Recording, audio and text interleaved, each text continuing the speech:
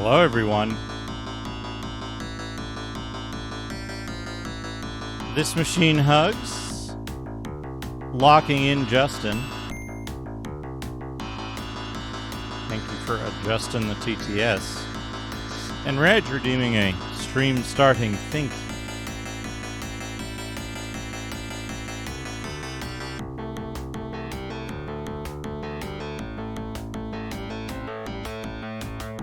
Welcome, everyone. Let's go to doodad time as I get this hooked up and fix my camera that goes to the wrong settings every time.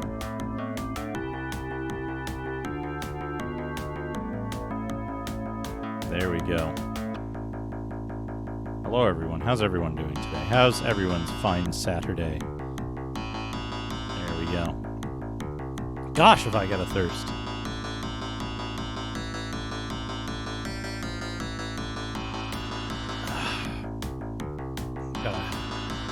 Gotta fill up my thirst meter. We need, whoops, wrong playlist. Wrong playlist. We want this playlist. Dungeon playlist. Shuffle. It's time for thinking. It's okay, Tobor. Don't worry about it. You've many, many other things to worry about. Okay, what do I need to do? I need to do Moby Games. Browser.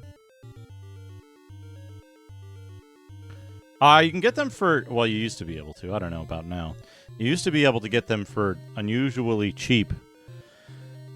I got mine at, I think, Bevmo or something.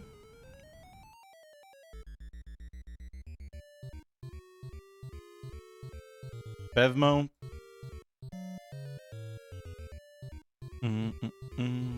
Wall of fire. Oh, yeah. I don't know about Deadly Towers, but I do know horrendous homestead, dubious duplexes, killer cabins, sadistic spires, villainous villas, agitating alcoves, hostels, atrocious abodes. Hostels is pretty good. Ultimo, thank you for 21 months of gaming. And 2 100 bitses. Right? Yeah. Huge difficulty curve. It's a really big curve. Which means that it can't be too steep, right? If the curve is large, it must be it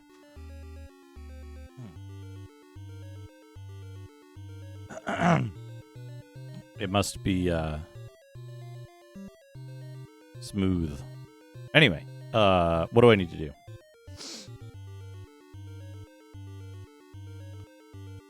Game list, right. The list. And then I need to sign in.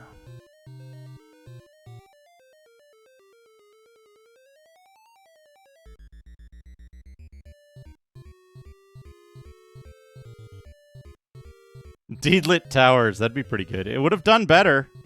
In Japan, at least. Alright.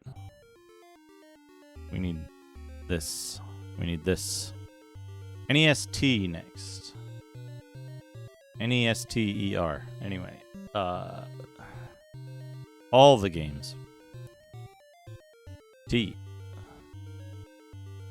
Taboo, the Sixth Sense. I actually messed around with Taboo, the Sixth Sense. It was a rental.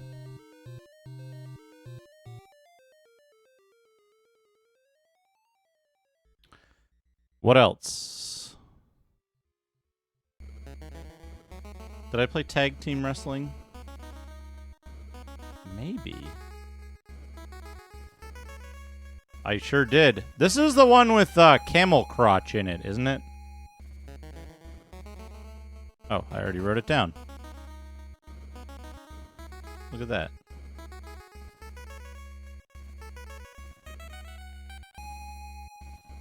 Firebird. Tales of the Unknown, the Bard's Tale.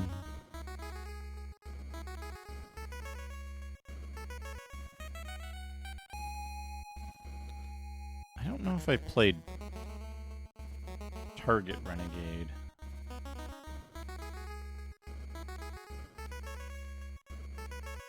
Unsure if I played baseball. Tecmo Bowl I definitely played. I don't think I played Tecmo Super Bowl.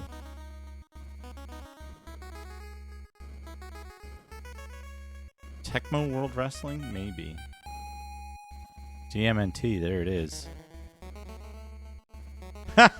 Good luck, Tobor. Please report back that you have succeeded.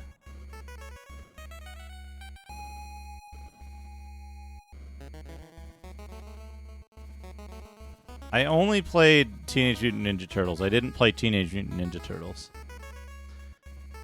Let's see here. Terminator 2 Judgment Day. The Terminator, no. Terra Cresta, maybe. One of the Tetrises. One of the 3 Tetrises. And play Thexter. I did play the Three Stooges. I did not play Thunderbirds.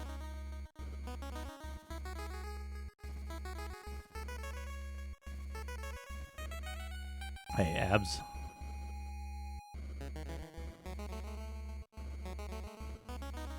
Thunderbolt, Thundercade I sure played. Thunder and Lightning, did I play Tiger Halley? Maybe. We're gonna look at Tiles of Fate because it sounds shitty. Time Lord, yes.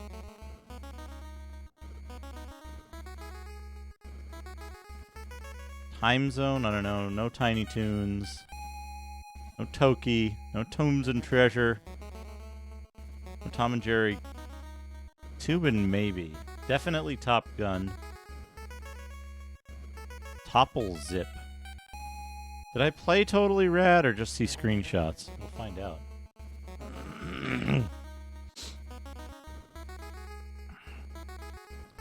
Didn't play Total Recall. Didn't play To the Earth. Touchdown Fever. Tower of Druaga. Speaking of towers. TNC Surf Designs. Wood and Water Rage. I did play. Track and Field I played. Did I play Track and Field 2, though? Didn't play Treasure Master. I did play Trojan a lot. No Trolls. No Twinbee. Stinger is a different game.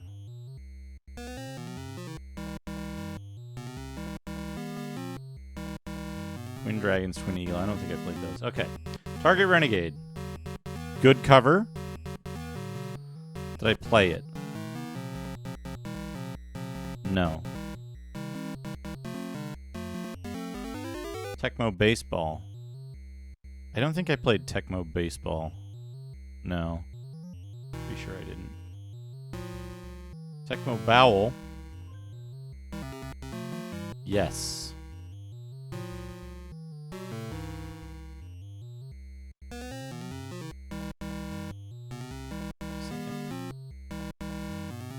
Tecmo Bowl. Yeah, there it is.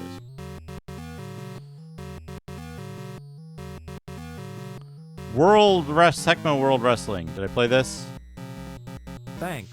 Please call again. I sure did.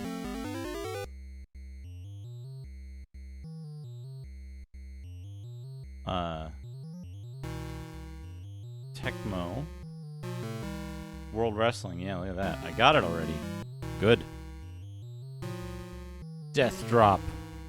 Back Brain Kick. Mark Rose. Julio Falcon. Oh, man. I don't know what's going on with her hand there. Terra Cresta? No.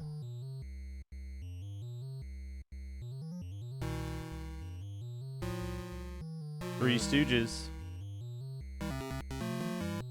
Hey, Knuckleheads. We're in the wrong game. Thundercade. Yeah. Did I play Tiger Heli? Yes, I did, and I hated it.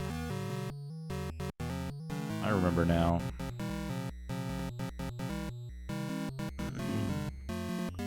Oh man, Tiles of Fate. Look at this fucking dude. Look at that fucking... This is just Mahjong, isn't it?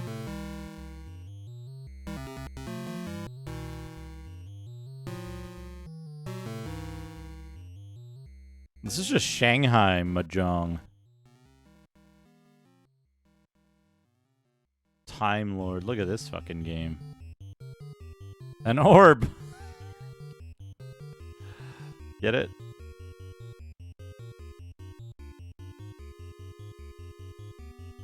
Did I not write down Time Lord?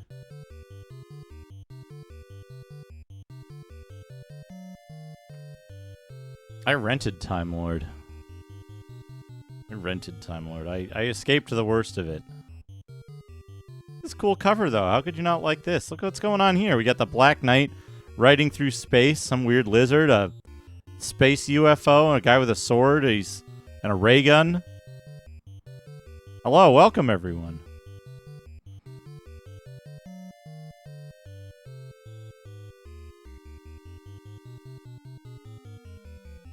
Yeah, look at this guy. He's got that like look at his detailed muscles. Reg, if you played through and beat Time Lord as a teenager, you were cheating. Calling it right now. Yeah, plate mail muscle. Did I play NES Tubin? I think I did by mistake.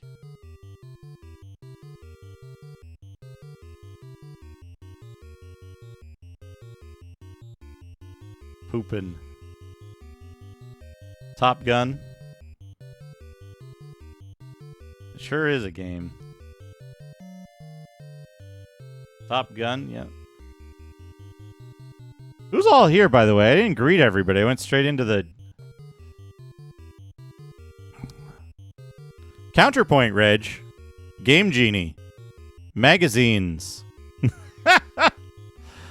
Who's all here? Dana, Ultimo, Basehole, Marmot, Gaius, Terminus, Bootblacking, Chubo, Space Hopper Copter, This Machine Hugs, Reg, Holtzy, Spin Cut, Crade, Power Down, Roasted Cashews, Tobor, Sect, so many folks, Shadrock, Abs Nerdity, Bilbo, Darren, Severb. Have I played Hardball by Accolade? I think I only played Hardball 3. AWHW. Dana. Did I say Dana already? Nocturne Dustclaw. Welcome, everyone. Taters Games. Hazemaker. Schubert.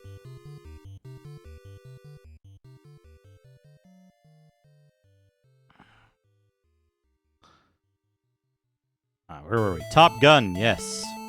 Did I play Totally Rad or did I just see... He's wearing the P hat. I don't think I actually played... this, but I remember seeing it. Hardball PFFFFTTT is the year at our Lord Cyberball 2022. Ultimo, thank you for the 100 bits.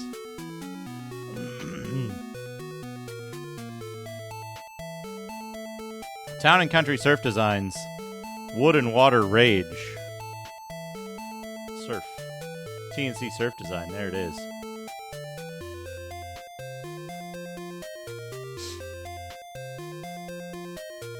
The best thing to do is to have a cat surfing. The Magic John. That's why he's wearing the P hat. Track and Field.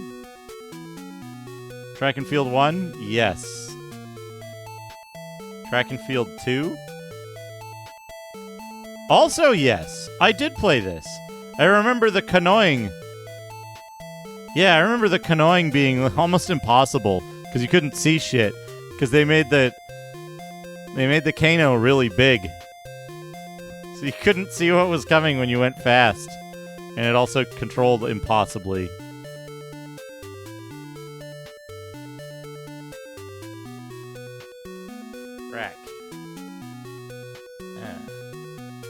Track and Field 2.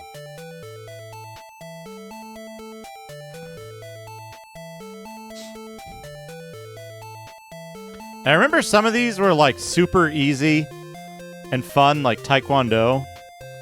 And then some of them were just impossible and pointless.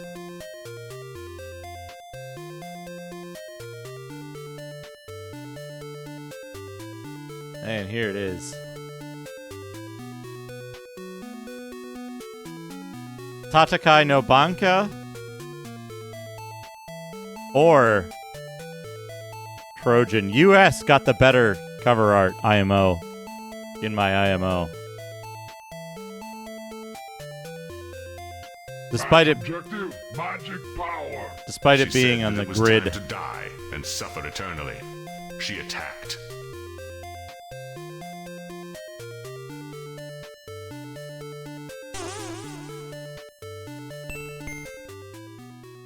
Oh, look, there he is. Captain Commando. That's what Capcom is short for. Captain Commando. There he is. Captain Commando. Look at his fucking medallions. Look at his fucking medallions. He's won the biggest gold medals. Where he keeps his Nobel Peace Prize. We can check... We can check U real quick, because I don't think I played anything in U.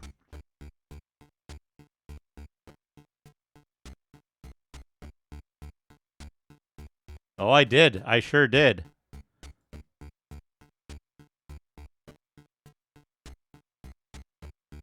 X-Men.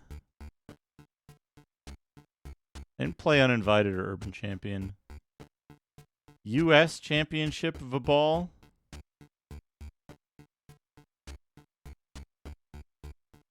Did I play this? I feel like I did.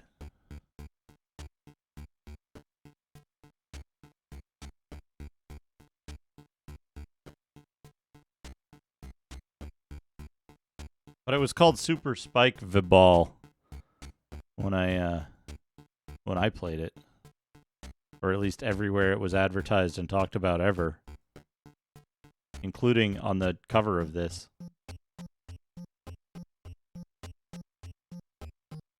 But yeah, there we go. Next time, NES B.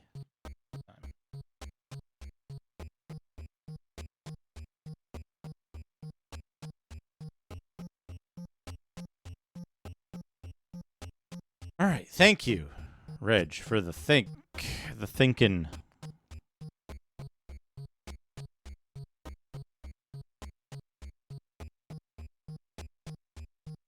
Thank you for the thinking.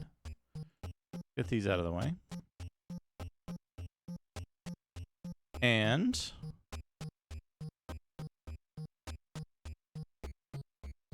let me hook up. So I didn't have graph paper, so I made some graph paper hastily at the start of the stream.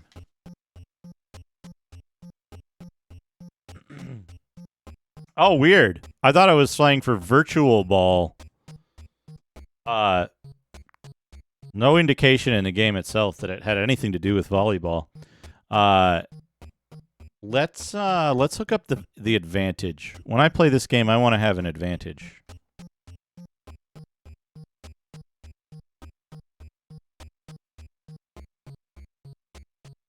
And no, that's the only place it's ever been V' ball is that one video game. Nowhere else has it ever done.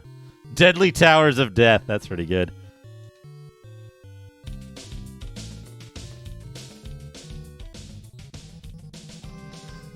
Dino, thank you for the host.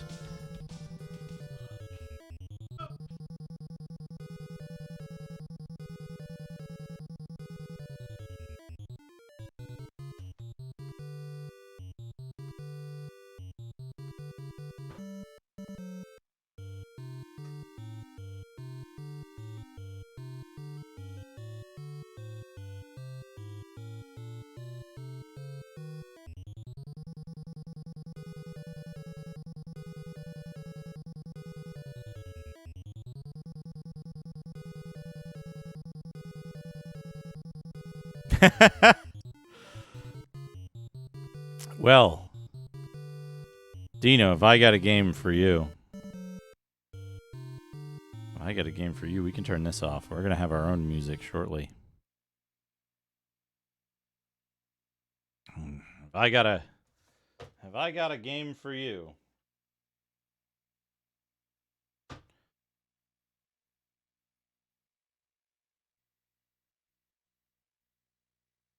Here it is. Look at the fucking intro to this game. This game. I can't stop thinking about how good this game is, actually. How good this actually is. There we go. This is an old story from the Stone and Copper Ages, when there lived men and devils.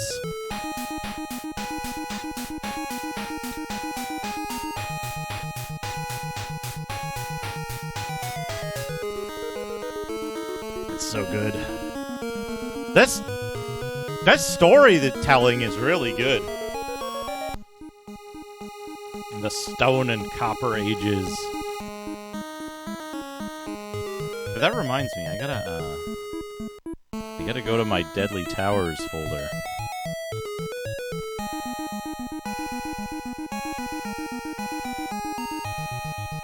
And I gotta zip all this stuff up.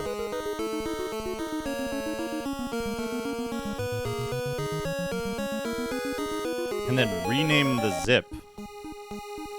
CBZ.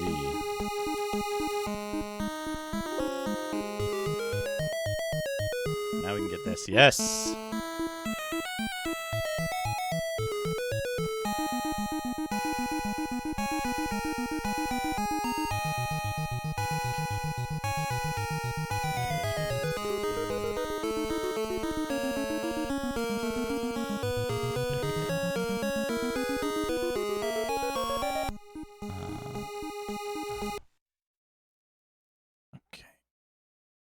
This should be my stream end password. All right. I hope you got that story. I read it all out before, but you have to read it in Micro Machines guy speed. As the coming of age ceremony approached, Prince Meyer grew nervous for the day would become a memorable time in which he would succeed to the throne of the kingdom of Wilner. He was worrying about the kingdom of the future. He took himself over by the lake to the end of the castle to think. Suddenly, reflecting in the moonlight, a shadow rose from the lake. As the prince stared at it, it gradually changed into a man. Prince Meyer, light of virtue, the man's voice rose out. It's time for you to light up the darkness. Rubus, the hard devil of darkness, is plotting to extend his power over your kingdom. He's viciously scheming to build a castle in the northern mountains, to ring magic bells, to lure monsters out at your defenses, and to invade the kingdom in a single stroke. If you wish to be forever at peace in the kingdom of Wilner, you must journey to the northern mountain and burn down the 7 bell towers in the devil's castle with the sacred flame. Prince Meyer, only you can accomplish this feat. Go to the mountain, burn down the towers, defend the kingdom against the devil. With that, the shadow grew mistier, lost its shape, and finally disappeared, leaving the beautiful lake as though untouched. Could it be an oracle? Prince Meyer murmured. He fell deep into a thought for a moment, but he immediately regained his senses. He had remembered the legend of Khan. The legend said that the time when the god's image appears in the lake, a great power will be given to a young man to defeat the devil of darkness and restore peace to the kingdom. Hurrying back to the castle, the prince told the king of the strange event. The king, believing in the truth of the matter, excitedly ordered Prince Meyer to destroy Rubas and all his dark ways. There we go. There we go. Wilner.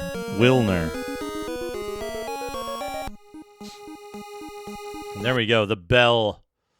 And we got a special, we got something special, actually, this time. Remember we had the controller, we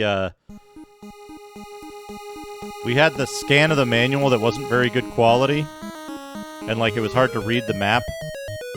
This one we've got crayon on the map, but that's okay, because we've also got, like, higher resolution scans of Death Bear and Lizard Man and Killer Hound and Hyper Knight. Look at that happy little were-tiger.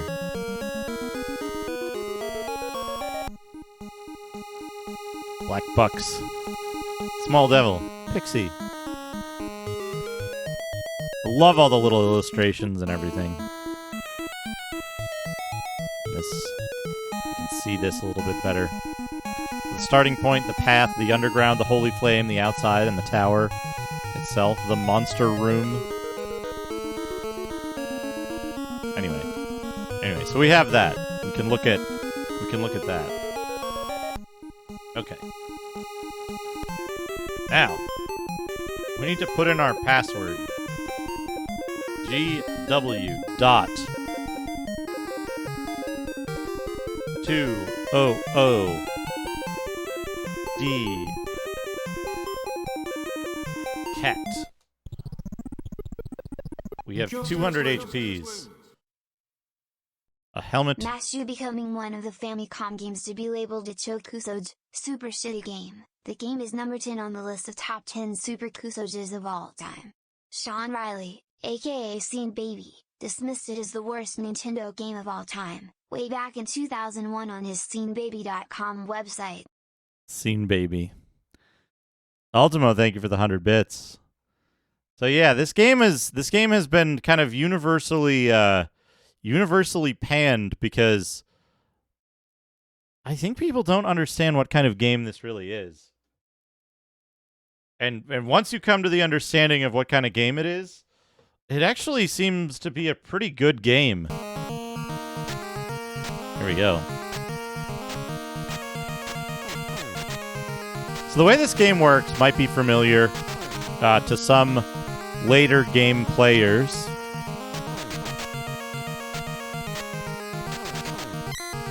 Where when you die, you keep all of your stuff, but you lose all your money. And you start at, like, part of your hit points. So I'm going to use... We've been here before, but I realized something. Oh, I realized I didn't start the timer. There we go. Move Some this over a fool little said bit. that money is now growing on Ultimo, trees. thank you for the 100 bits. Deadly Towers is the most frustrating game on the NES.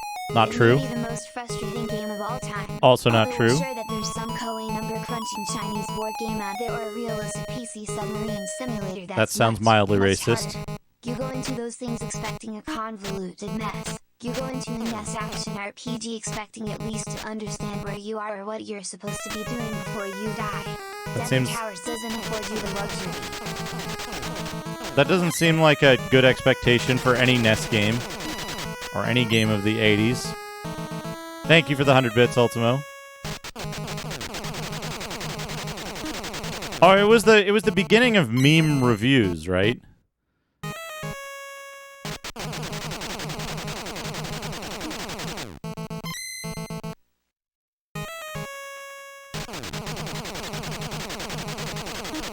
It was the beginning of meme reviews written just to rile people up. What's the word? What's the word when you say something that's untrue? Hyperbole? Yeah. Well, like Sean Baby's a comedy writer, right? He writes for Cracked. If you were to go, oh yeah, this is from a Cracked article.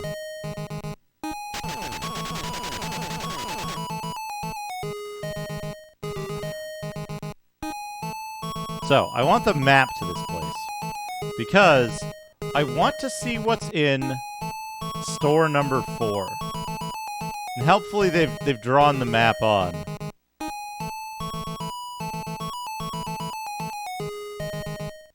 So from the entrance,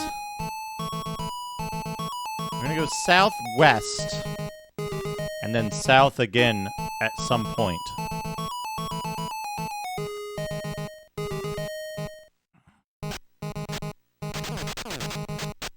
I mean, it's one of those things, right? You pick a game that's not going to be controversial for people to dislike, and you write that it's bad. Cricket, cricket, cricket, cricket, cricket, Crooked. cricket, cricket, Crooked. cricket, cricket, cricket, cricket, cricket, cricket, cricket, cricket, cricket, cricket, cricket, cricket, cricket. I mean, if you don't read the manual, that might be true. The problem is that nobody read the manual, which was, you know...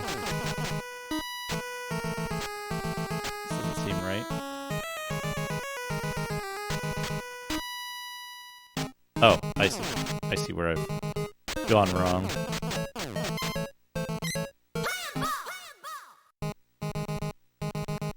Frank Cifaldi, a mess of a game, full of useless content and riddled with hateful design choices.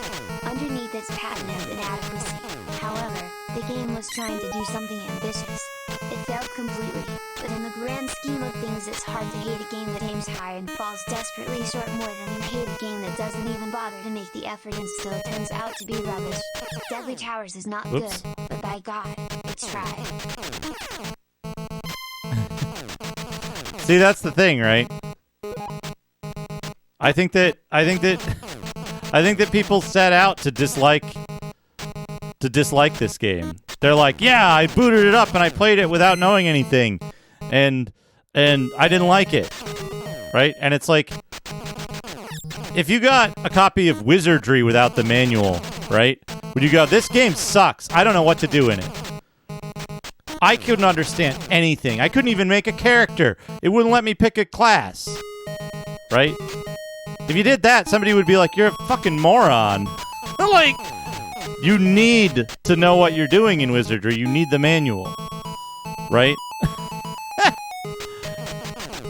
It wouldn't just be, oh, well, somebody else said the game was bad, so I'm going to say it's bad too. Because I didn't understand it. Right?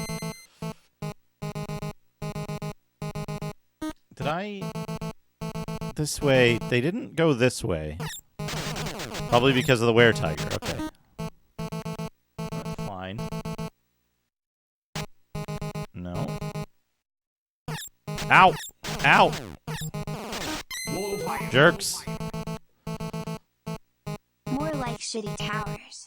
This game is poopy poop poop on a poop pizza. Poopy butts but poop shitty poop. This game is bad because it's not Fortnite. Shadrock, thank you for the 100 bits. Somebody cheered something in here. Oh, it was Sever. Thank you for the 100 crickets. Shadrock, thank you for the 100 bits.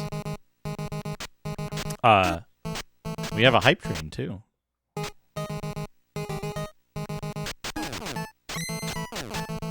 But here's the thing about this game that I think people don't seem to appreciate. Oh, fucking hell. I picked wrong on there. All right. So that's a left. Shit. That was a left ambush. This game is basically a PC-88 game.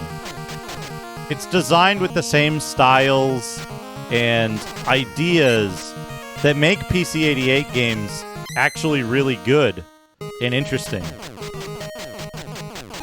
It just happens to be an NES action RPG that also controls pretty fucking well. Despite its flaws, or perhaps because of, I have always had a perverse fascination with this game. As a child I found it totally inscrutable, and even today I still don't quite know what to make of it. It is like a bad acid trip set to bagpipe music, except without the pretty colors. Dragon Dark, WR holder of Deadly Towers. Yeah, see, like, everybody treats this like some fucking meme game, when actually, like, the music is simple, but it serves a purpose, and it serves its purpose so unbelievably well that it's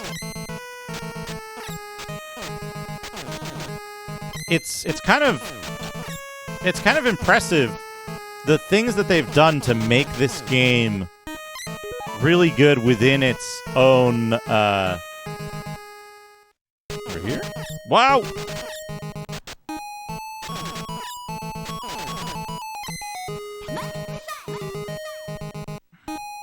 Unrecognized I was entity. going to ask Thank you for the how 100 I bits. come up with bizarre tips for this game, but I'm lazy. I can go left here. Down is an option, but... Oh, okay, left is easier. I see.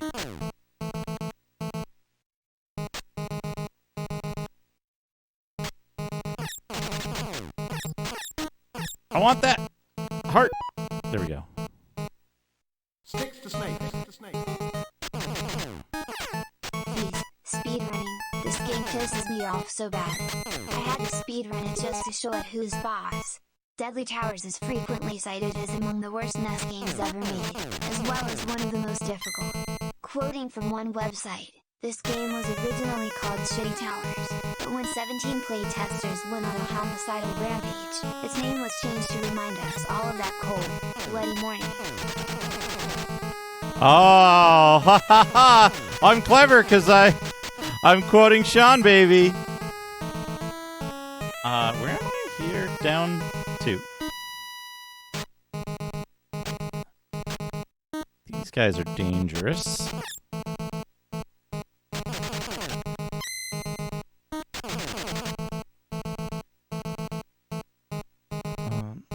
Line 2, Billy Bob. Could go left. Could go left and then down. Yeah, they've drawn it incorrectly. Sever, thank you for gifting a sub to Mel. Mel plays games. Enjoy your gift sub. The hype train's at 50 seconds. 50 seconds. And 75%. I'm gonna go here. Left. Space Soul, thank you for the 100 bits.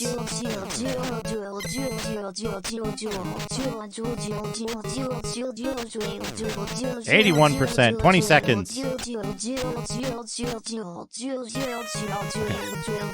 go. What do we got? A sword. This is the same sword I have, right? It might be.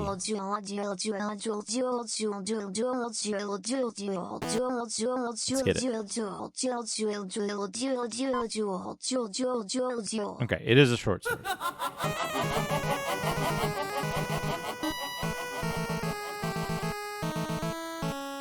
This is an improvement hack that fixes a bad bug where it gets distorted when it flies to the right and it makes the area you start at colorful. ROM/ISO information, Deadly Towers, USA, NES, Noitro CRC32, 25225C70MD5, F90-8360. Ultimo, thank you for the 100 bits. D228-228-0444B139D45SHA1. D59-5BF52D5 Justin. I heard a 69 in there. Jewel. Hype train complete. Says complete at level 1. 1 sub gift. 900 bits. Thank you so much, everybody. I...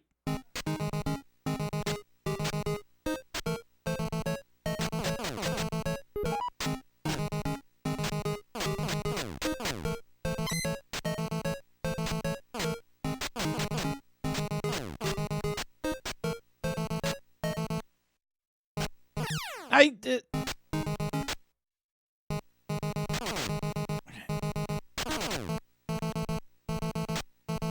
Squinchy orbs? What?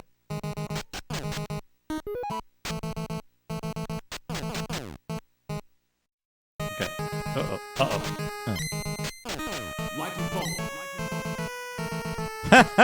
X says you can draw some dang Deadly Tower maps for you. Oh man, dank Deadly Towers maps. Where is Anne? Thank you for the 100 bits. Glowforge. Misadventures. I need to go up.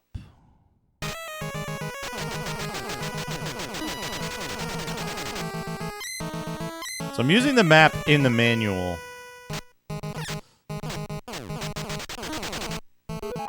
Of the first dungeon. See, they give you a map. They give you an entire map.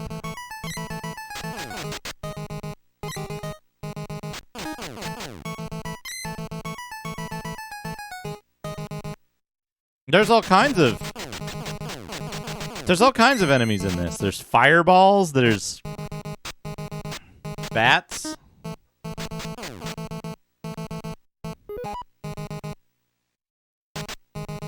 These are some dungeon slimes. The orbs are orbs. We can look them up in the manual. Oh yeah, there's a death bear.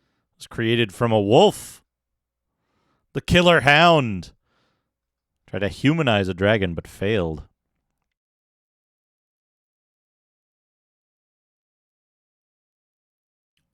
Lizard Man, the Hyper Knight.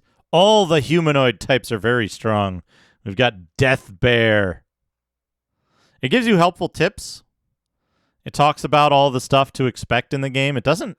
It actually... Except for a few things that they intentionally keep mysterious, the manual gives you everything you might need to know about this game. Let's see. Red crystal warps you to the dungeon's exit. Red scroll is unknown. Red necklace is unknown.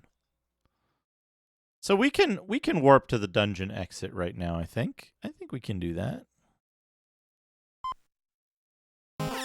Ah, it's the dungeon exit. So, an interesting thing about this game is when it starts you out, right? It starts you out here. The manual tells you where you can go to find the first dungeon, roughly. But there's some stuff in this game that's very forgiving. This game is surprisingly forgiving. There's no limit on the number of continues that you can use when you use your password.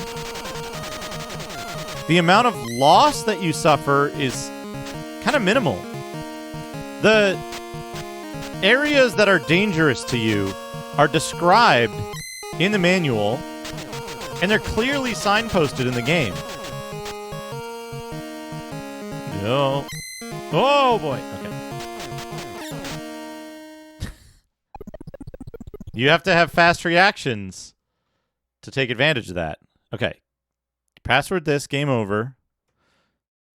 Will it continue? I want to show the lore screen.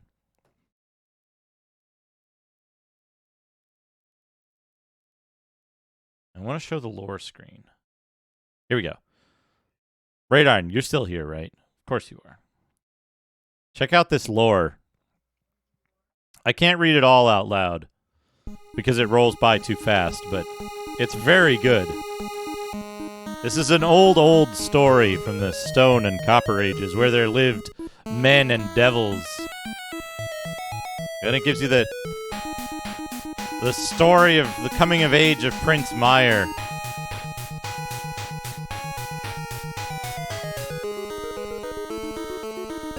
The shadow rising from the moonlit lake, giving Prince Meyer the prophecy of Rubass, the horrid devil of darkness, plotting to extend his power over the kingdom, and how he plans to do it. He must go destroy, burn down the 7 bell towers. Only you can accomplish this feat. Defend the kingdom against the devil. But this is like surprisingly high quality writing for the NES era, right? Especially this particular point in the NES era. This is still in the 80s, right?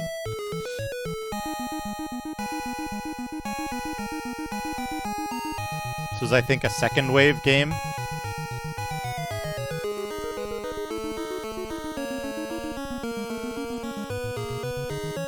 Destroy Rubass and all his dark ways. Yeah, 86. 86 was when they made this game.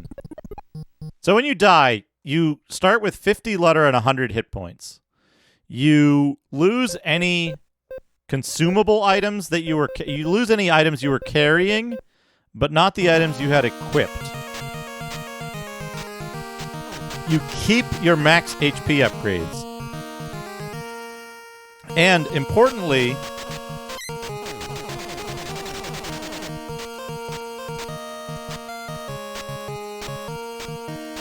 the max HP upgrades on the map remain.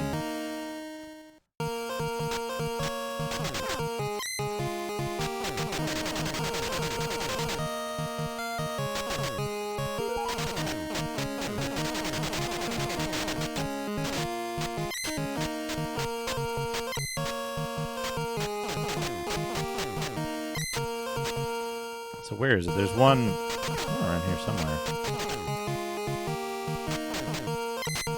You know you're in danger anytime you walk over one of those fractured edges. So people say like, "Oh, this game has cheap deaths. You can just die instantly by falling." And it's like, yes, but also it clearly indicates the areas where you can fall. And like, sure, yeah, you can get knocked into a pit and fall. You could do that in Castlevania too. Right? And no one says, "Oh, Castlevania is a terrible game," because you get knocked backwards and you fall into pits. Right? So you can't use that as a real qualifier why this game is worse than Castlevania.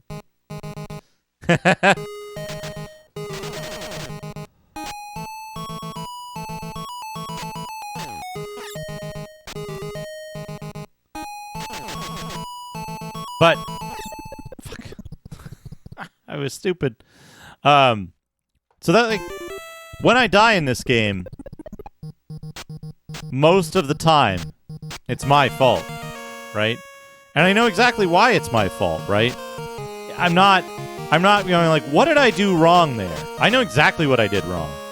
I am fully aware of what mistake I made, how I failed to react, or the incorrect decision that I made.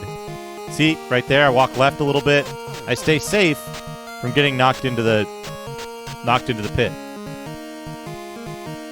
Oh yeah, the music is great. I love the music. It's a simple tune. It makes good use of the NES synthesizer. There is a necessary reason why the music restarts. There's also cheap healing potions by the start that you can easily find if you explore a little bit.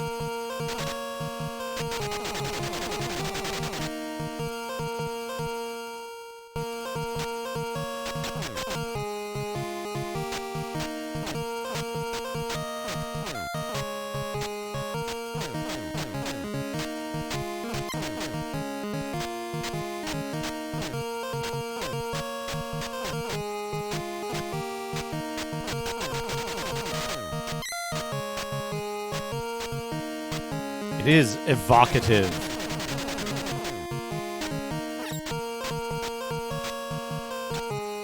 Has the same intro crawl in English. Interesting. Some fool said that money is now growing on trees. Basalt, thank you for the 100 bits. John yes, John is in John is John is in John is John is in John is John is in John is in John is in John is in John is in John John is in John is in John John is in John John is John is in John John is John is in John John is Juan. John is John is in John John is Diaz. John is John St. John is John is in John John is John just in John John is John is in John John is John is in John. Oh, so the reason the music has to restart every room is because the music itself is a navigation feature. So, I think from a technical and code perspective,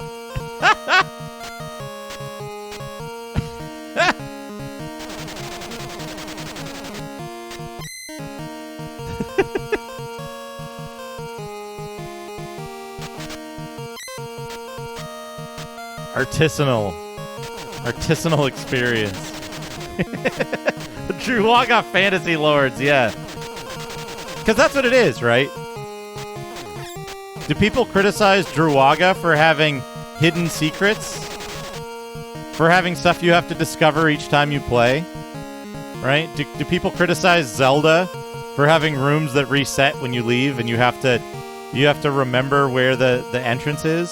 The, like, secret entrance? Yeah, here we go.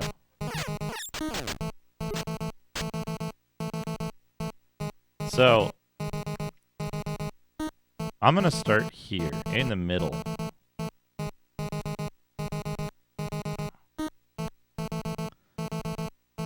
their nomenclature. And this is Dungeon 2.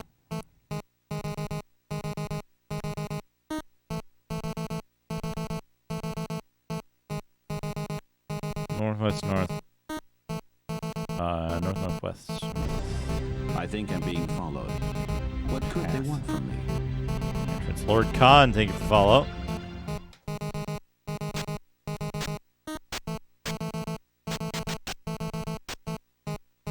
Okay. What's downstairs? A tower.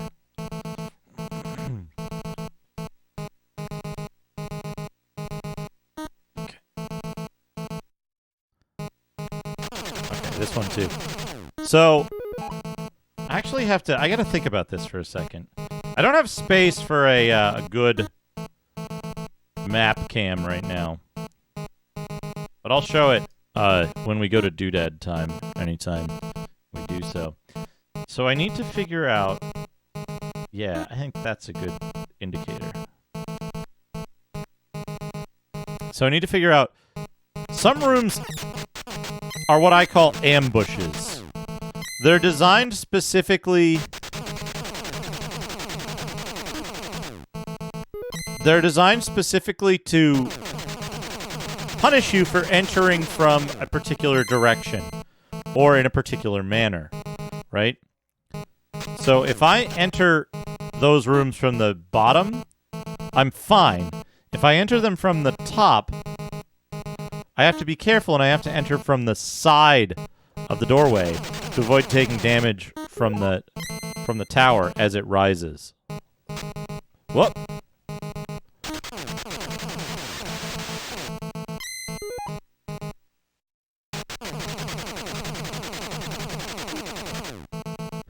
Anytime I get to these rooms, I can refill my,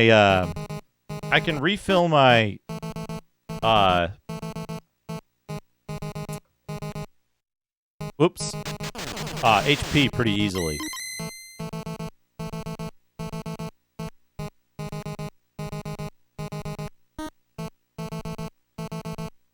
Oh yeah, absolutely play with a turbo controller.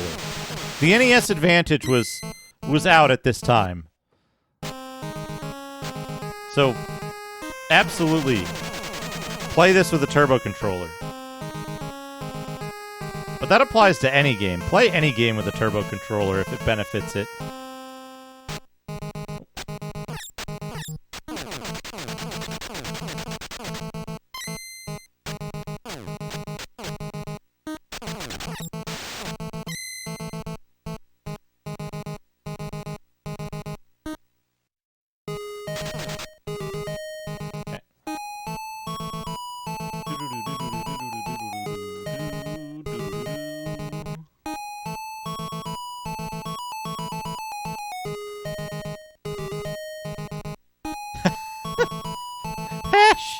Hash and star buttons, eh? Yeah. Yeah. Always.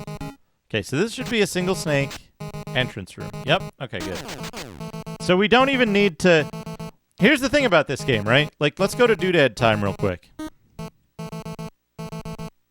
So on my map, right? This is the entrance. This is the entrance here. If I go down from the entrance, it's a risk because I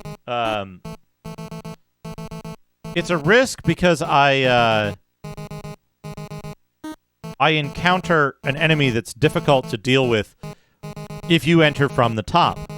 But I can very easily just go around to either of those rooms and enter from the side where I'm not at any risk. It's very intelligent dungeon design. Because the things that are risks all have mitigations that you can do to get around them, right?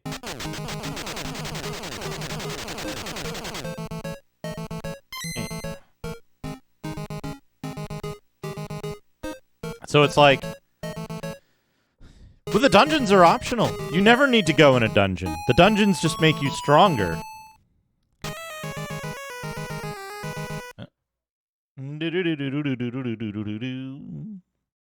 Because you can get equipment. You can buy equipment and items in them. What is this?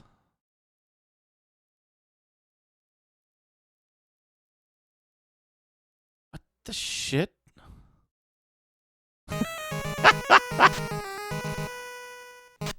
Oh! Was the controller any good, Raynon? Okay, good.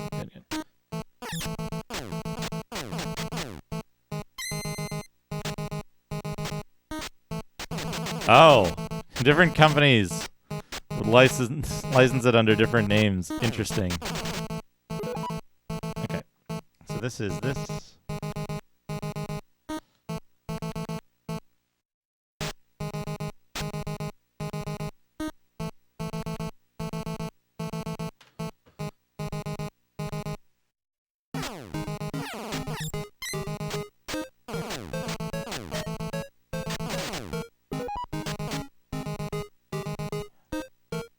Come off of QVC! Oh shit, these guys are dangerous. Ow.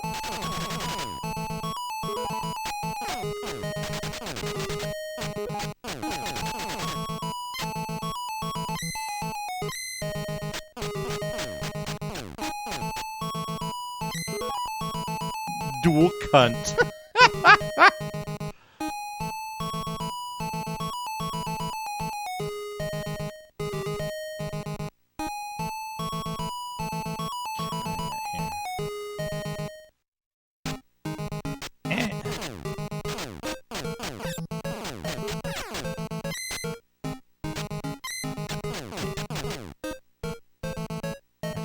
Here, that, and that.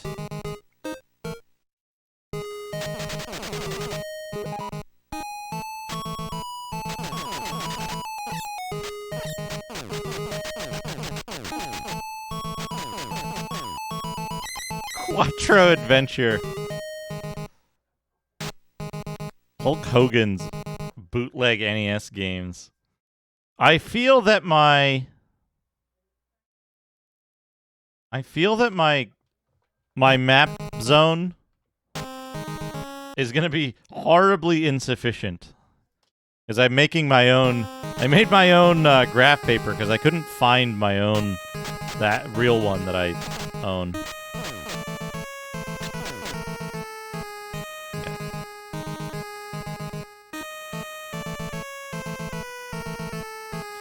So... Chom OS. So, one of the key things here is the dungeon maps in this can loop, right? You can loop right to left. And that's a feature in Wizardry. And Hulk Hogan brand bootleg graph paper. That'd be pretty good. Because it's hard to know whether you're in the same room again or a new room entirely, there's several elements at play here. There's the magic circles.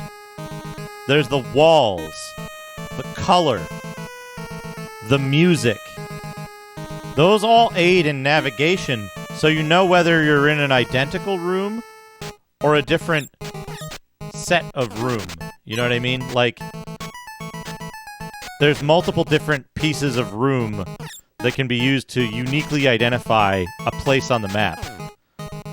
And you're not going to write them all down all at once, right? Because that's a lot of stuff. There's high information density. But it can help you out in later, larger dungeons, presumably, right? That allowed the designers to have rooms that were not identical, right? I went blindly through a doorway, and I made the wrong choice. So this is a central thing. Okay, now, the entrance to this, from the path entrance, it's north,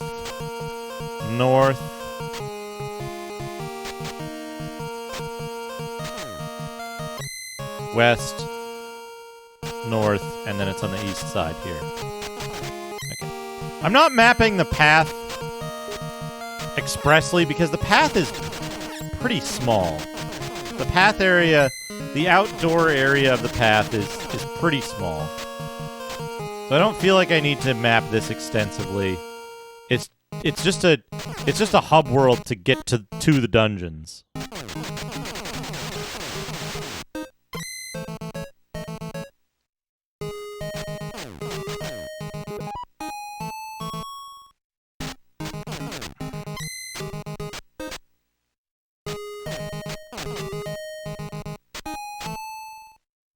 Oh yeah, the dragon's just on the path.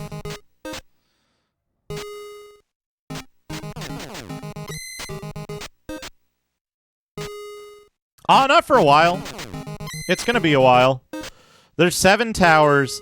The thing about the towers is that once you burn down a tower, you lose access to all of its... Oop. Once you burn down a tower, you lose access to all of its stuff. So the towers are actually the thing you want to do last. Yeah, I want health, but I'm getting all this lutter.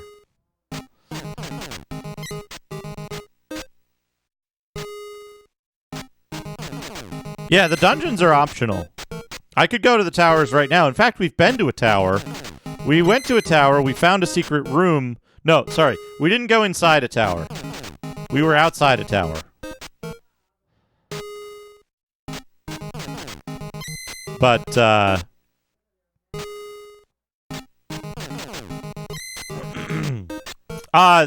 outside of the tower, what is it called? Hold on. They have specific... Abs Nerdity with the not Justin. They have a specific thing here, yeah. 7 bells echo throughout the Magic Palace. Let's show that real quick while I switch over. Switch Justin over. We'll go to Brian. Brian's always fun. We'll branch out later. So, we've been on the start point, the path, the underground, and we saw the Holy Flame. There's actually a thing that takes you to the Holy Flame directly. It warps you right there. We got to the outside. So there's an outside part for every tower. And so we got to the outside part for one of the towers, and we found a secret room there, and then we died instantly. So, oop, I didn't mean to close that. Damn it. Where did I put that? Manual scan. There we go. Outside isn't everywhere outside? No, outside only applies specifically to the outside applies specifically to the where am I? Here? Here. Okay, so that's me. Outside applies only to the outside of the towers. The area immediately outside of the tower. As opposed to high, up, right, up. Right. As opposed to the path or the underground.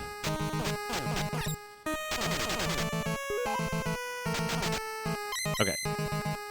This is this way?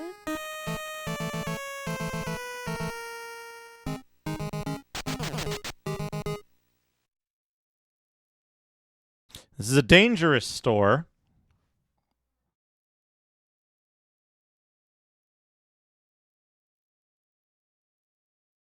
A dangerous store because when I exit, I'm going to get hit by that enemy. Most likely. 1. Store 1 is red potion, bronze shield, and figure. Big shield potion. Okay. Yeah, so that's the, you know what? We should buy that. I don't know what this does. You only can buy one item. That's Okay, so there's one legitimate complaint with this game. You can only buy one item per shop visit. The figure, the effect of this is unknown. However, the shape of this object seems to carry some significance. To understanding secrets of the game, try using it against different enemies. The game has tons of secrets already. Okay, if we walk up, we don't hit that guy.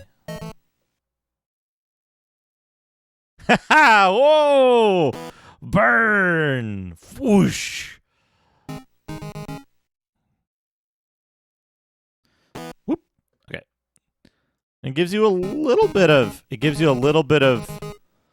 invulnerability of leaving the store, so you don't get owned by that.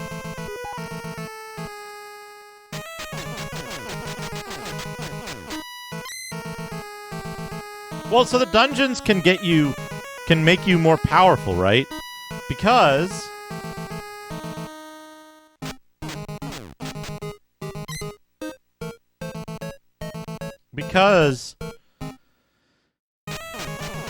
this is where you go and you buy equipment and you buy items, right? This is how you prepare yourself for a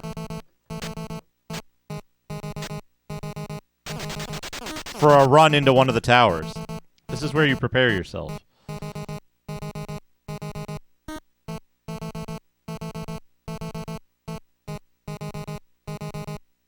Okay.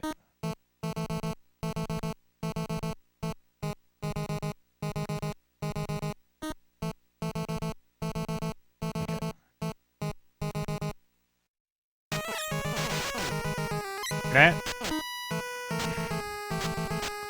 Because the towers are certainly more difficult than here, right? You can't just rush straight to the tower and expect to do well.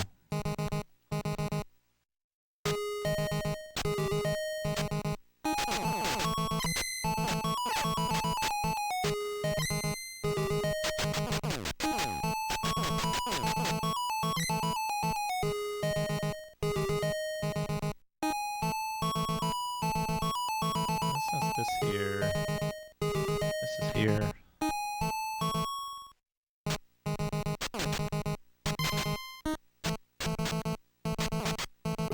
Okay, this is going to be a little bit tricky to get out of.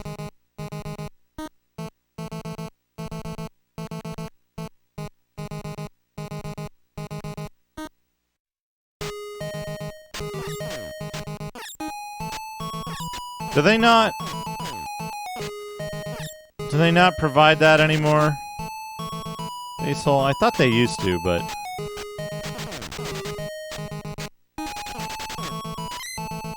have you tried dictionary.com? It's probably a good resource. Alright, we're gonna go up and around.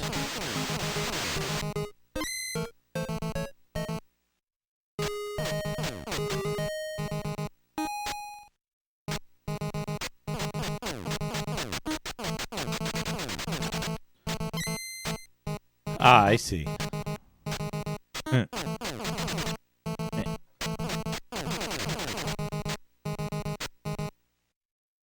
Ah! Careful.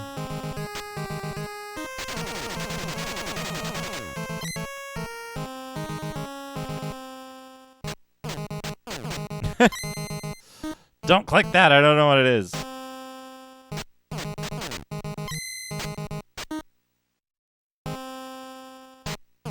Pond water, hello?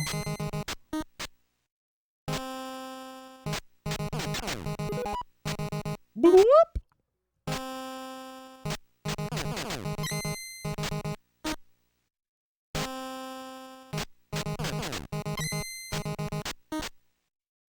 Okay.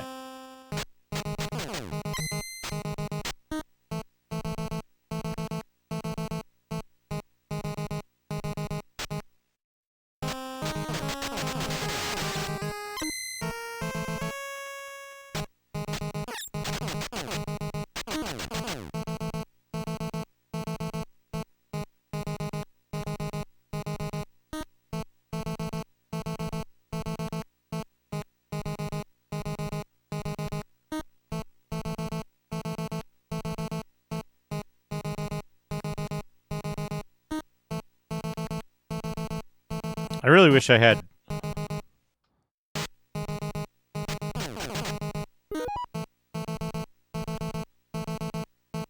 I wish I had proper graph paper. Ow! Okay. Here.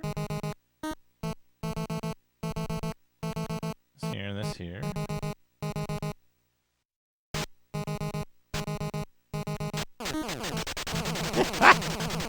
I have graph paper somewhere. I just couldn't find it before the stream. Okay. I don't need to be in there. I don't need to be in there after all. I don't need to go into Scorpion Room. That doesn't have anything useful in it. Dot paper. Well, okay. Now we're here. This room is a lot less stressful. It's over here. Is dot paper like... Oh, boots! Oh, we gotta get boots. Wait, do you equip boots or not? I don't remember. 2.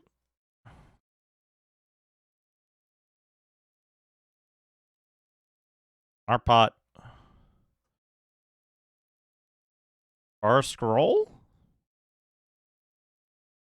Boots.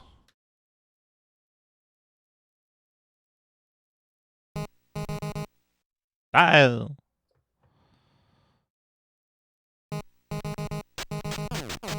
Is dot paper like it's just the dots on the corners so you can draw in the walls on your own?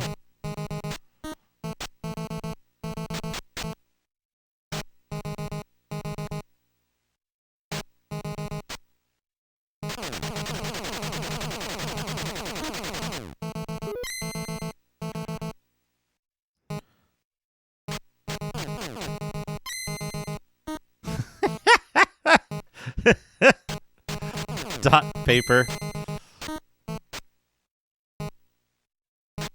Yeah, I can imagine it's used for like getting the loops and the sizes and making the like if you're actually doing calligraphy, getting uniform character sizes more easily. Okay, 232 is a bunch. What does it say the boots do?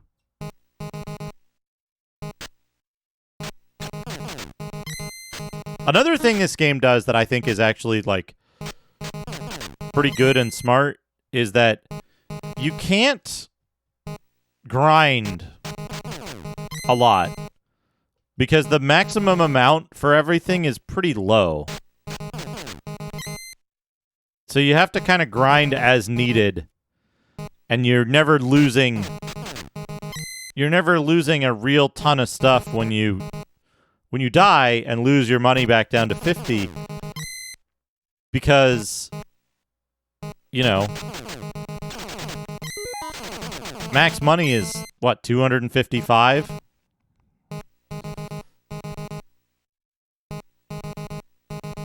Okay, in we go. Boots. Can I equip the boots?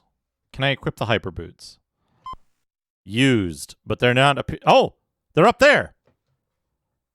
What do hyper boots do you think? Do you think they wear out after a while? Let's consult the manual. Let's see what it says about hyper boots.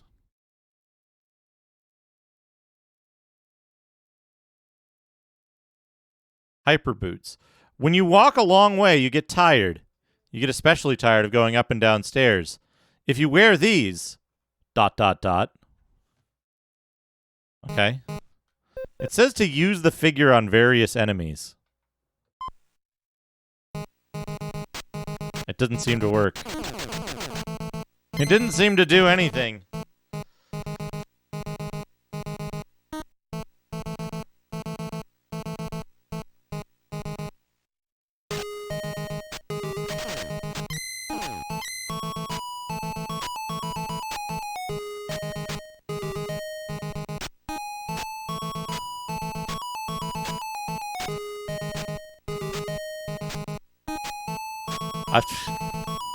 God damn it.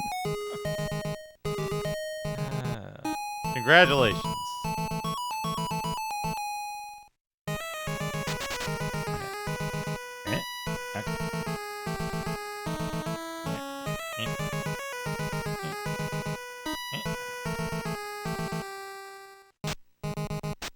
Look at this happy fellow.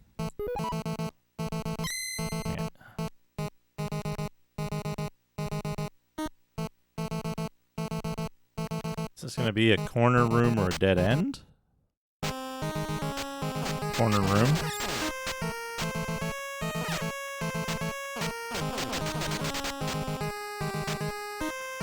Now, I'm not a super gamer, you know? But the fact that enemies move in, like... They're a little bit unpredictable, but they have established patterns of movement, like only moves diagonally. I think that's really helpful. Whoa, that's the exit. Spider-Moi with the raid.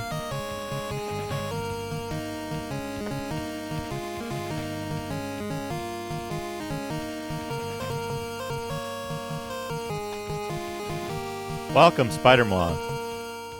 Where are you playing? Oh, guy, it's the dragon.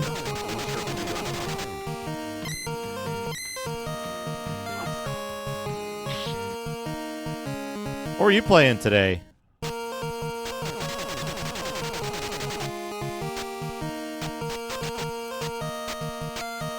Oh man, Jackbox. I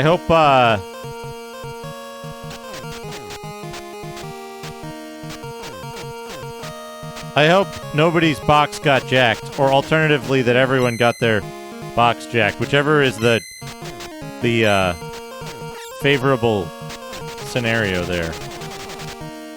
Thank you for the raid. Welcome. We're playing this much maligned, often hated upon game that has become a big meme to hate about. It's actually really good. Is the thing.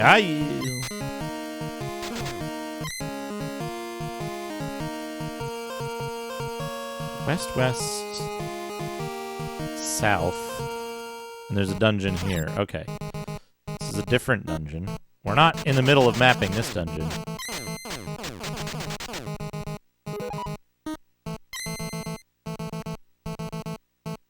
So we're not going to map this one. We're just going to wander around a little bit. Ha ha ho! YouTube comment section's #1 hated game. Oh. Aha! So we know where the exit of that dungeon is, which is good. The entrances and exits to dungeons are not always in the same, or not in the same room. Even before AVGN, AVGN is just capitalizing on earlier hate of the game.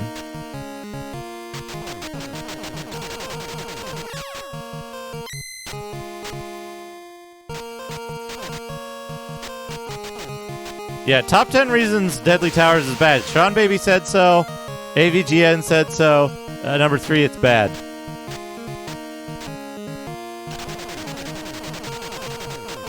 Put that in your neural net and smoke it.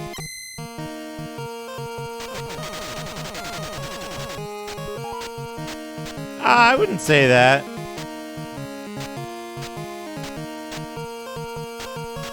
Right. See point #1. Sean Baby said it's bad.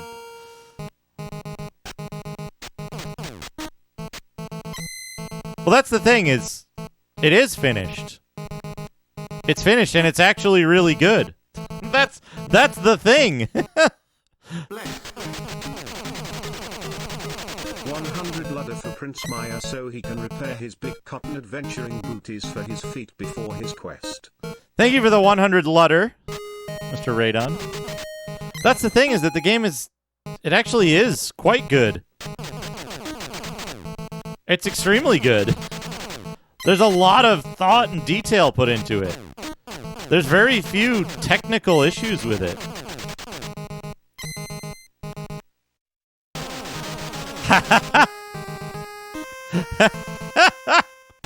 Yes. Dino. That's a good strat. But here's the thing, right? Is that, like, this game actually is good. Oh, uh-oh. Shadrock, thank you for the 100 bits. Why Deadly Towers on NES is bad. 1. It's a poor choice. 2. It's not the best option for long-lasting gameplay. 3. It doesn't hold up, even in 2-player, with the level editor. 4. Level It editor. has an underwhelming set of weapons. 5. It didn't have the character choice for a long time. 6.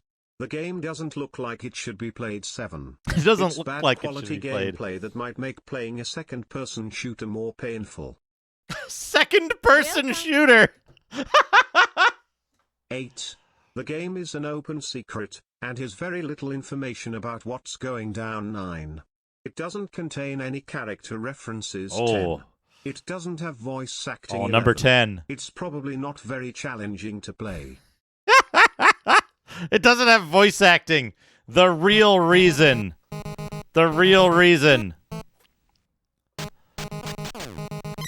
So the thing is that, like, I can see people bouncing off of this game, right? I can see people going like, oh man, Unreal Tournament.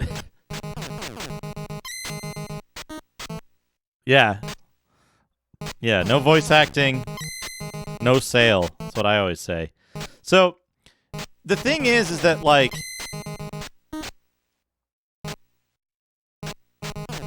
this game tells you all of the stuff to expect. It tells you exactly what to expect out of it.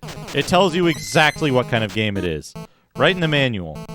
And I don't remember where I had explored before I found the exit.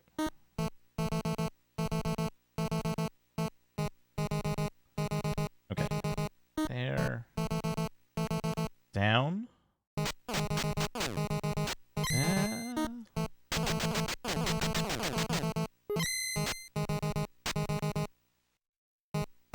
But it turns out, like, it isn't a bad game. It isn't a bad game at all. It's actually a very good game so far. I might get to a point where I go, okay, I'm, 20 hours deep. I'm 20 hours deep in this game, and, what is this? Red scroll. We don't know what the red scroll does, so I'm going to buy one. So the thing is that, like, long before AVGN was a sparkle in what's his name's eye, right? This game got shit on by like internet meme writers long before that. James Rolfe, thank you.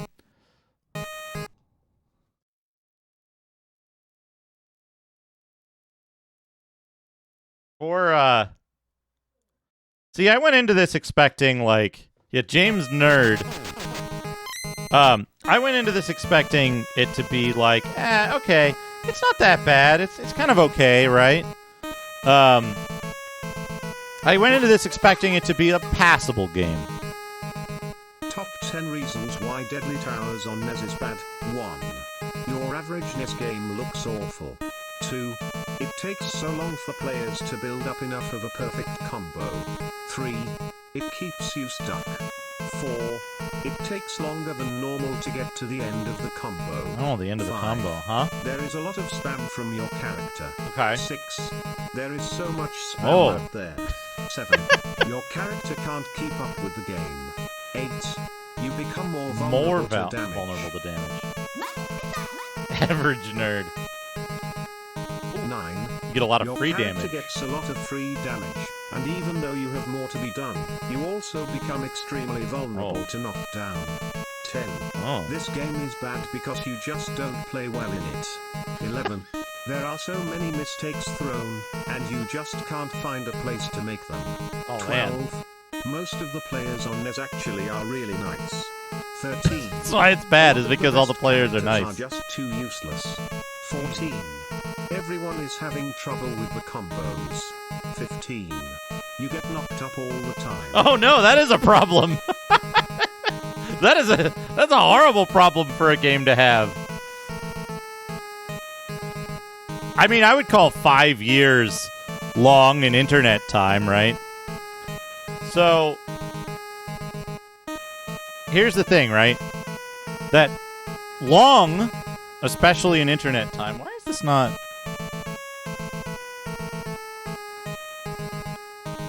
Oh, because the cable.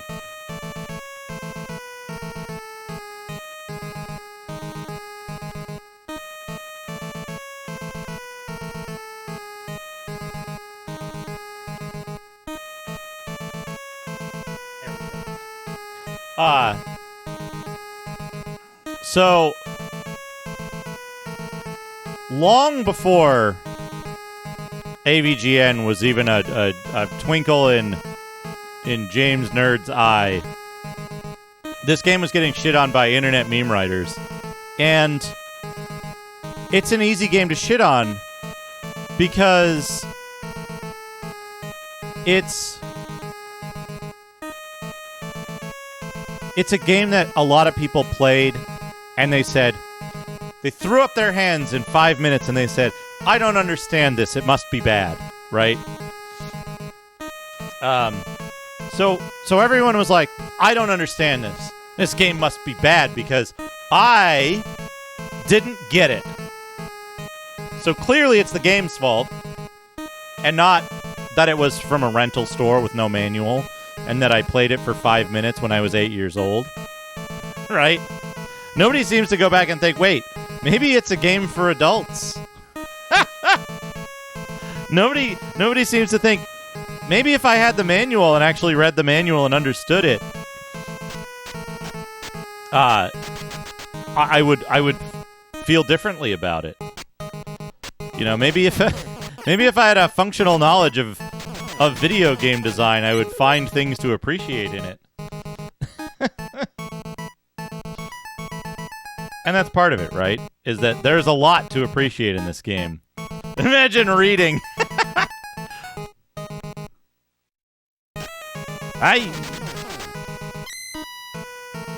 I wanted to read, I go to school. What's that thing? It was a famous dead comedian, and he's like,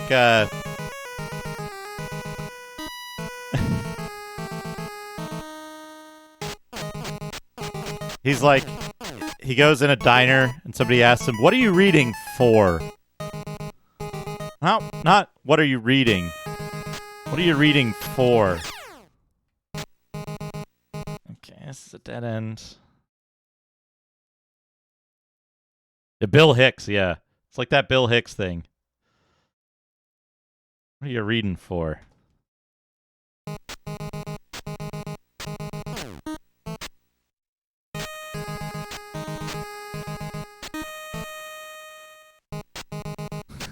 HLP files.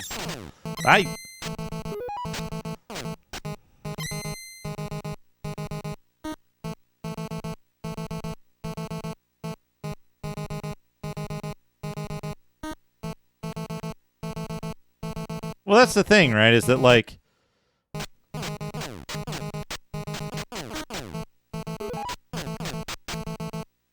oh yeah. I love Milton's Secret Castle. I played that game on a rental and I fucking beat it. Damn right. And then I played it from memory and beat it again recently. Oh, another shop.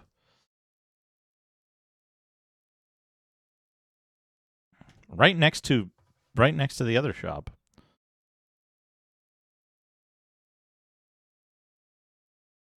Pot. Helmet.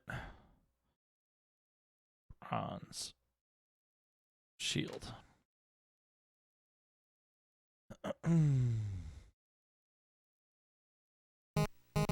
That's the thing, right? Milton's Secret Castle is excellent design. Is the thing. That's the thing. is that it's actually excellent design. It's just... It's another one of those games that people go into it and they're like, I want a straightforward platformer, and it's not that game. Right? It's like saying, oh man, I hated Pool of Radiance on MS-DOS. Okay, I'm finally dead. The action sequences were awful. And you're like, okay, you do keep the booties. You do keep the booties. Yeah, when you rented games, you've almost never got the manual.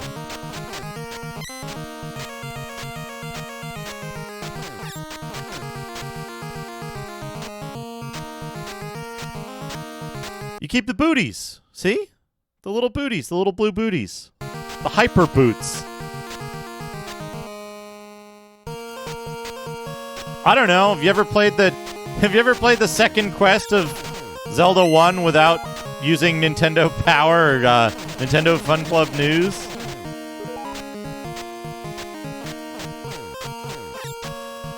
Not a lot of people did. Nintendo Fun Club News was free, and it had those maps in it. Fuck! I got greedy. Whoops. Oh man, yeah, big book of all the manuals.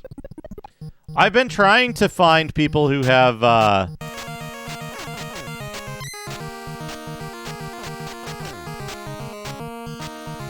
yeah, like, it's possible, it's possible, it's fine, right? Even Zelda 1, right? Like, most of the stuff in Zelda 1 First Quest is like, not that intuitive, right? Most of the necessary stuff is okay.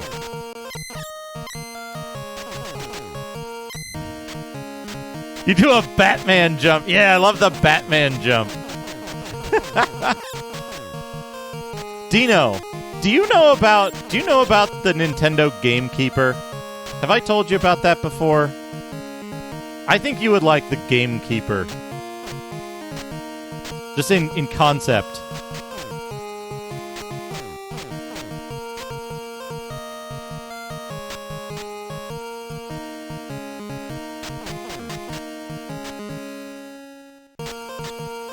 Shop here.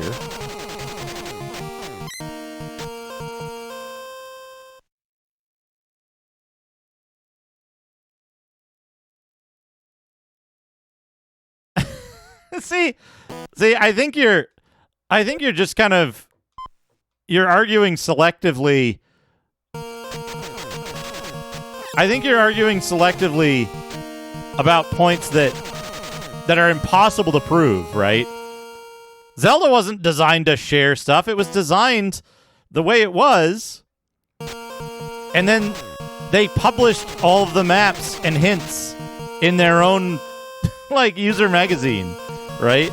That's how it was designed, right? There's Druaga, which, you know, there's the Japanese thing that happened that wasn't intentional, right? They didn't know that people were going to band together and make notebooks for how to beat Druaga. They just designed it as a quarter muncher.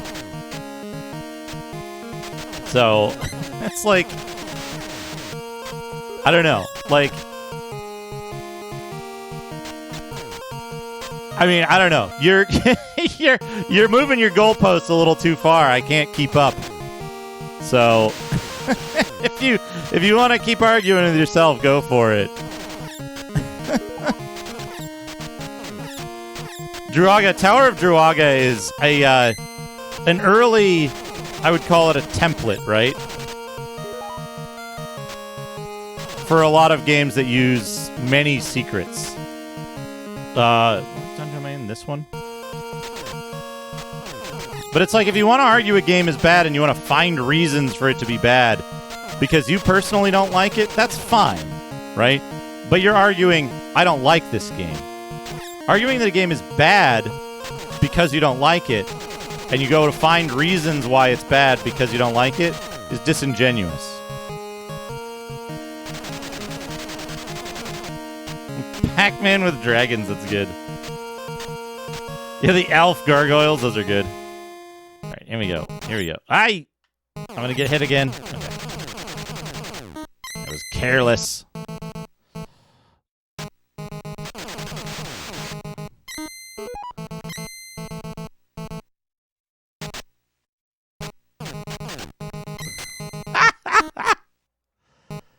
That's absolutely not true.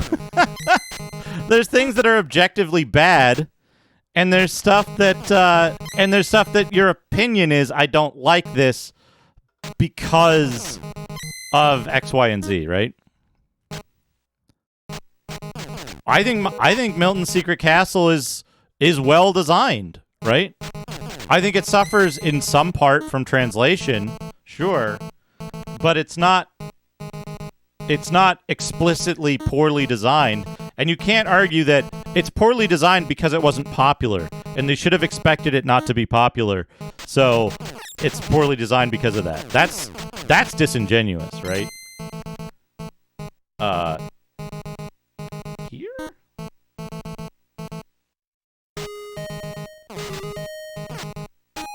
Like, don't get me wrong. I rarely bring this up.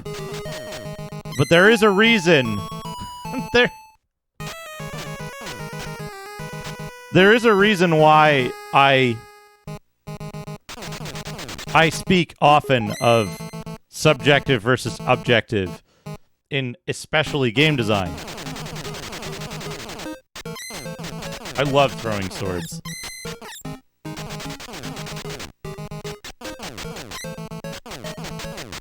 Mora, thank you for the good luck. But, like, you know, I have a history in the games industry. I don't speak flippantly about whether certain things are objectively or subjectively bad.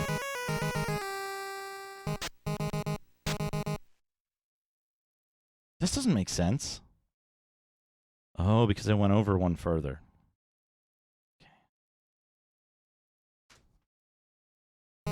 You know, it's funny, Mora. Most people don't like this game because they had it growing up, or they rented it growing up.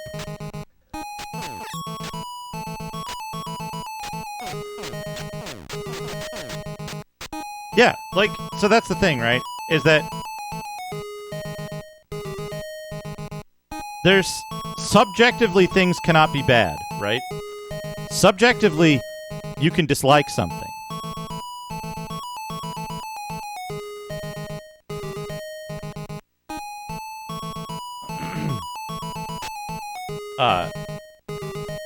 But there's a big difference. Things that are objectively bad are Gaming Heroes. Gaming Heroes is good. The thing about this game is that it has many elements that speak to a level of care and that speak to a level of like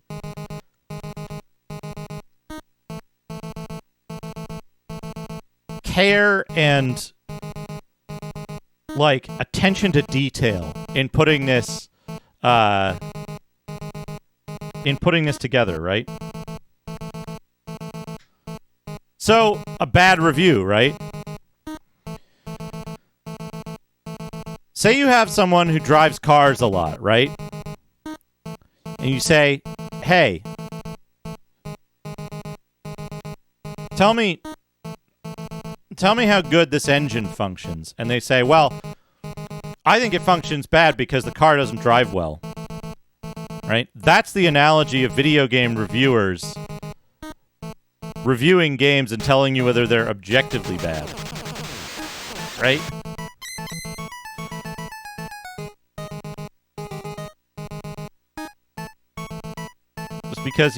Just because you drive the car a lot doesn't mean you have any idea how its internals function.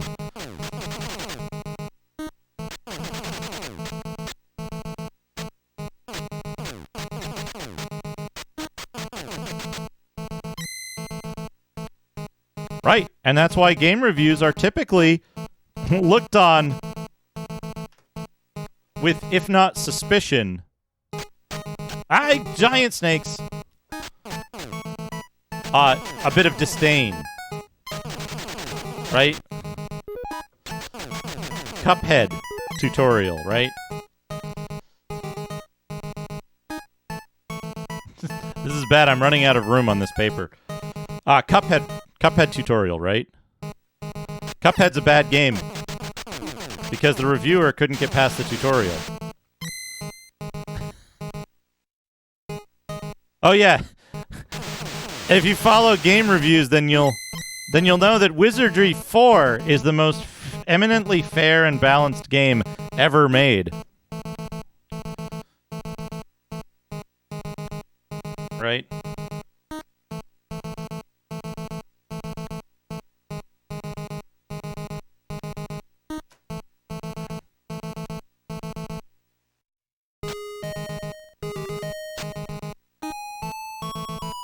Yeah. This sports game is very bad because I don't like sports. There's certain things that game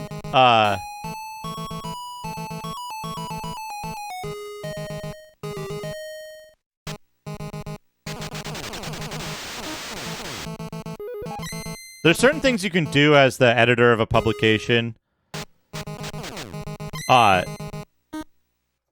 Oh, yeah, that's... I want to see that, Abs. I'm excited for that.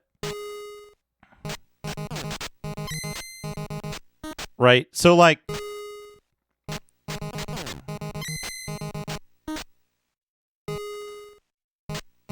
There's some stuff in Cuphead that's...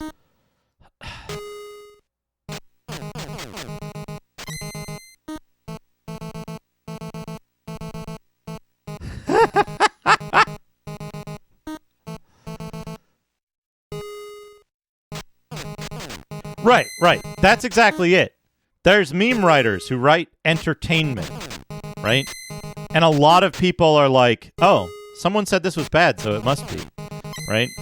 It's also like when you read hit pieces on certain piece of technology and you're like, oh man, this technology must be bad because this site wrote about it and said it was negative. Well, it turns out they had financial incentive to do so. Do you still trust their opinion on anything else they've written?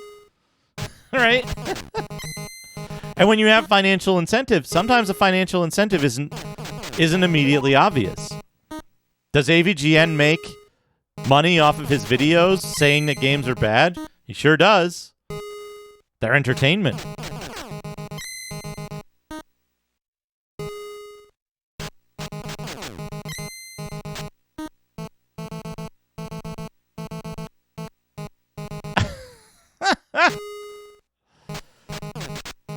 So, does Cuphead have objectively bad elements in it? Yes. Is it a bad game? No.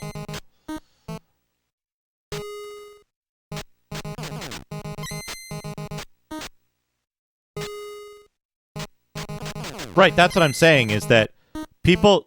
That's exactly it, right? Reviews are not like consumer reports.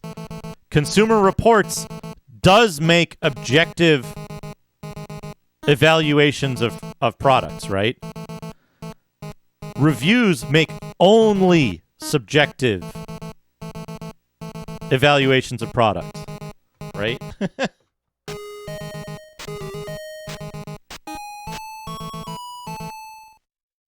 So there's certain stuff, right? Like,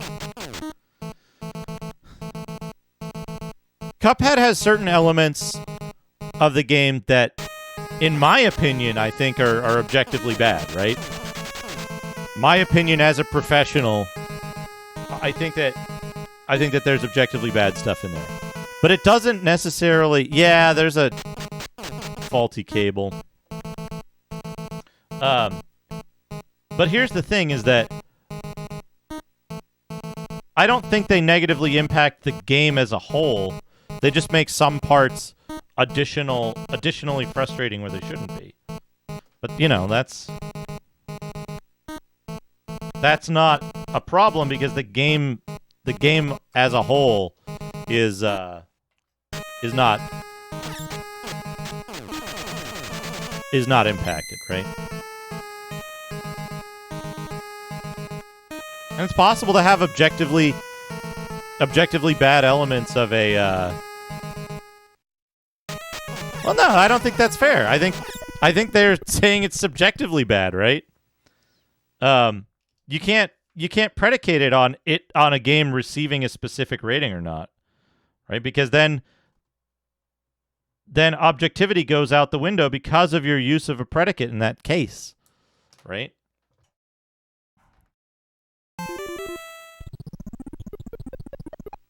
And the big problem is that people don't treat video game reviews as subjective. They treat them as objective, and then they build an opinion based on things that other people have said without ever playing a game to any kind of depth, right? How many people in chat right now have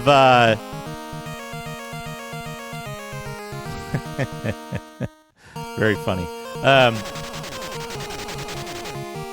How many people in chat right now have beaten more than one dungeon? Have found their way into and out of more than one dungeon in Deadly Towers, right?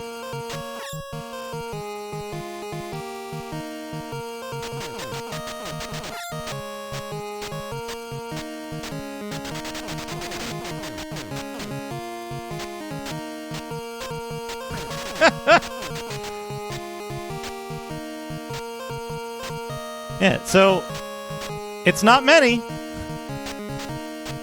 It's not many. Right? Yeah. Exactly. BNU. And I like BNU, this is a good example, right? That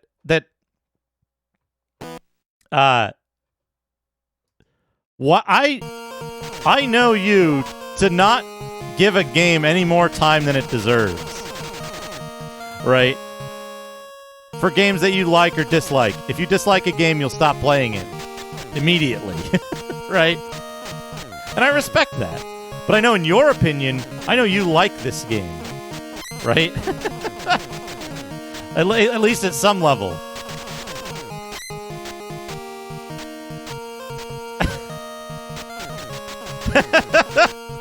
It's a dead but still visible.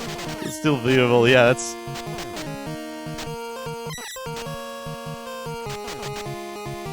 And so one of the interesting things with this game specifically is that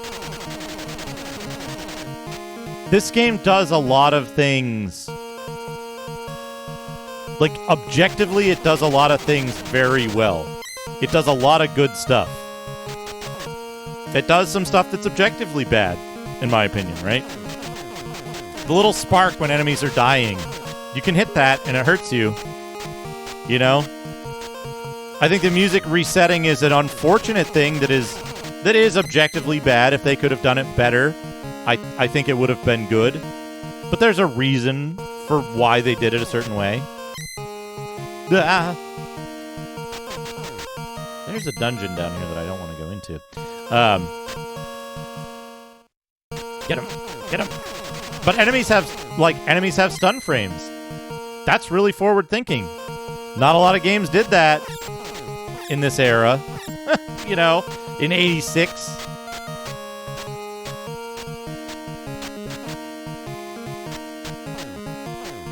So here's the thing, is that I don't think this game is particularly flawed. No more so than games that people hold up as great, right?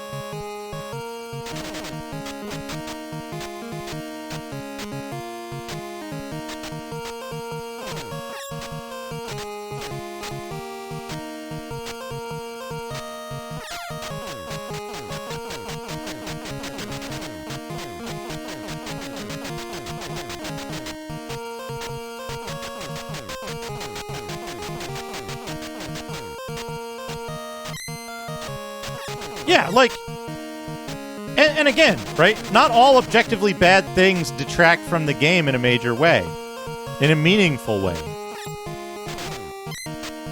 So, like,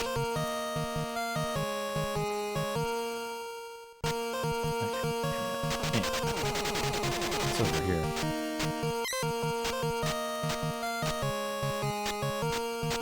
Yeah.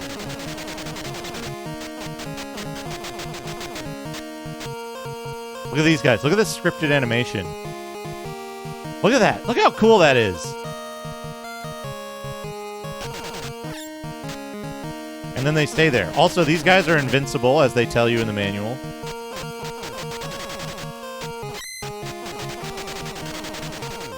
Is there a dungeon over here? I don't think there's a dungeon over here.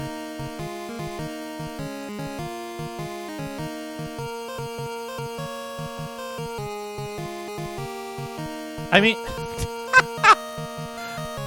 good lord, you're really reaching to try to shit on the game. Isn't well made. How many video games on the NES manage multiple sound channels by cutting out by cutting out channels, right?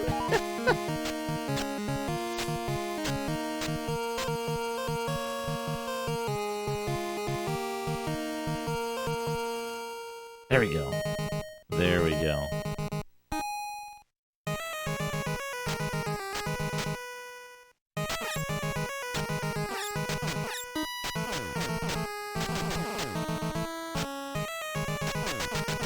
Like, oh, Milo's Secret Castle is also very good, but it's, hold on, I got a thing to do. Not Justin. How about Joey? There you go. Base hole, you got Joey. Nah!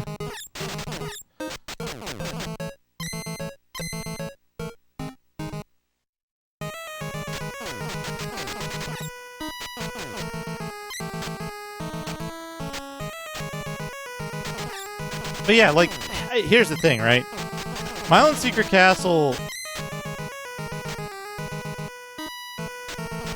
I don't... See, that's the thing, right? I played Milo's Secret Castle, and I thought it was a fun and good game. I didn't have anybody to share secrets with. Right? I don't have any information that tells me that it was meant to be a secret sharing game, right? I think Milo's Secret Castle objectively suffers from some losses in its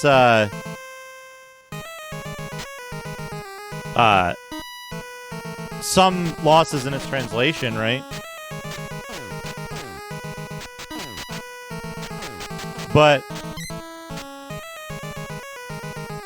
I don't think this game has any audio issues that aren't shared with hundreds of other NES games, right? Yeah, I love Milton's Secret Castle. I think it's great. I don't have any information that tells me that it was meant to be a secret sharing game. I always thought it was meant to be a puzzle game.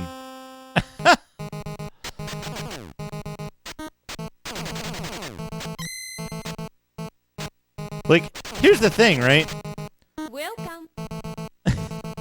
Akabidi, thank you for the 100 bits. Shape. This work illustrates a Uki Oh, fuck. working on a small sculpture while wiping distracted. the sweat from her forehead.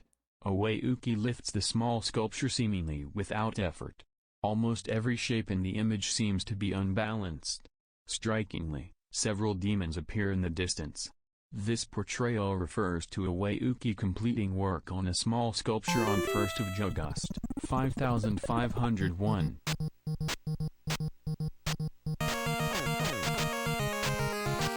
Thank you for the 100 bits, Akabidi. I think this game manages its music and audio like above average. Exactly. People like games and they make excuses for the games they like, right? And then people dislike games and they seek out more stuff to support their conclusion that the game is bad because they don't like it. And I think that's bullshit. Yeah, there's nothing wrong with the audio in this game. Like, I will defend that 100%. Like, the only thing is restarting the song on Room Entrance, which has a reason. There's a reason behind it. I mean, it is human nature, but it's also like you can't then go around claiming that you're some kind of some kind of auteur at you know, game evaluation because because look how right I was in deciding that I didn't like this game. It's a tad annoying, but there's a reason they do it, right? It is a navigational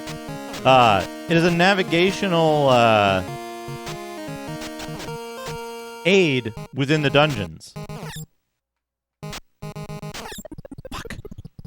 Fuck.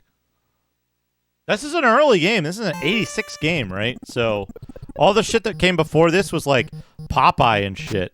It's a good strat, Dino.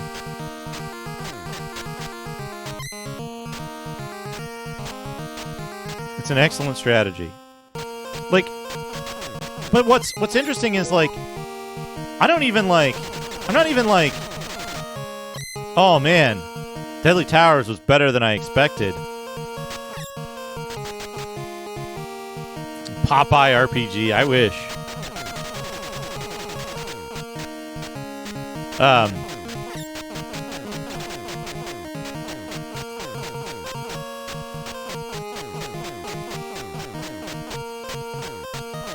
Yeah, I don't know the details of the mapper situation with it. Now Popeye for the Switch. Yeah, there's a video game. There's a A+, 5 out of 5, 10 out of 10 video game. Popeye for the Switch. Yeah, Dragon.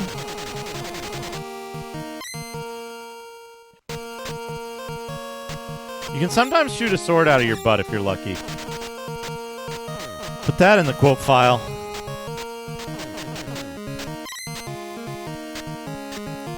Mapper 34. I don't know what that means. I am not a hardware expert for the NES.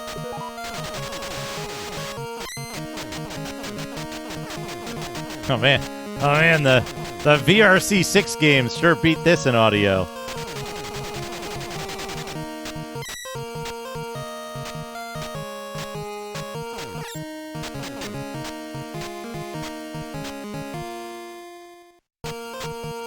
Where was I going? Yeah.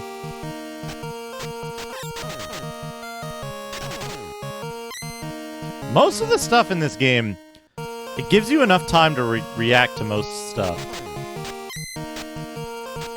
34. Mortis, thank you. Thank you for the layman's. Oh no, another dungeon. Thank you for the layman's explanation. I appreciate that. I was only ready to map one dungeon today. Each dungeon has about 200 rooms, by the way. Yeah. Yeah.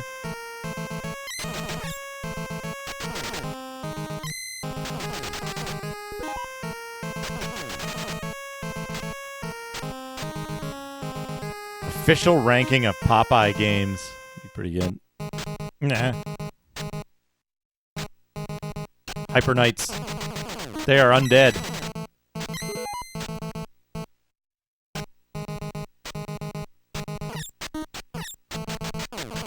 NES Bud Spencer.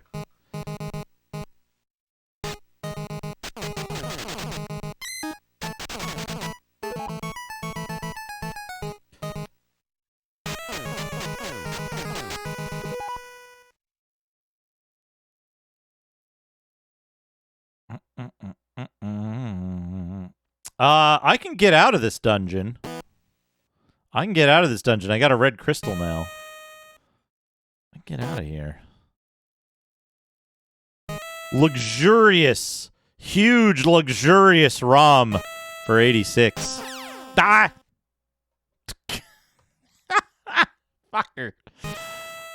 Okay.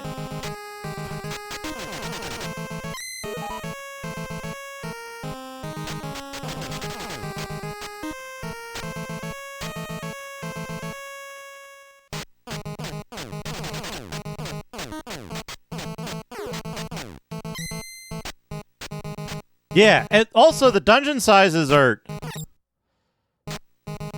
The dungeon sizes, I reckon, they were very smart about the dungeon sizes. I haven't yet, Mortis. Look at this guy! Look how good this guy is! Look at this fucking face! Look at him! How can you not enjoy this game? Incredible. No!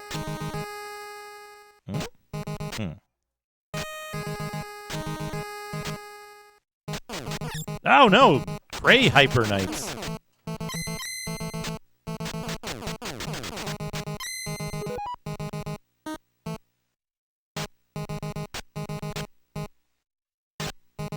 I'm wandering with confidence because I have an exit crystal. If I find something good,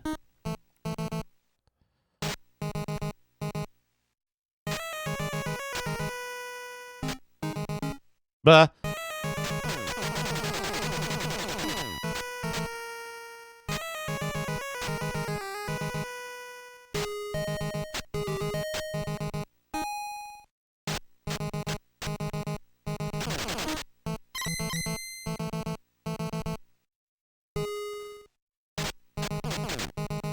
Dragon Man looks strangely familiar. It kind of looked like a Muja from, what you call it?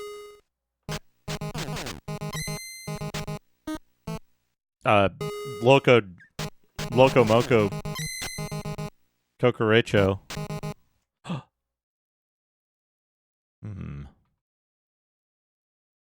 The fire magic. The fire magic doesn't stick around. I don't know what the fucking fire magic does.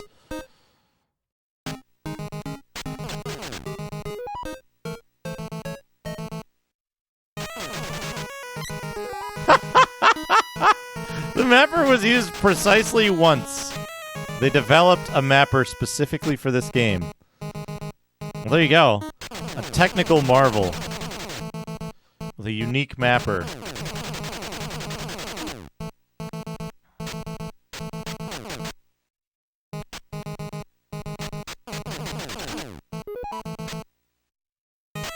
Nah! Bud Spencer, stop!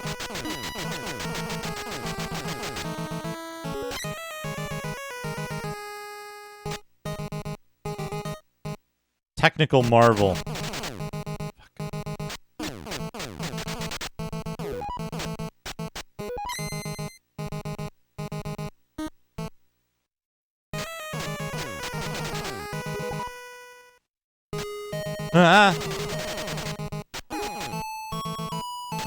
What's good about this game, too, is that often, like, there's very little completely unavoidable damage in this game.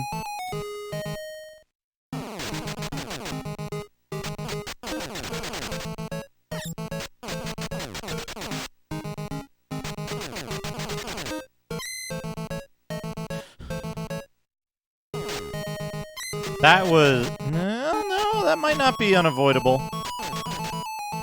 Dangerous room to enter from the side, though. Oh, yeah, you can enter from the bottom.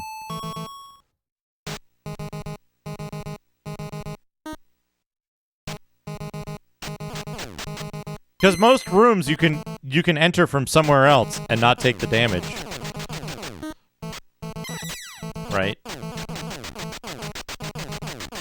If you think of it as an ambush rather than a...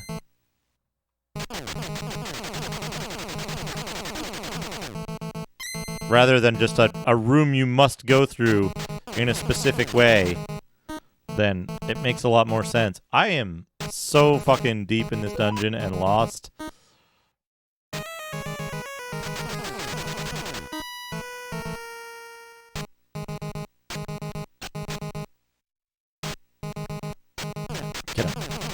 Get that Hyper Knight. Not...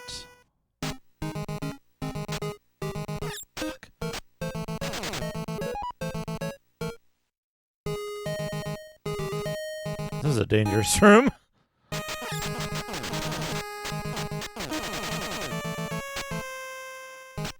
Nah, I went the wrong way.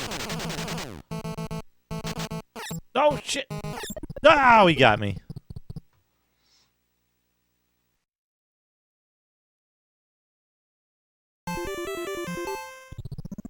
Love the password music. Let's see if we can get back to... Okay. Let's see if we can get back to that...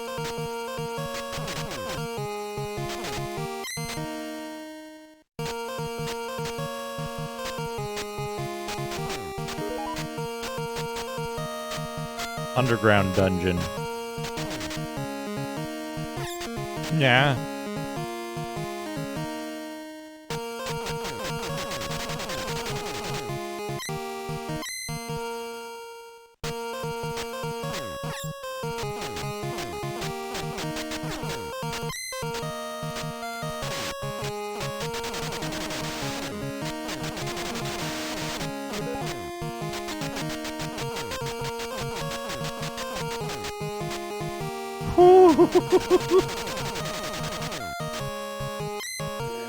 Slash and thrash and Super Ninja. Strange music.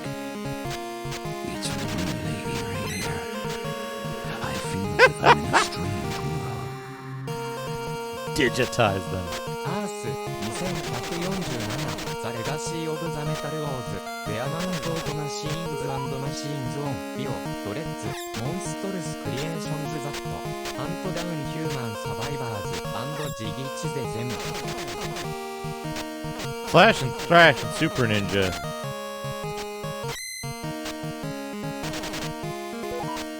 Thank you for 13 months. Well, I don't think I'm ready for the first tower, but I do want to check something. If I can get there.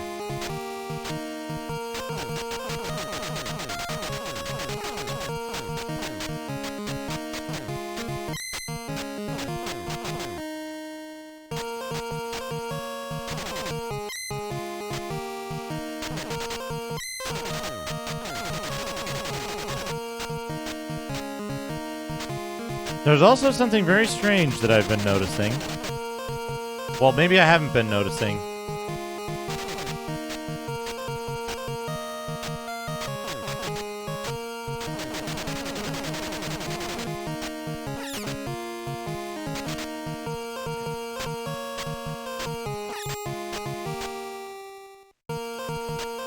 Oh shit, Pixie. You don't need to fight the Pixies. No! Don't fight the Pixies. They're good guys that got imprisoned. Oh shit! It's Black Bucks! Apparently Black Bucks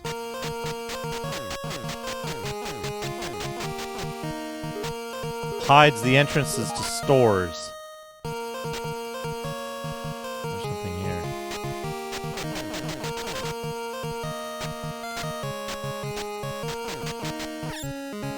Power indicator. To indicate that the game is powerful.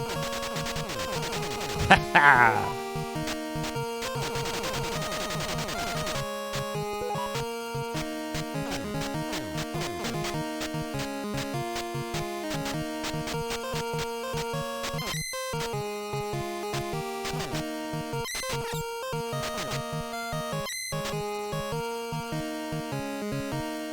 Man, what is Black Bucks guarding? What is the secret of this zone? Oh shit, it's a dungeon. Was that a shop? Oh, it's just regular shit. God damn it. Oh no, wait, I want to go back in. I want that potion.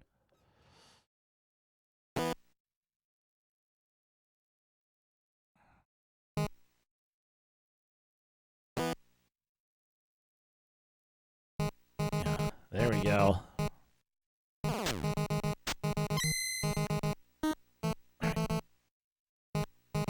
Okay, good.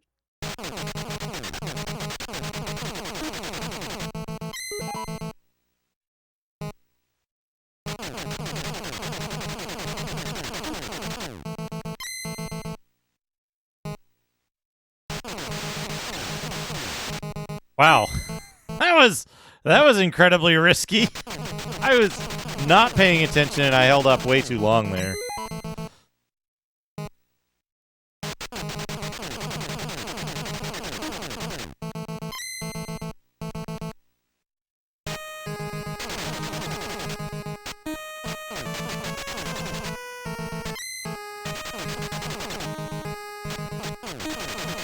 Famicom Hydride is a dangerous chemical. You should wear appropriate PPE when handling.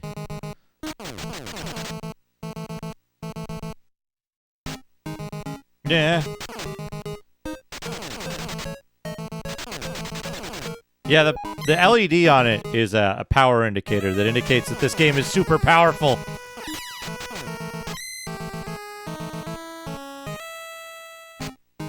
I think, was it IREM that did that with a bunch of their games? There's a few games that did.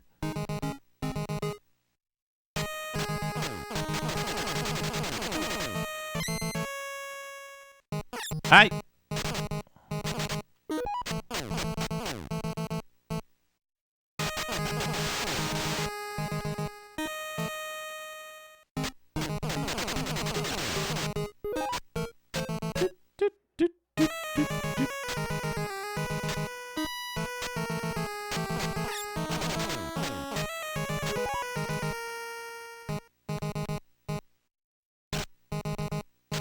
Killer Hound, no!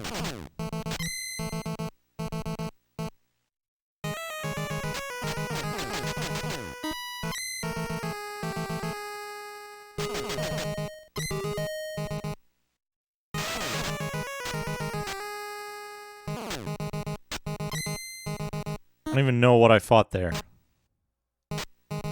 Snake. Okay.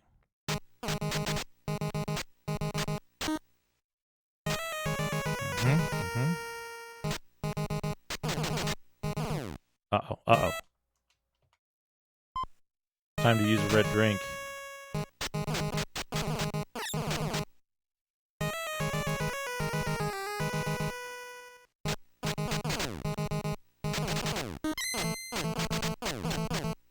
I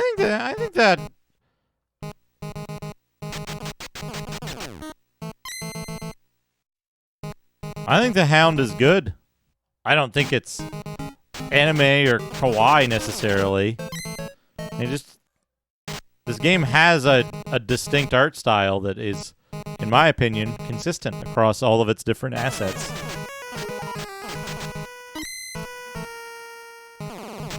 Ah, fuckers! Wait. Drink.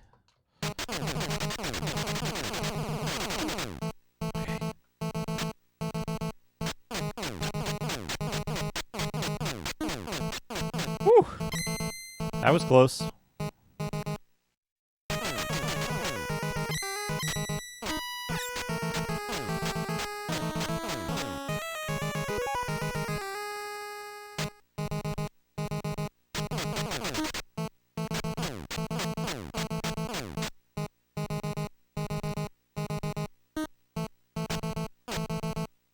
Oh yeah, final one. This game is excellent so far.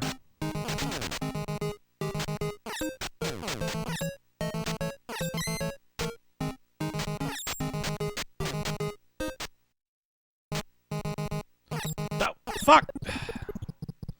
I'm not very good at it.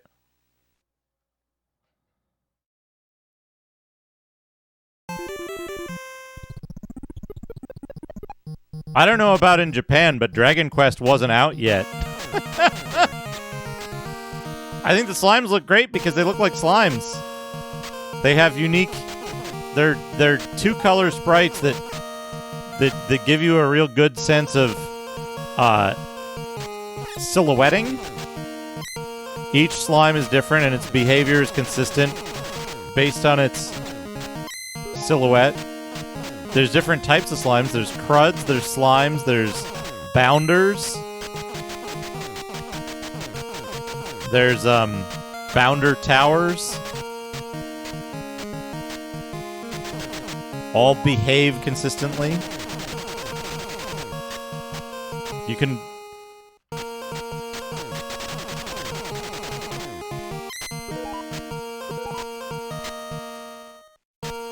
I think those are the cruds? No.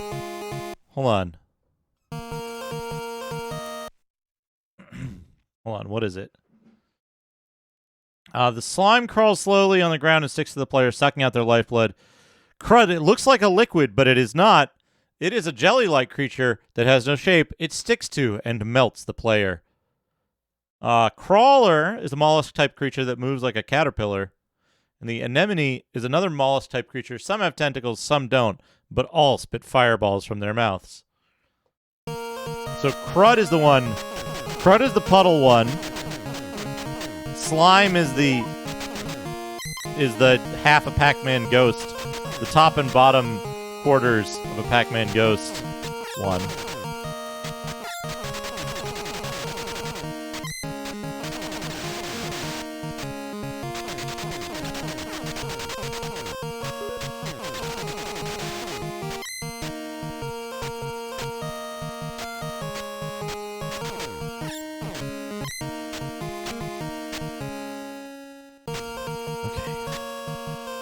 Go. Yeah, the balls aren't slimes though, they're bounders. They even have lore. Where does it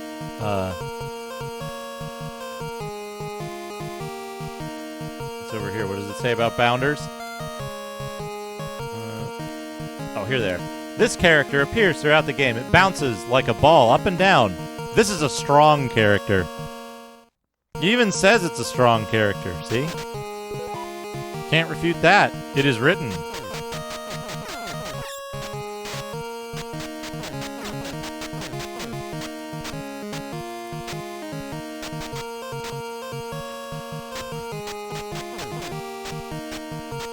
Yep. Strong ball character. In we go. Now we're here. We went right last time when we encountered black bucks.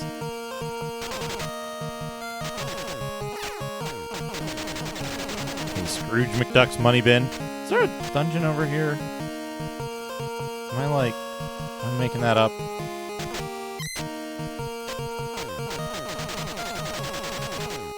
Imagine if you had to buy a new sword every time you threw it.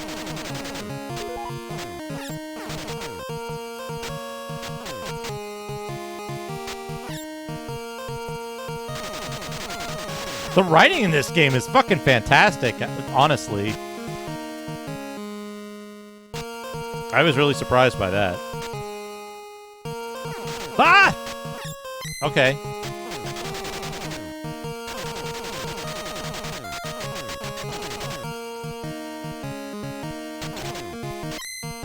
It has backstory and it has a manual. Fuck. Not fast enough. I got the sword out, just not in time.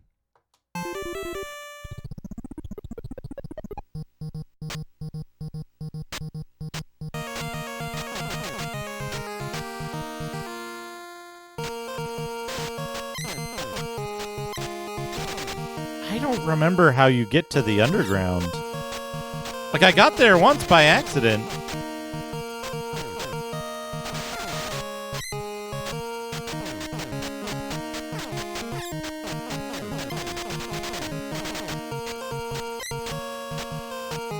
Nice.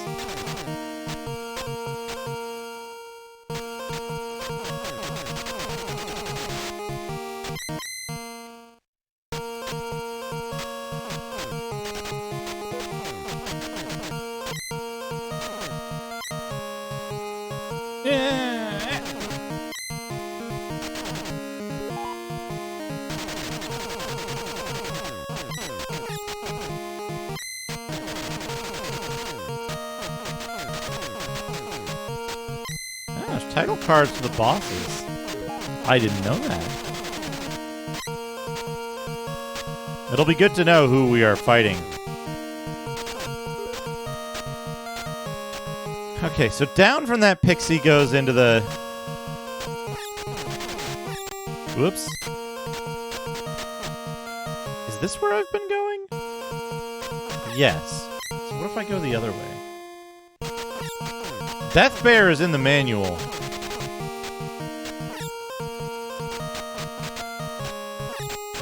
Yeah, so without the manual, right? You ever try playing Wizardry 1 without the manual? You ever try playing Wizardry 1 on PC without the manual?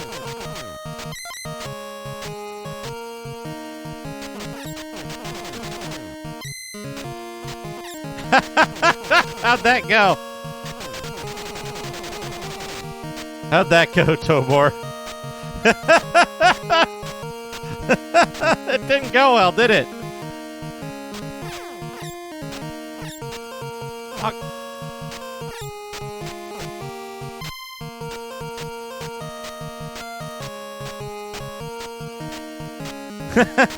I've beaten Wizardry with the manual on Apple II. So, here's the thing, right? You try to play Wizardry without the manual, you'll be sitting at the computer. Fuck. You'll be sitting at the computer going, why can't I create a character? Like, all I can make is fighters. How do I cast spells? What? I need to know the names of spells to cast them? Where do I learn that? How do I get a list of spells? Where do I buy a spell book? What do any of these classes even do? Hello. Hello, exit.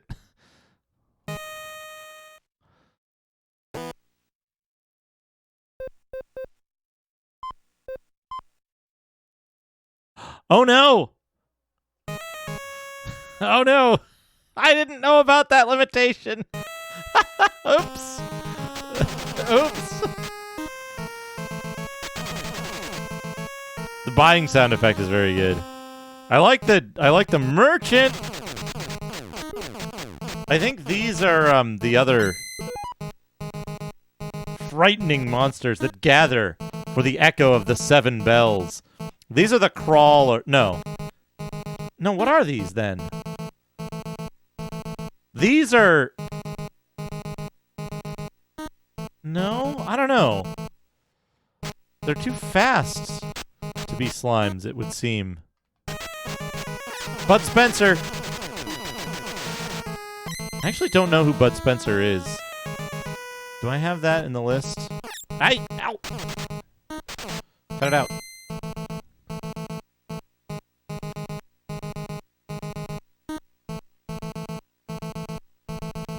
I don't think Bud Spencer's in the list. Maybe he's a ghost. This guy's so good. Bud Spencer is the half of the Italian comedic duo.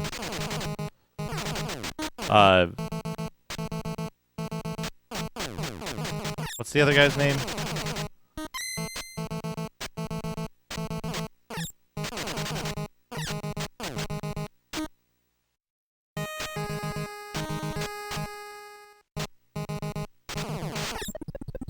I've died.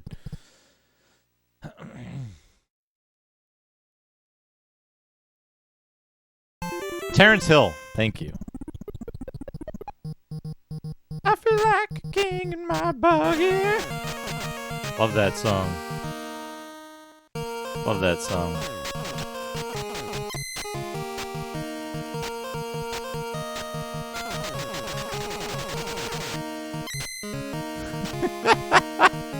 Todd Howard Phillips. I'm getting real confused because I'm missing a pathway. I'm not quite ready to map the path because I still have dungeon to do. Nah. I still have dungeon to do, but I want to get to the tower so I can show the secret room where I died.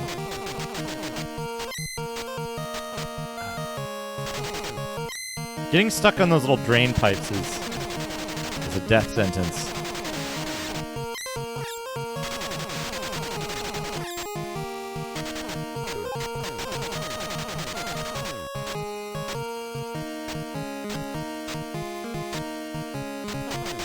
Oh, fuck.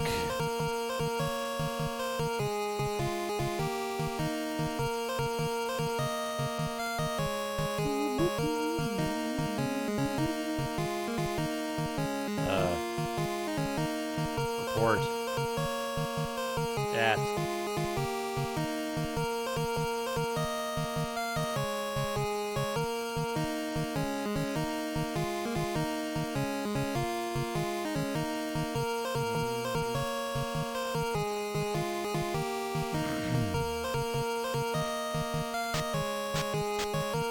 All right. Not to the right. To the left. Up. Well, I have to explore the dungeons to find out if I want equipment from them, right?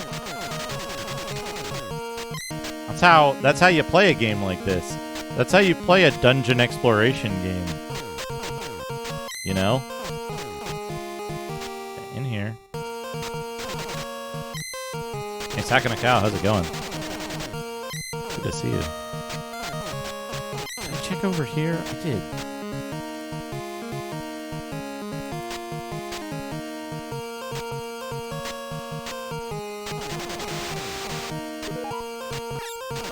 That's the thing, right? Is that like...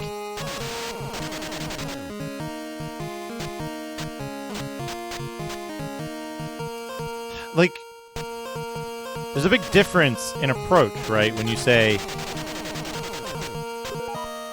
like, hey, are you going to use this strategy? And you're like, I don't know. I haven't played this game yet. I have to explore it to know what the strategies are. You know, Sakanakal, a lot of people say this game is bad. It isn't. Oh, fucking... I'm bad. I'm bad at it. I'm bad at it, but the game is good.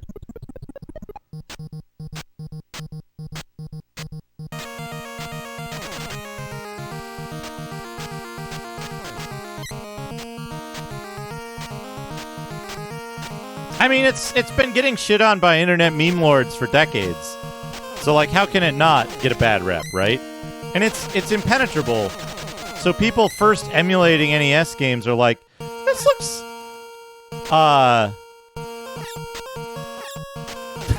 Look at that expert shot.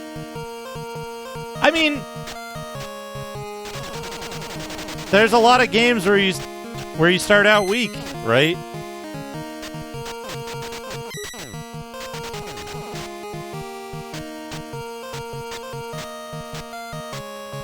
It's not even really that much of a problem in this, because you don't lose much when you die, right? You don't lose much when you die, and it's really easy. It's really easy to power up a bunch right at the beginning. Right? Like, I was 2 hours in, and I had, like, double my starting health, and, like, a bunch of goodies in my equipment that don't get taken away when you die. Right? So it's like, you know, if you find a good store where you can buy stuff, like,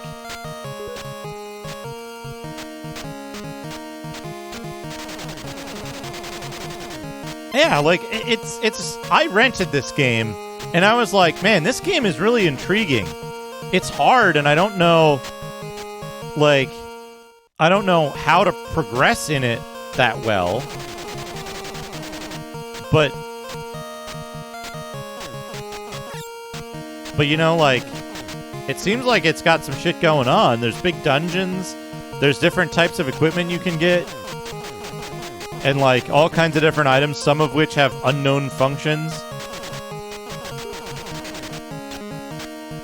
You know, I think it's pretty cool. And, like, I imagine from the perspective of, like, being an expert game player, you could do very well with this game if you're very good at games. I'm not very good at games. So, like, I get hit a lot and I make bad decisions. Oh, man, power armor and rocket launcher.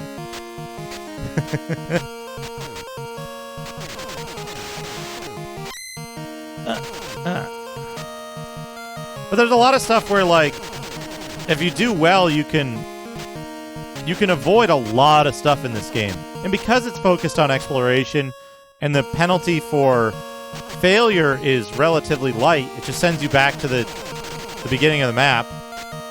Right? Like, oh yeah, like, fuck.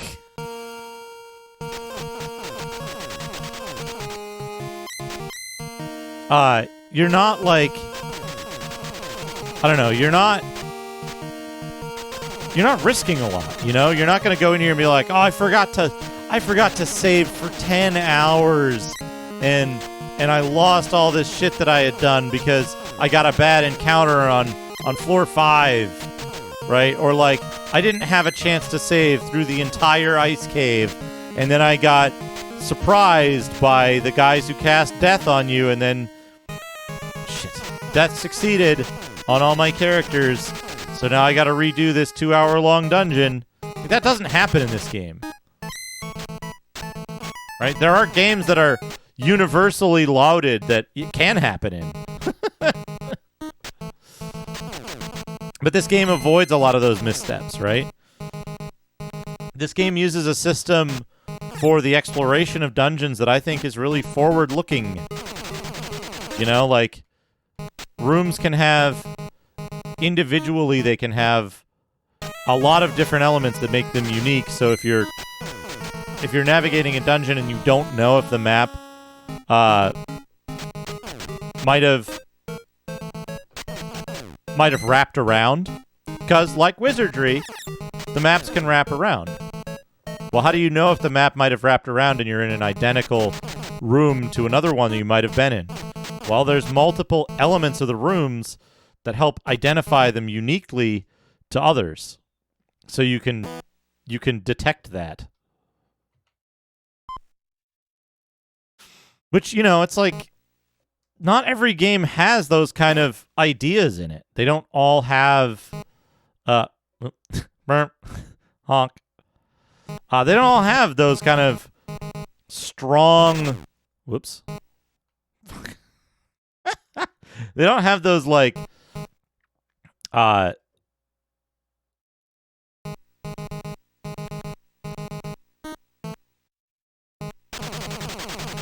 mitigations against design choices that might otherwise be undesirable, right?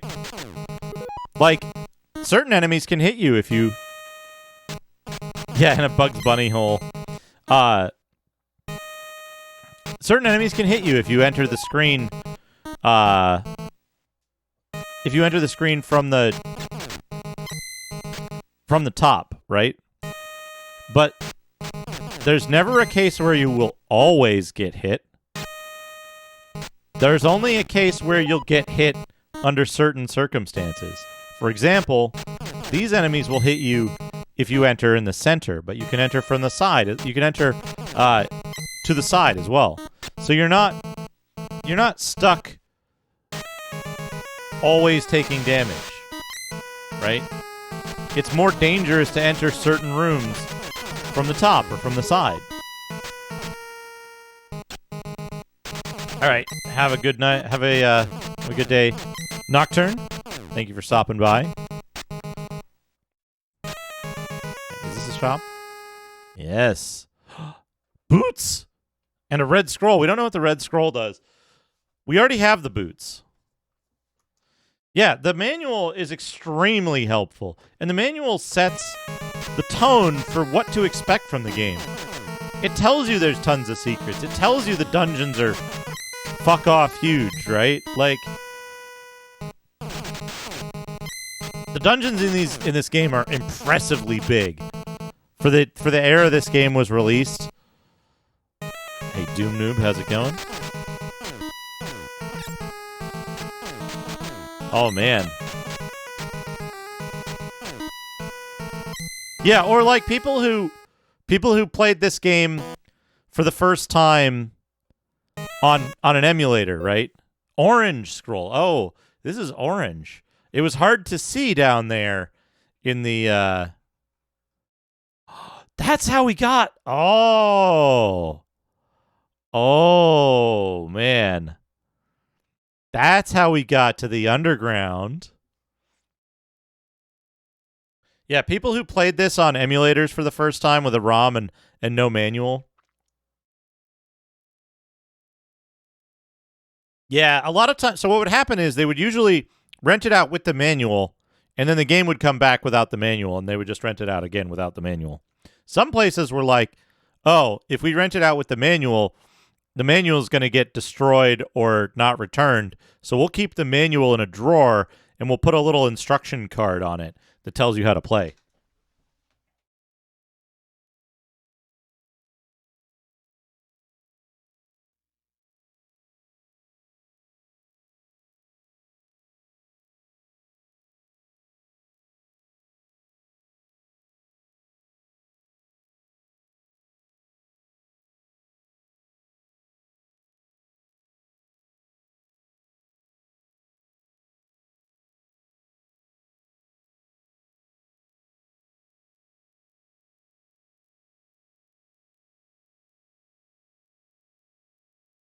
Guess it got sick of its thing.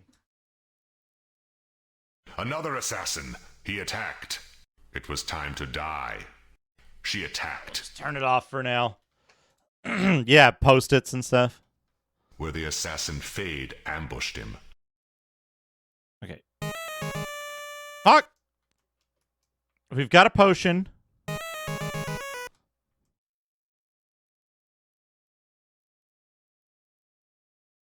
Huh, that's interesting. Elf butt.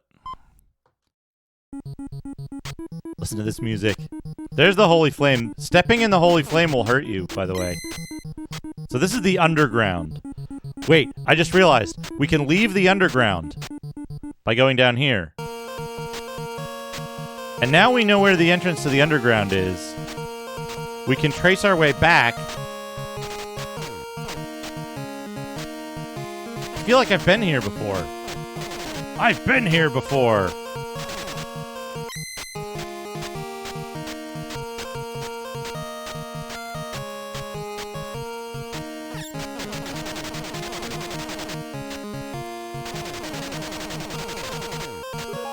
Right? This is the zone where Black Bucks is, right? Yeah. How am I just not?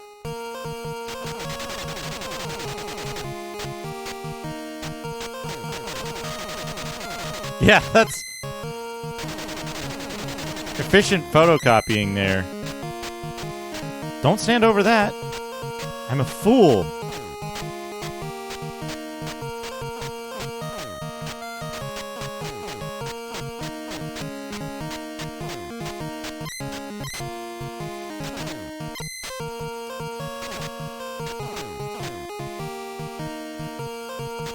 Okay. Oh, I'm using a turbo controller. Absolutely. Always use a turbo controller, folks. Okay. Here's the underworld. Here we go. I'm gonna use my red drink. Red drink! It's like some Kool-Aid. Off-brand Kool-Aid for Prince Meyer here. Okay, so just going in here. Yeah, okay. So now we're at the outside of a tower. Yeah, use turbo. Oh shit, it's secret room. Fuck! Fuck, it's so deadly!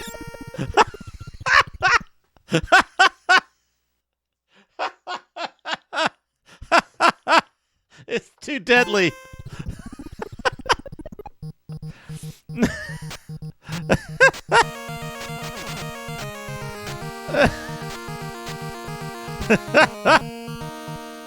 There was an item in it. Friendly towers.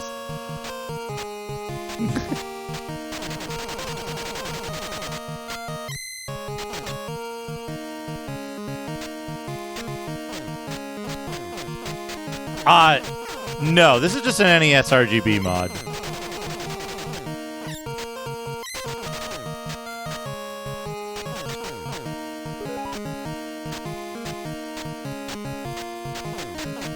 No hints, Smebble. No hints. We're playing this like we would have back in the day. Oh, yeah. Oh, yeah, absolutely. Analog capture. You know how you can tell it's real analog capture? Look at the top line.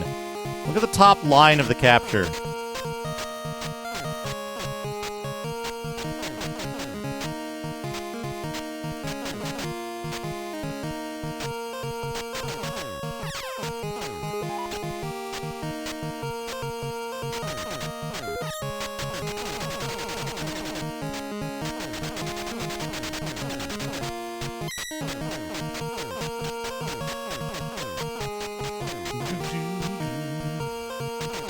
Like, I don't bring it up. I mentioned this before.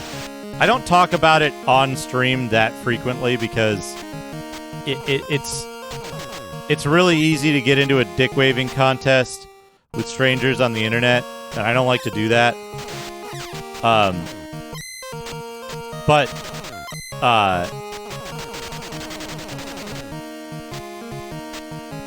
I've spent a lot of time and effort getting really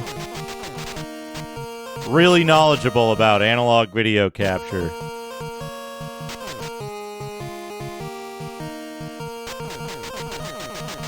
So, like, that everything looks a particular way when I stream and capture stuff is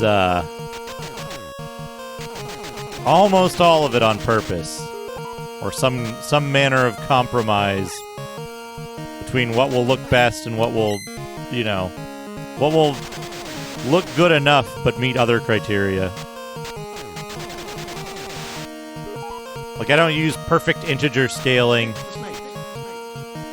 Alderman, thank you for the 100 bits. Before the internet, before dedicated video game strategy guides, before even Nintendo powered, there was Jeff Rovin's How to Win at Nintendo series of paperback strategy books. The best-selling series of the late 1980s packed page after page of tips and tricks for the emerging Nintendo Entertainment System game library, such as timeless advice for Double Dragon, take out the foe on the left with 3 quick jump kicks, then turn to the crumb on the right. Crumb on the right.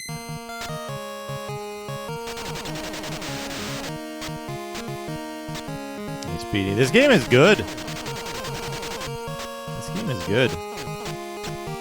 Excellent video game.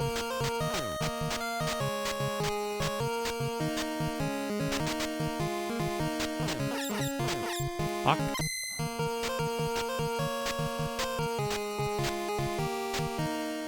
Fuck! Oh, that's why! I keep going in this dungeon! That's why I can't get to the fucking underground, is because I keep going in this dungeon by accident.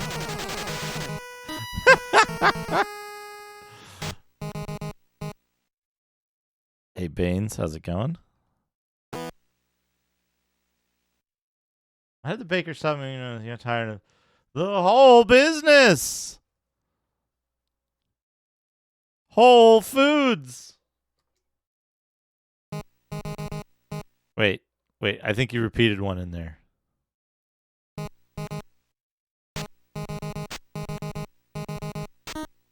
Yeah, the merchant in this is really good. Yeah, the guide to Lunar is don't fucking play it. It's boring as shit.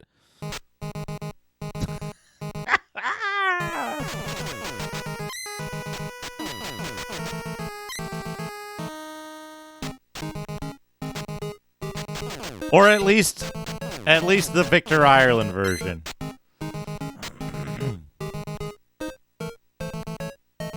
Learning how to splice together C-Sync signals. You're working on an open source MSX hardware project, looking at how to convert the RGB standard used in MSX to VGA and SCART RGB. Well,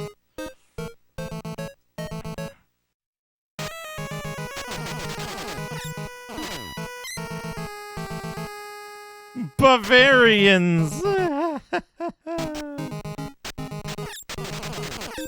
So I played, which fucking one was it? I don't know.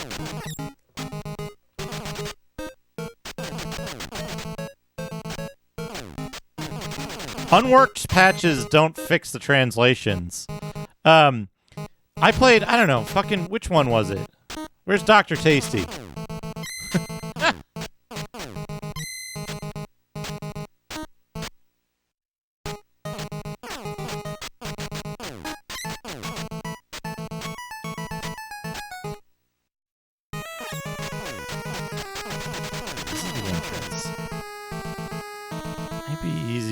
To die? Worlds of Power. Books in the series consist of novelizations of Blaster Master by A.L. Singer, Metal Gear by Alexander Frost, Ninja Gaiden by A.L. Singer, Castlevania 2. Castlevania 2. By Christopher Howell, Wizards and Warriors by Ellen Miles, Bionic Commando by Judith Bauer, Commando by A.L. Singer, Before Shadowgate by Ellen Miles, Junior Edition books, Mega Man 2 by Ellen Miles, Bases Loaded 2, second season by A.L. Singer. Bits, Ultimo. Bases Loaded? Novelization?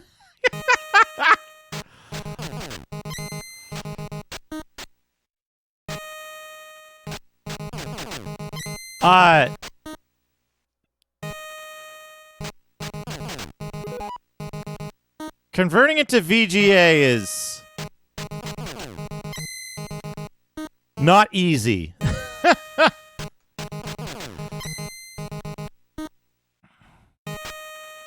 Well, you don't like the gas mask and the farting fairy? Why would you need to retranslate Vey? Ow! Whoa!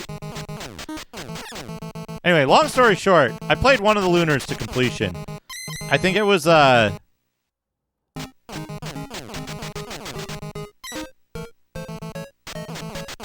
think it was the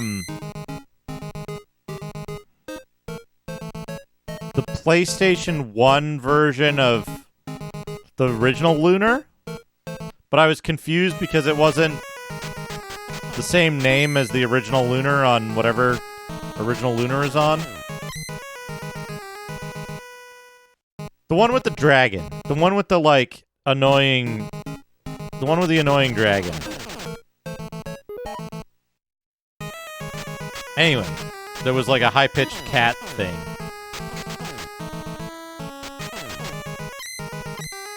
But the only way we got... I think it was Silver Star Story Complete. So...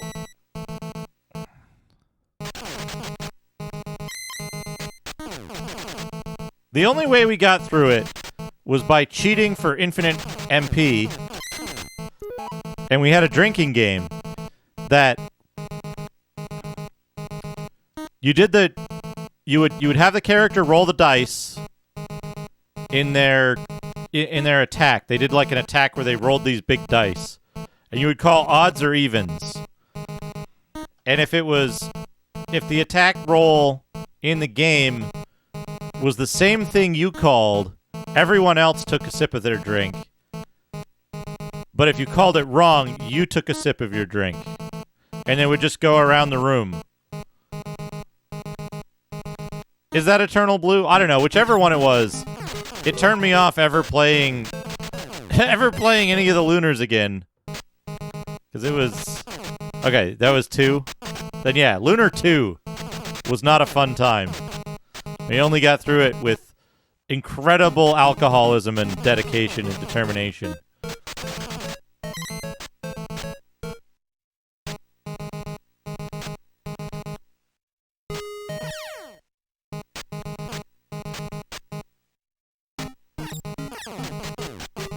I might be better off just dying my way out of here.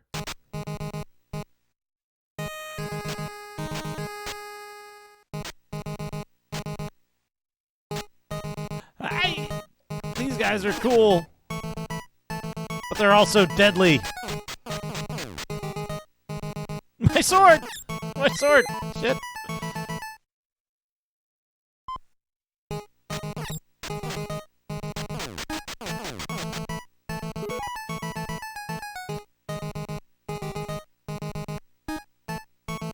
I mean, here's the thing, folks.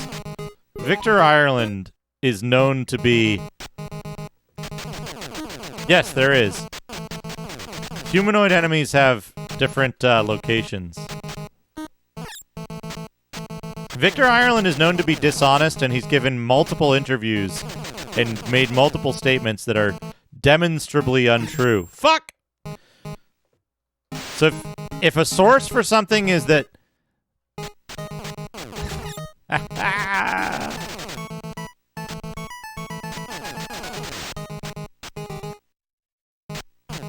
if the source for something is from Victor Ireland, if Victor Ireland said that something was a certain way, that reflects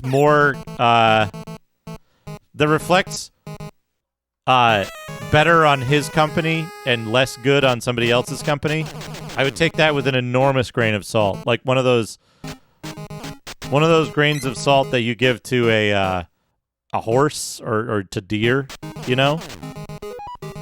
Those grains of salt that you put on a big stick.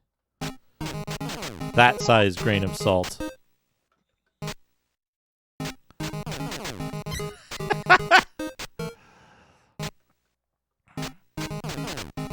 That's not to say that there was a lot of fuckery of different, you know,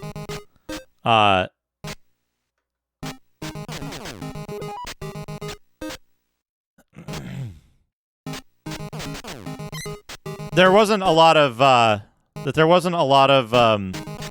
fuckery amongst many companies at that time. But like Vic is known to lie in interviews and statements. So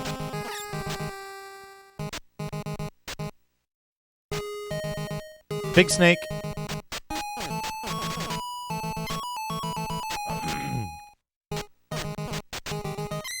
If you have somebody who didn't work, if you have somebody who worked at Sony corroborating it, then yeah, you know, go for it.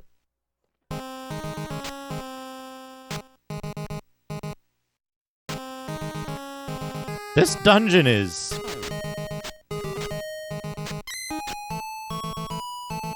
So, part of the problem with Lunar was that it was too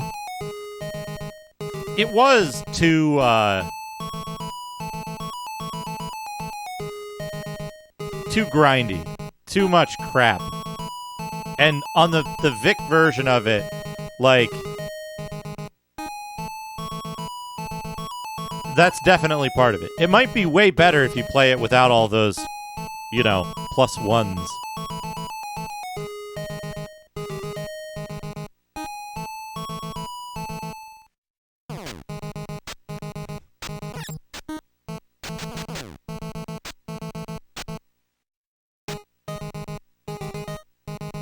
These must be ghosts, right? Those have to be ghosts. The ghost of Bud Spencer. I haven't seen anything else that better qualifies as a ghost.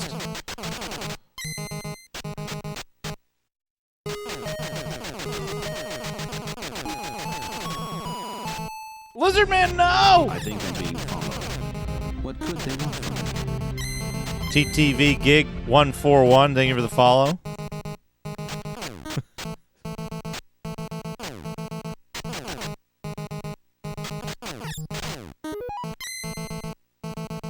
Caveman is like a ghost.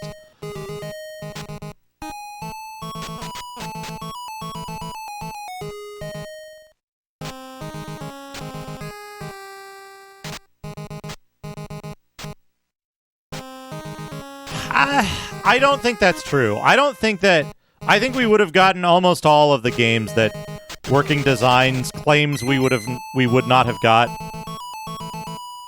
without them. And part of why we know this is because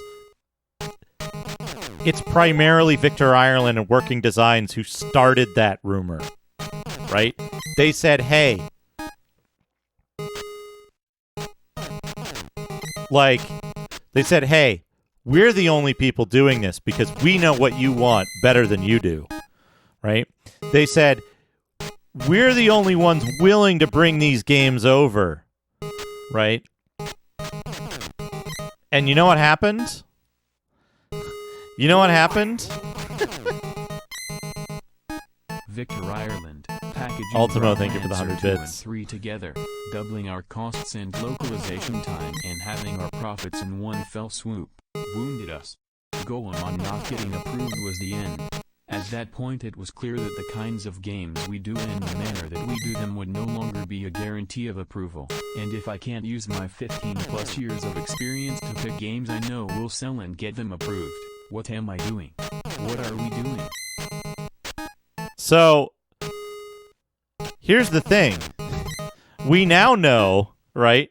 We now know that Working Designs and Victor Ireland, in particular, pursued extremely aggressive contracts with the companies they dealt with.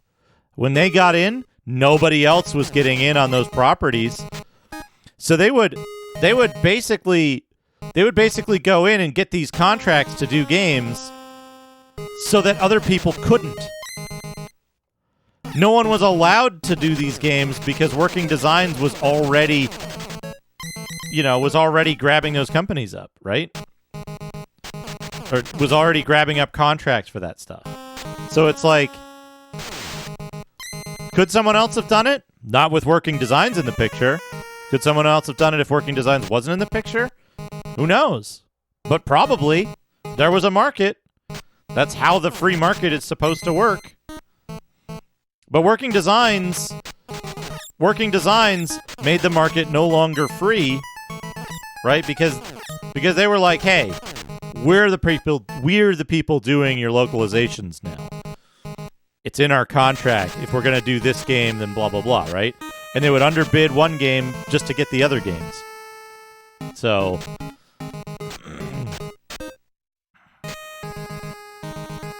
I wanted a shop. Instead, I got Undead Bud Spencer. Ubisoft published the two most recent Lunar games for the North American market, one on Game Boy Advance and one on the Nintendo DS. How did Working Design's stewardship of the Lunar license in the US come to an end? We sold the US rights back to Game Arts. It was theirs to do with as they wished.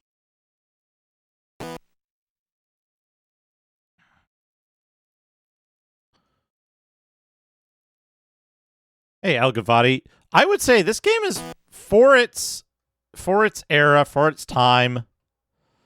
I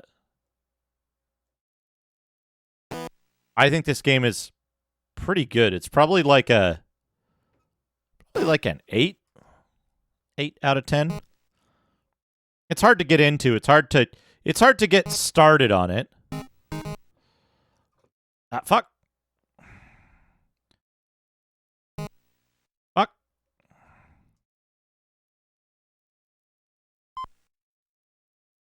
No. Use it. There we go.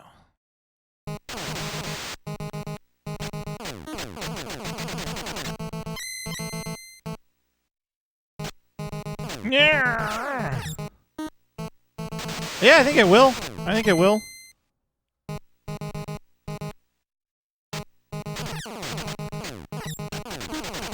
So here's the thing, right? I put this game on a poll, right? The poll was between good popular game, meme game, and unusual game. Now those games were Final Fantasy II, this, and Magic of Sir Charizard. And this won. Meme game won. And I was like, okay, you know what? I've been meaning to play this. I've been memeing to play this. I expect it'll be fine. It'll be, a passable game, but it won't be, It'll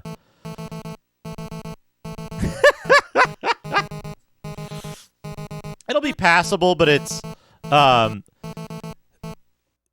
going to be anything groundbreaking. It's going to be an okay NES adventure. It'll be fine. But it won't be like worst game ever.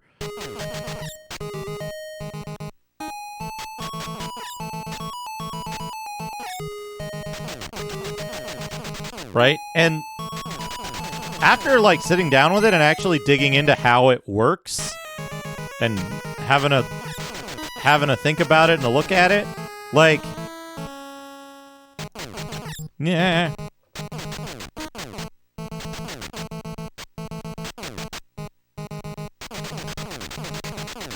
Right. I read the instruction book.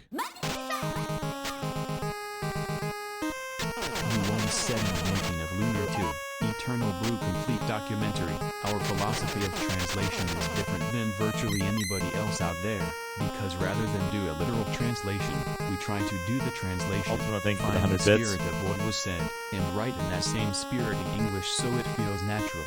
What inspired this philosophy of translating dialogue, instead of just doing a strict translation like you said earlier? A ton of crappy translation. Yes. Yes, Victor.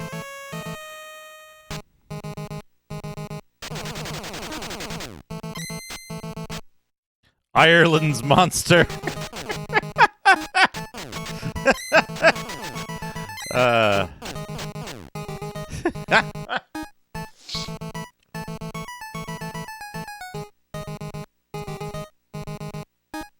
mean, here's the thing, right? This is a difficult game.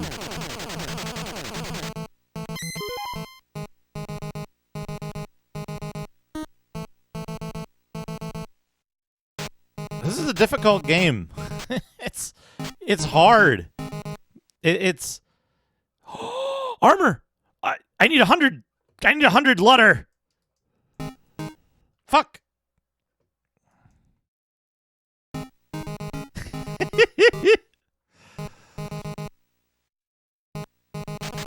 I know where I can get 100 letter.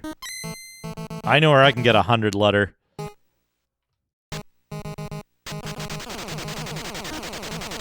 For that leather armor. What does the manual tell me about leather armor? Leather armor. This armor is made of leather. This is the lowest class of armor. Oh, yeah, we do. Oh, yeah, we do. Stealthy Golem was in here last weekend to teach us what letter means. I guess it's probably pronounced closer to luder.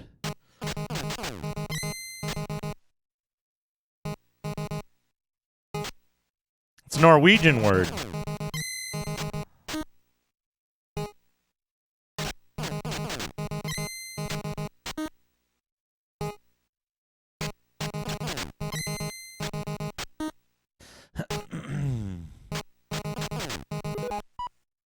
Now we have 100 looter.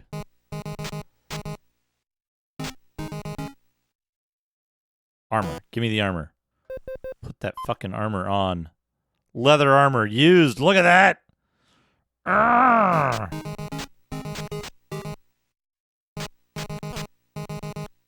Oh, another shop with a dungeon exit crystal.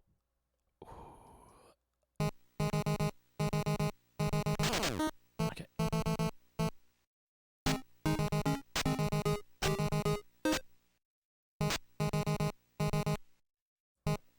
Well, now, if I've got a dungeon exit crystal,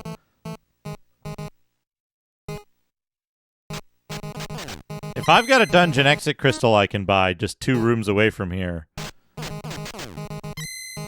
And I've got 2 potions and leather armor. You know where we're going. You know where we're going. We've also got that statue that reveals this. What does it do?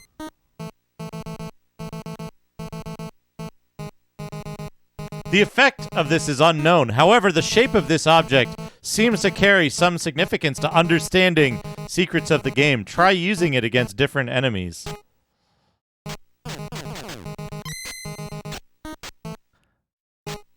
yeah, similar. I imagine the same in a number of languages. All right, we've got enough. Up, left. The map is fixed, yes. Okay. In here. Get this. Leave here. Use the red crystal. Okay. Okay. We're out. And it takes us here. Hey, he's not on a holiday. He's not. This isn't Happy Towers or Friendly Towers. These towers are deadly. He's deadly serious. Okay. Now we know we go in. We go in here, right? Bruzuk is the main form of currency. Its principal uses are to fund, and then reduce, the amount of time spent researching a technology, to purchase cybernetic upgrades to various body parts, to purchase new cybernetic and psionic abilities at the temple's medical center, to purchase new weapons at the temple's armory. Ultimo, thank you for the 100 bits and the description of the best fake currency. We got a Justin redeem. Thank you, Space Opera Copter.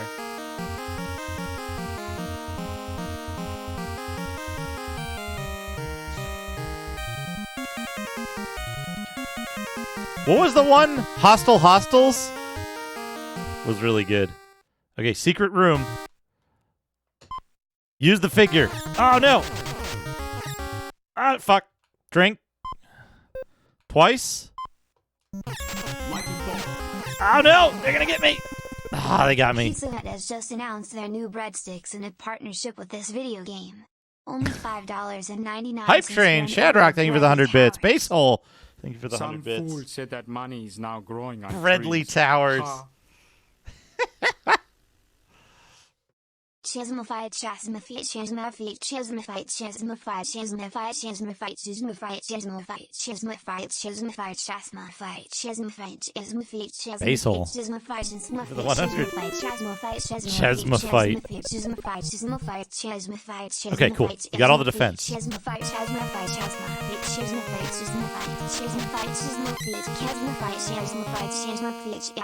Change my fate. Change my fate.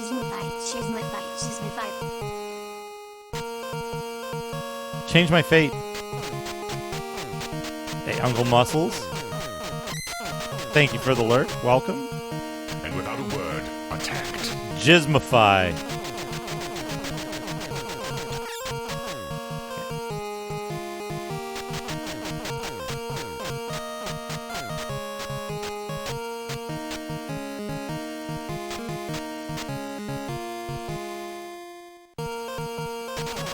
Oh, I see. It's not Jizmify. It's not a Jizmafite. It's a Chasmophyte. I see. I see. I see, Wiener. Yeah, the ATM might hack you. Yeah.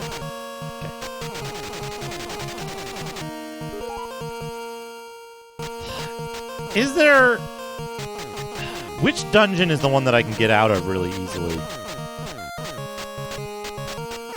I guess I can go in the other dungeon, right?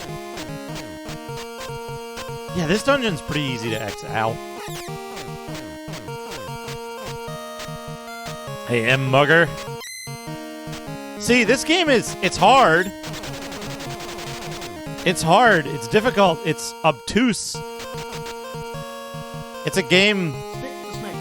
Basil, thank you for the 100 bits. Oh yeah, we got a hype train. It's at 25%.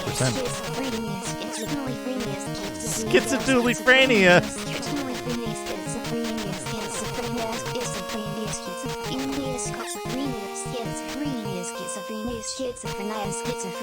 Pranaya. Dooley.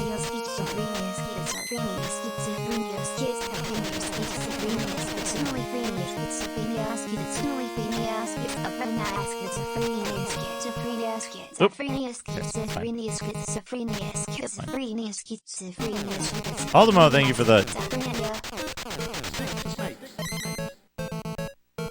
Thank you for the 100 bits. Number 10, Poseidon, Resident Evil 4. Number 9, Money, Kingdom Hearts series. Number 8, What is this list? Coins, It's wrong. Super Mario series. Number 7, Zenny, most Capcom video games. Number 6, Bells, Animal Crossing series. Number 5, Credits. Is this from Den of Geek? Coca-Cola Caps, Fallout series. Number 3, Repeats, The Legend of Zelda series. Number 2, Gil, Final Fantasy series. Number 1, Gold. Are you reading Den of Geek again, Ultimo?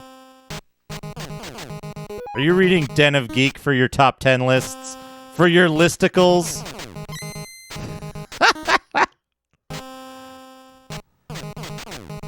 Game facts. Oh. What does Den of Geek have to say about top 10 fake currencies in a video game?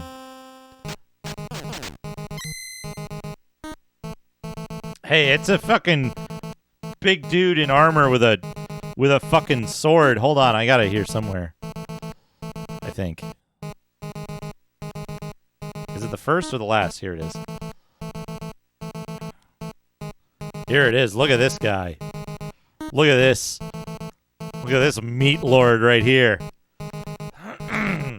We've got armor. We've got a sword, a shield. We've got that helmet. He is mighty.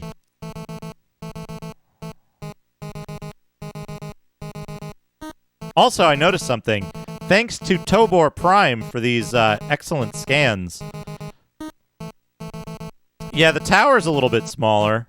Or no, it's just distant. It's not smaller, it's distant. That's one of the things you learn when you grow up, is that distant things are different than smaller things. But I noticed this. 500 bits on the hype train. Thank you so much, everyone. I appreciate it. These aren't screenshots. These aren't screenshots. These are drawings.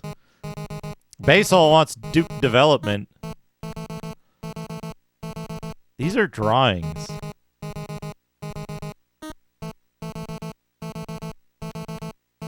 They're drawings of the game. It's incredible. But they're accurate. Is the weird thing is they're really accurate drawings of the game. How fucking cool is that? They're like really, really accurate drawings of the stuff that's actually in the game. But they're not screenshots.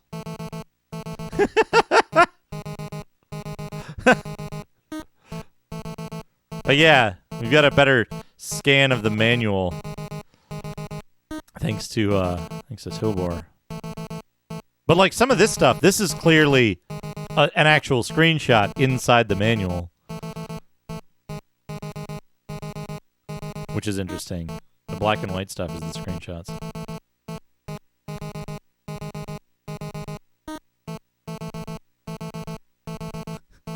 The drawings of the monsters are so good. Death Bear. It's possible they did, yeah. They might have traced over it. Anyway, we gotta do Duke development. Where's the PDF thing? There it is. Let me actually, Basil, if you don't mind waiting a few minutes, I'd like to take another shot at that secret room now that I have a couple of potions and full health. Where's my map? Here's my map. Stick to snakes. Sin of Geek, 10 bells, Animal Crossing, 9 bottle caps, Fallout, Oh, no. 8 guild, Final Fantasy, Ultimo, thank you for the 7 100 money, bits. Kingdom Hearts, 6 rupee, The Legend of Zelda, 5 coins, Zelda. Mario, 4 bolts, Ratchet and Clank, 3 rings, Sonic, 2 simoleons, The Sims, 1 poke dollars, Pokemon. Poke dollar.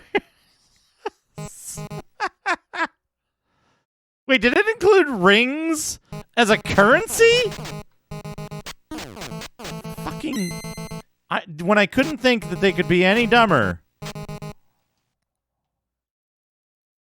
Ooh, 99. This is an expensive store.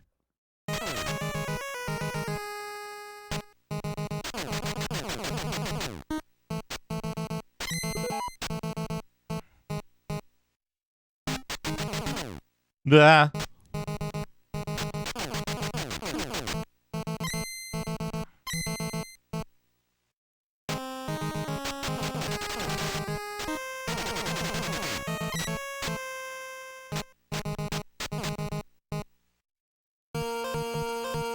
Brozef, Zenny,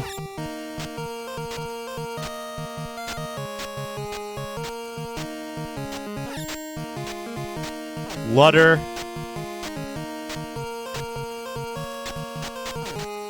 there's some other really good ones that I'm having trouble remembering.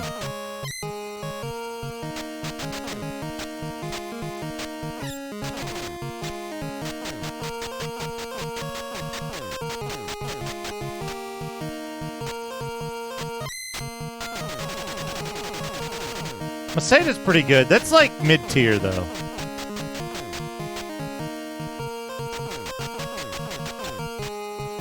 Potch. Oh, yeah, Gilders. Gilders is real currency, though. Warriors. Gilders is real currency. Okay. I want to not. Gonna go left here.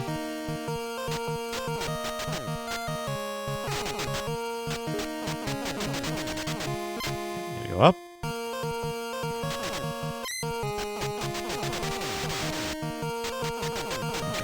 Okay. Then go in here. Bombs?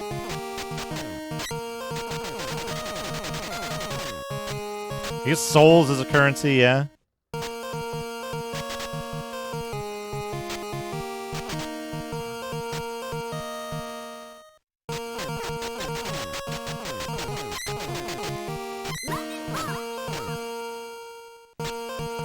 Nuyen. Shadowrun. Nuyen is good. Give it 100 Nuyen. Ultimo. What did Arcania use?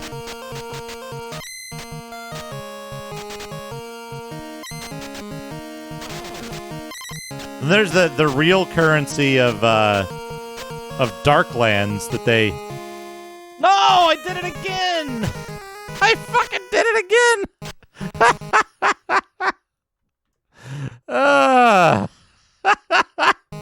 I'm like, all right, don't go up to the wall. Don't go walk up to the wall so that you get... Fuck. So that you get into the fucking...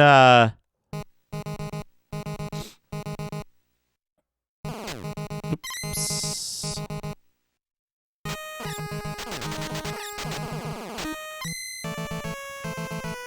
Need more...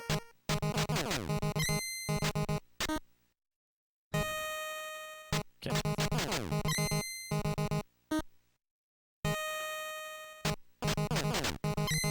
I'm not surprised that one of the devs who worked on Tower of Druaga worked on this. Not at all.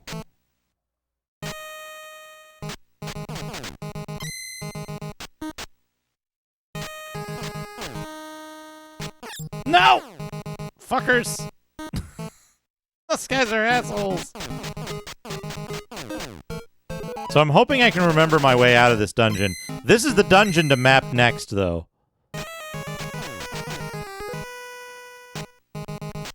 If we have to map a dungeon. Right? I think I'm on my way...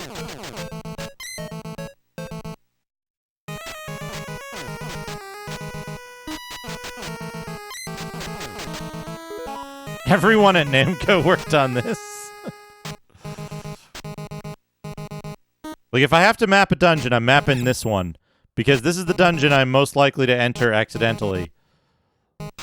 Now! Okay.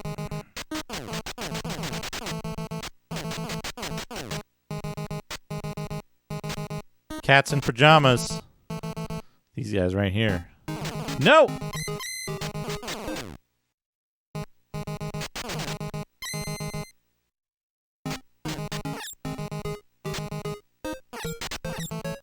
These fires are fucking dangerous.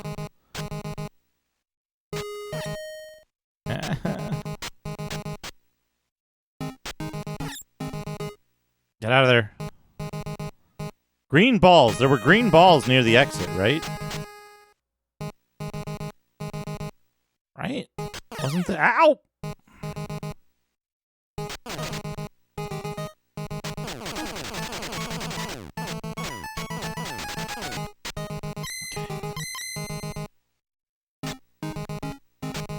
You don't always have to take damage, though.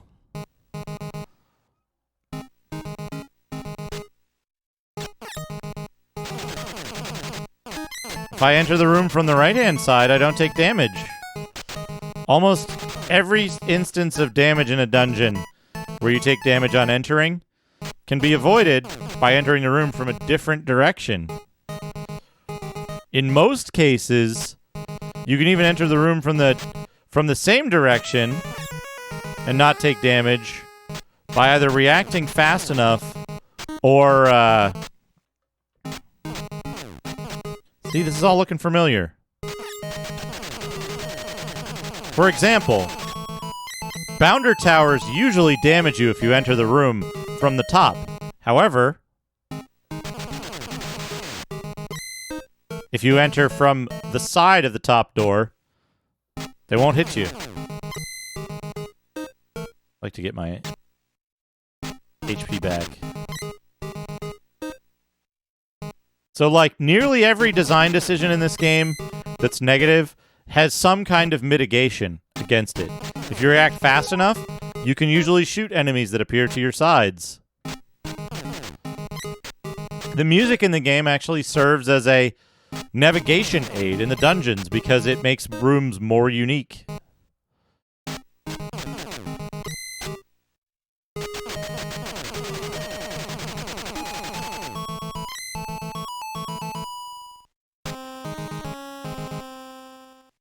4 rooms, 4 different musics. Shit.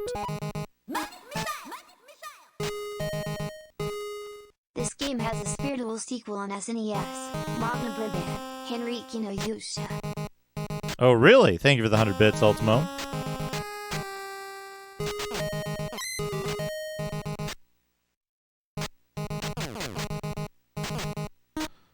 How is it a spiritual successor? In what ways?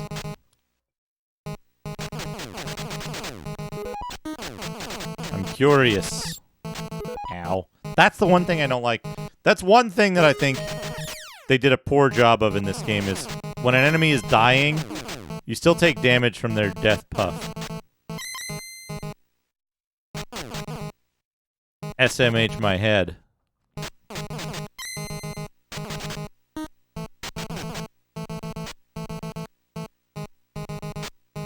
Oh, it's just like...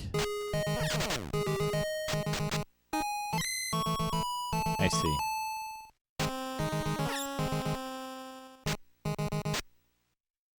Prince Meyer is allergic to slime.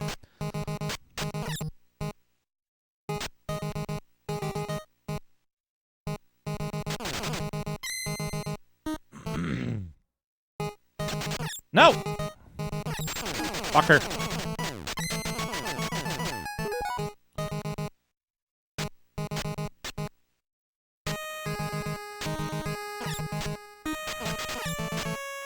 You know, wandering around a 200-room dungeon without a map is probably not the best idea.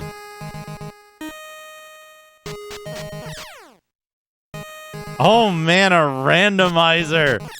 Yes! Chubo, that's an incredible idea. Somebody get on it. Okay, that was the wrong place to enter that room.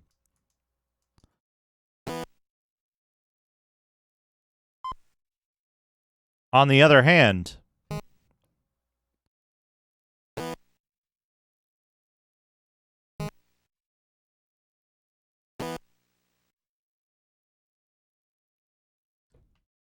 Oh man, and imagine putting... Fuck.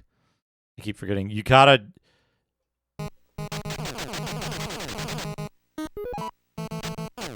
Imagine putting all of the necessary items in the randomizer so that they could appear in any of the shops. So you have to search all of the shops in all of the dungeons, which are also randomized. That was also the wrong place to enter this room.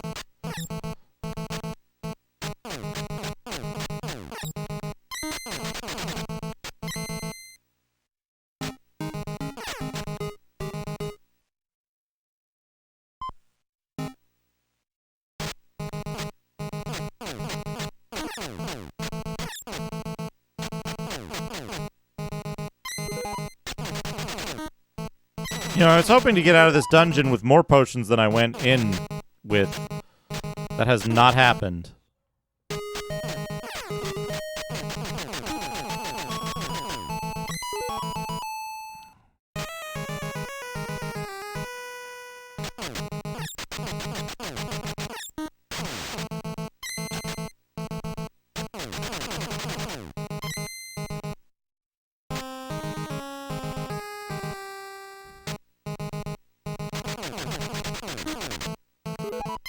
Fuck, I was gonna try to get to the secret room to go to the tower.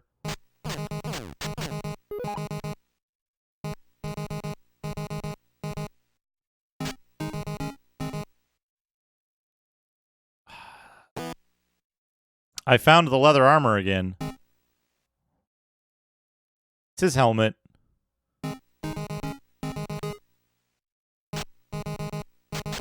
Was this it?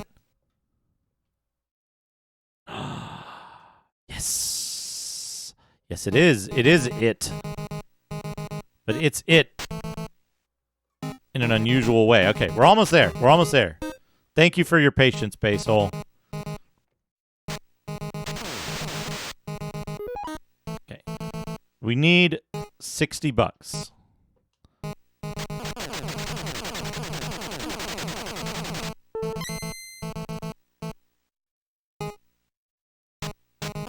It could be both. It could be both. It is at least his occupation. Good.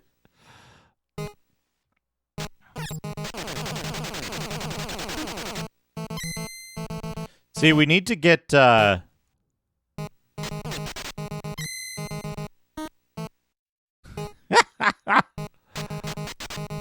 very good game. One that we finished recently. Recently finished good game. She emerged from hiding, and the man called Magnus wasted no time in joining battle.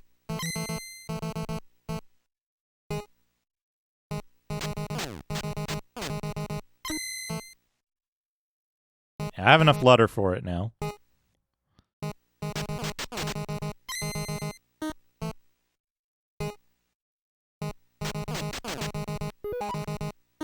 Okay, full health. Prince.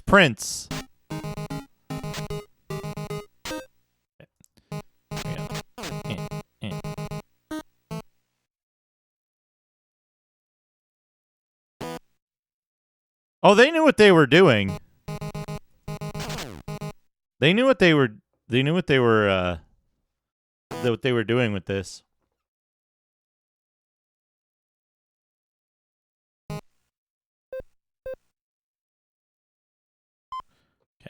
Red crystal. That's how we got out. That's how we got out before.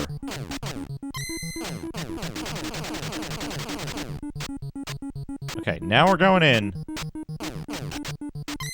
We're going in.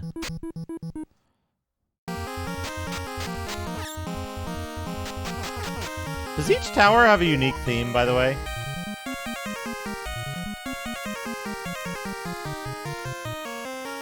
Okay.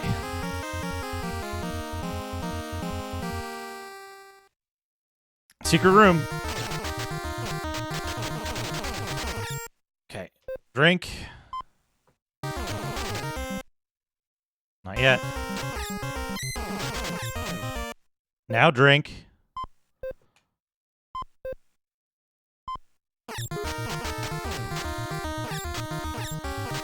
Fuck!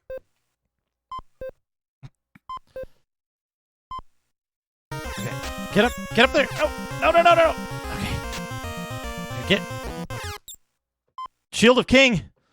Shield of King! Yes! Ha ha!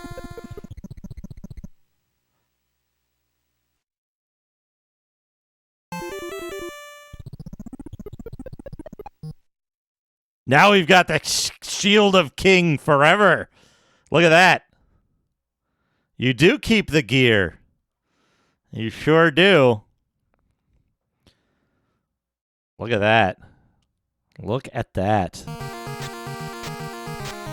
Now we'll take one less damage.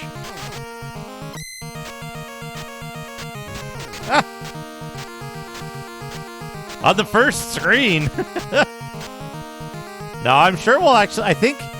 If I had to guess...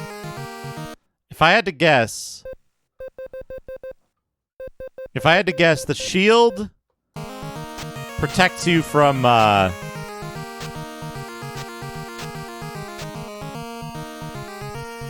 shield protects you from projectile damage, most likely. But no, I don't know how much...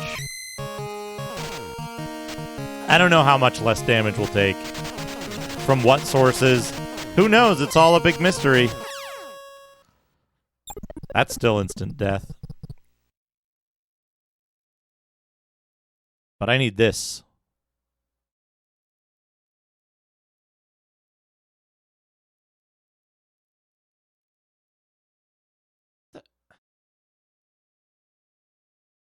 Why is this...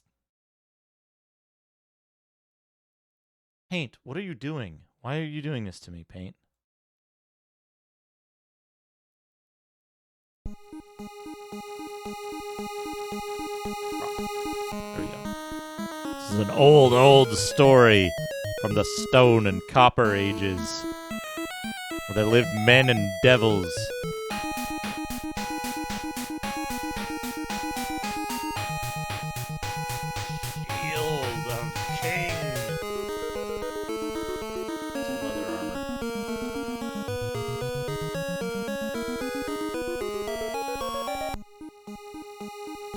This is such a good intro. Yeah.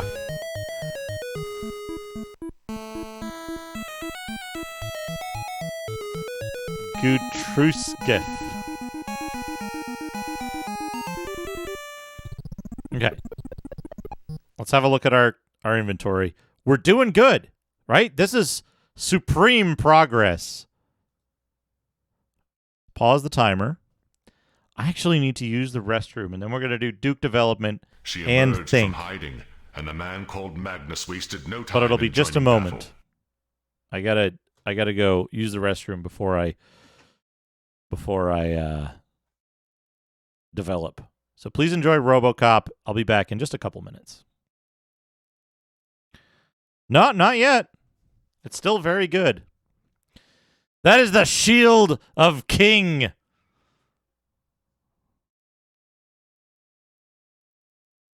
Yeah, we'll get it. We'll find items now that we know how this game flows. But right now, I'm going to take a quick break, and then we're going to do some Duke development. I'll be right back. Fade got close and attacked from the shadows. And he was not dead. Battle ensued. He went there only to find her cold, hard arm to kill him. Korath attacked the assassin. Match objective, magic power. So she attacked to subdue him and descended upon her and sentenced him to death. Ayara attacked Dagon and found the ape making ruin of her home and enraged attacked. Glory and victory! Battle ensued and attacked him. Damn demon fox! Sorry, you can't use me right now. Gosh, I got it first. Enraged, she set upon the ape. Stitch attacked Magnus. Fade cried. Her sob was broken by a demon attacking her, and she attacked. Thanks. Please call again. Hello. How may I help you? When he was attacked by Keela herself, judging him the foul killer of innocence. Although this djinn was different, it attacked. Keela was no errand girl and engaged Korath. And, scared, Mongo attacked her. He attacked. Ayara and Fade sparred to see how their skills compared after so many years. And when she returned, she was enraged and assaulted him. They fought, Nature's guardian versus Nature's destroyer. When he arrived, he was attacked outright. Excellent swordsmanship. He casually approached the beast and attacked. Pound benefited from the dollar's weakness and rose to the giddy height of $1.90.42. Somebody hit the highest jackpot. for 4 years before dropping back. Whomever Welcome back, survives everyone. Shall be declared free of charges in Argos. Although this djinn was different, it attacked. When he arrived, he was attacked outright. Welcome so she back. attacked to subdue him, where she scowled at him and attacked on sight. Fade attacked Keela from the darkness, and Keela attacked him to subdue Basil, him. thank you for Kuturu, redeeming the Duke sleeping development, and thank you so much She attacked the ruler of her for your opposing patience. kingdom. Korath, exposed Waiting for his it deceit, till I became got the angered Shield and of attacked King. Keela without pause. 21 held no mercy for him and attacked, letting out a grunt and raised his mighty blade. So, And they fought. Nature's what we need to guardian do here- versus Nature's destroyer. And they fought. And so they fought. When he arrived, he was attacked gotta open outright. this. Korath came to him within Aquila to kill him. They joined battle. It is the Bane Blade! Fade answered with assault. We need to Another draw more assassin. doors. He attacked. Fade saw Keela and attacked without pause. Jin, angered, struck Magnus, and they fought, where the assassin Fade ambushed him, and found the ape making ruin of her home, and enraged, attacked. And they waged battle. They fought. As she neared the man, she attacked. Fade answered with assault. This has become a terrible world to live in, but business is business. Pound benefited from the dollar's weakness and rose to the giddy height of $1.90.42. That's the highest for 4 years before dropping back. And they joined battle. Too high? Ayara attacked Dagon. Fade answered with correct. assault. He encountered the How assassin wide should this Fade, door who be? attacked the intruding 21. I can save the game here. She emerged from hiding, I think and the it man should be. called Magnus wasted no time in joining battle. To glory and victory! She said that it was time to die and suffer eternally. He attacked the demon. I don't want trouble! and Barbaria About would that fall wide. as its last hero failed. Jin attacked.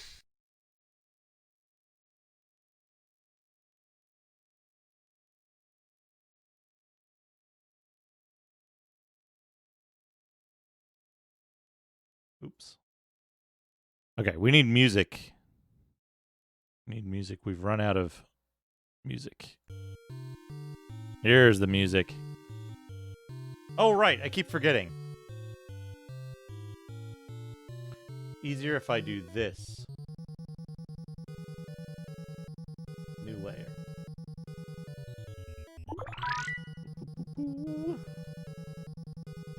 Oh. There we go.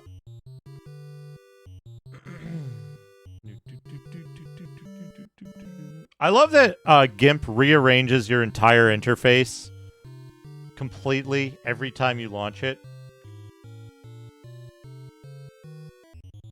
That's not what I want.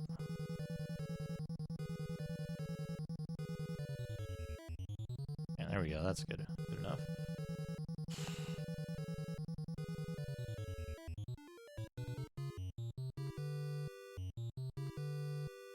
That's too much in the middle. Side. There we go.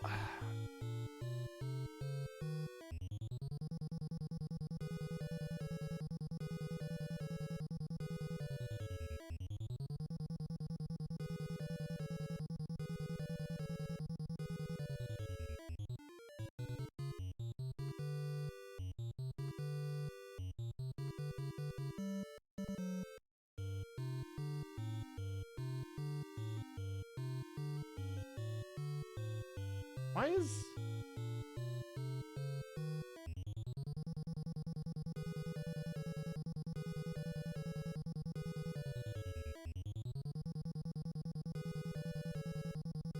Ah, there we go.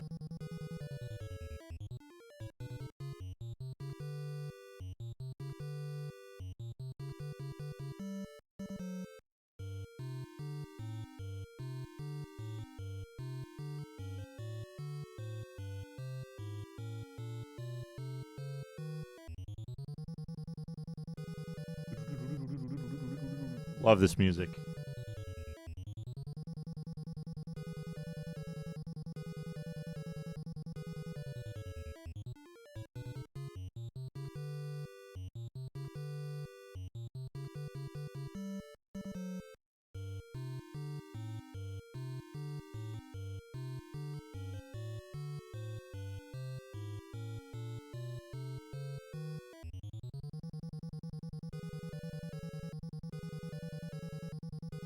There we go.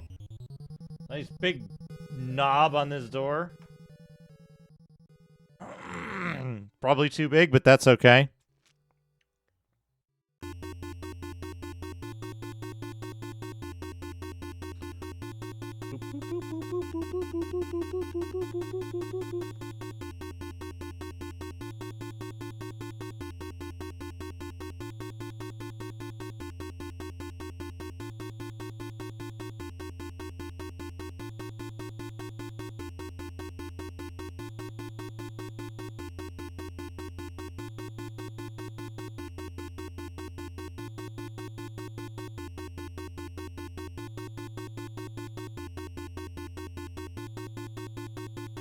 No.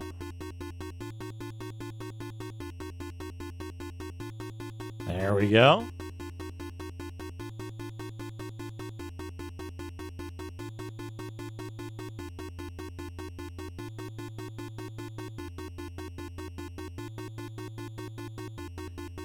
Now we need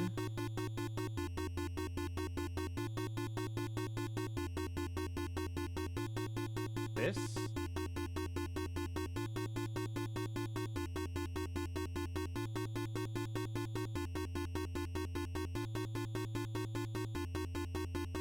Put that in there.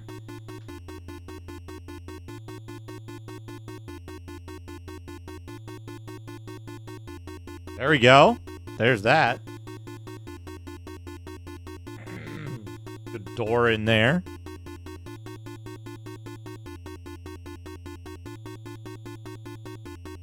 need to output this.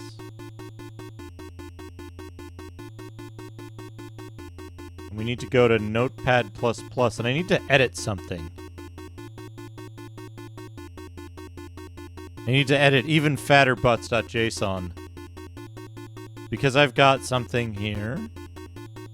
I need to figure out where can I put a door that I'll be able to see it from every distance and angle. I don't think I have anything like that.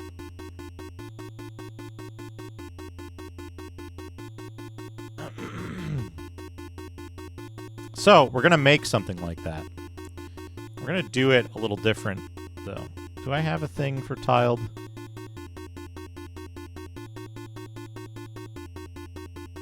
This, maybe?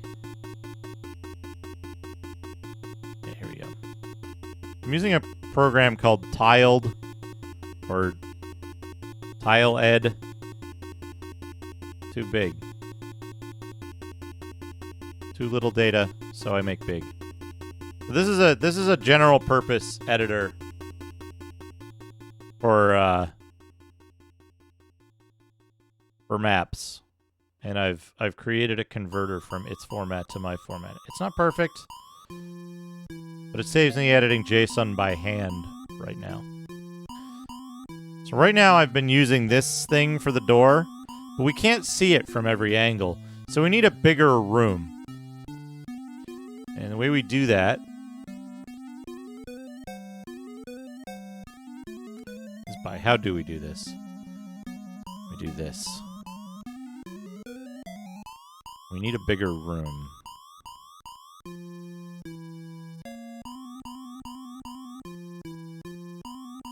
Yes. Yes, that'll work.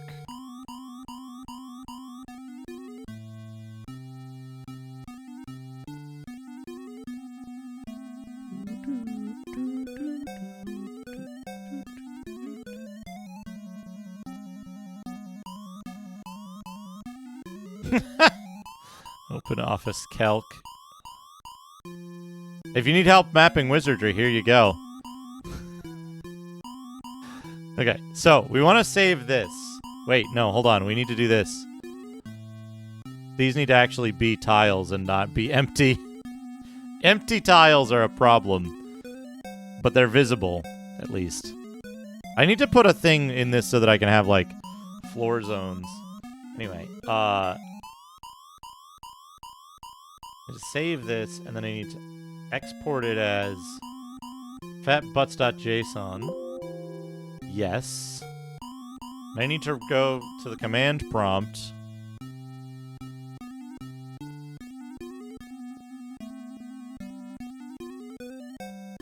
My desktop, and I need to run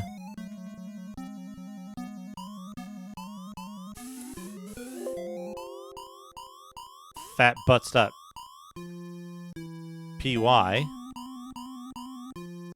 And then I need to go to my desktop.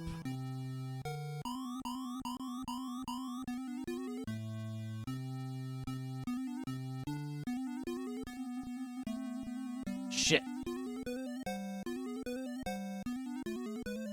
Yes. This.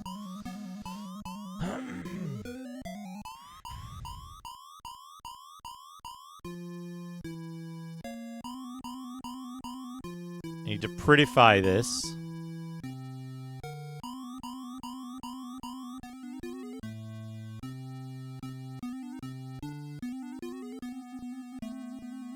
Fix this. Okay. Now I need to find this particular tile that I want to turn into a door tile, which is at 0, 1, 2. Whoa. It's kind of a pain in the ass.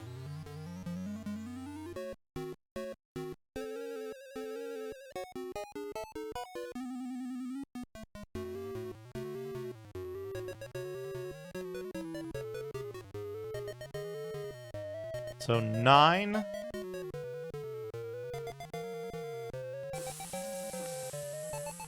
Four. X9, Y4.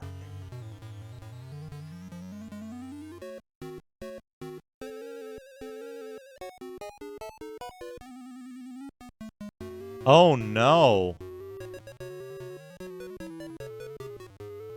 Oh no, tiled fucking sucks.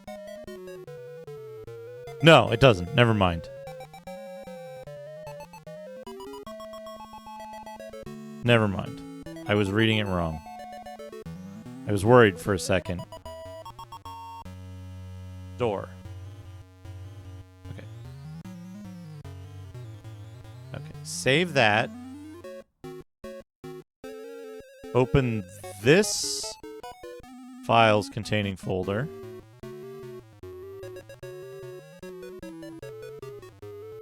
And this files containing folder.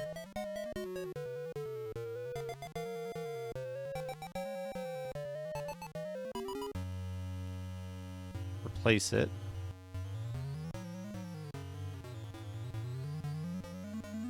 Okay. Don't need that command prompt window. Don't need tiled. Do need maze game. Diagonal movement, yeah.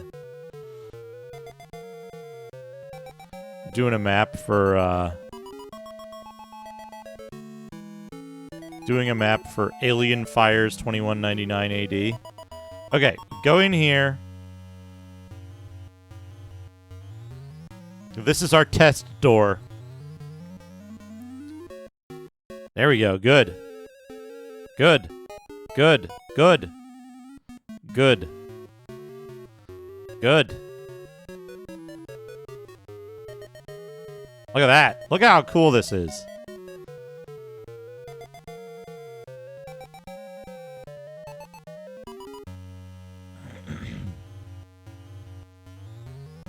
Anyway, there we go. The door doesn't go anywhere. It's a solid wall. It's a fake... It's a fake door.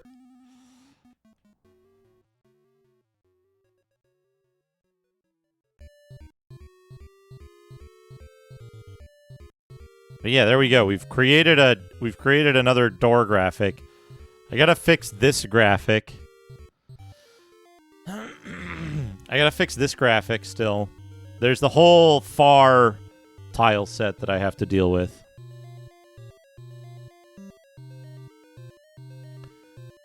Okay, so there's that. We can start working on the far tile set, I suppose. We don't need tiled anymore. We do need this. We need this. This. There we go. Get rid of these.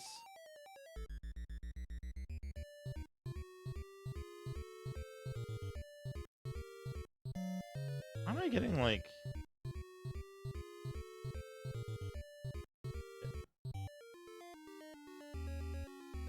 Okay, so we need to fix these, right? And we need to fix these. We've got all the ones visible now that we need. We should see the whole door on this tile. So, single pixel, single pixel. We need the brown from the door. Brown.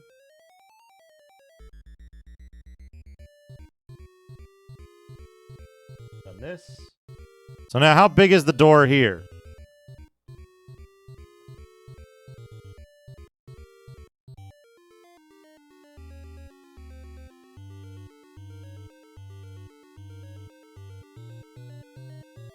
This seems good.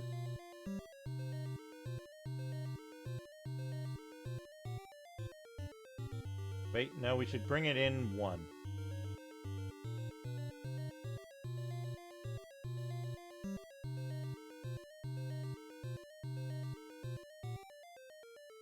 Yeah, okay. That'll work.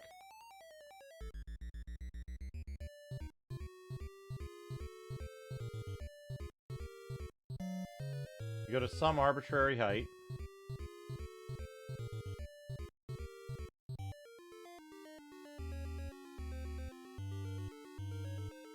Does that look like the correct size for a door? Kinda does. Yeah, it seems like it'll be fine.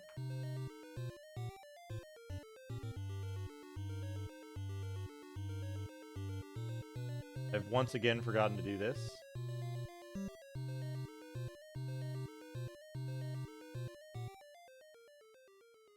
There we go. Now we're going to go back here. We're going to change this to bristles 3. Not there. Here.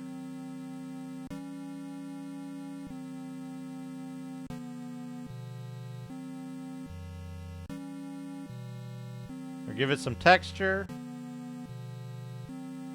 Back to here to pixel brush. We need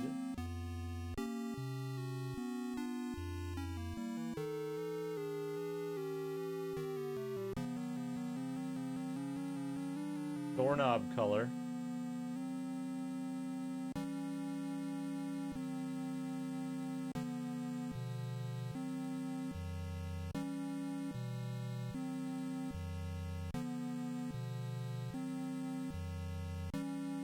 We gotta change where the knob is. War Machine 84, thank you for the follow. What could they want from me?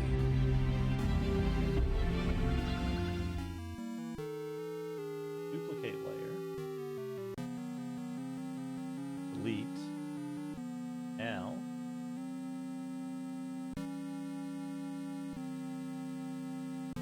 My God, that's fantastic.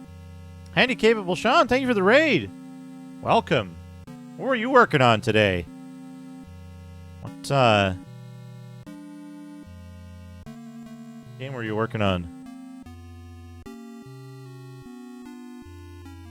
Do this. Then we do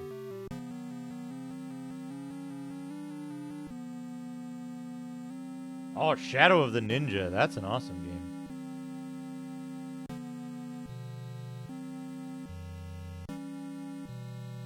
That's the one with the like gigantic bosses, right? Like tiny.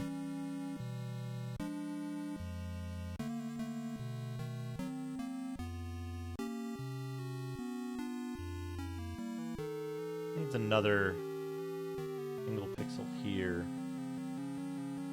Yeah. Done it again. They keep doing this.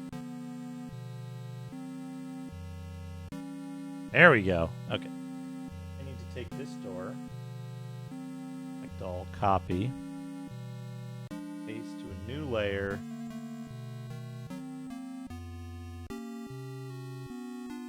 Flip horizontally. And move the layer.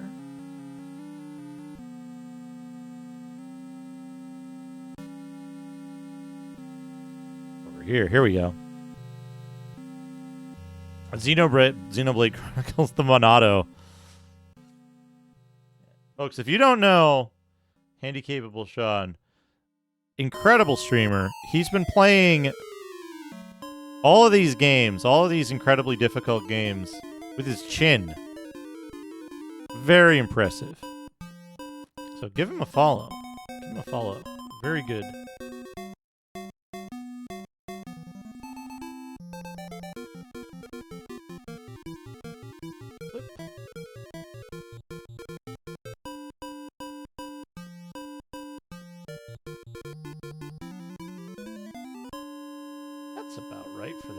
Door handle. I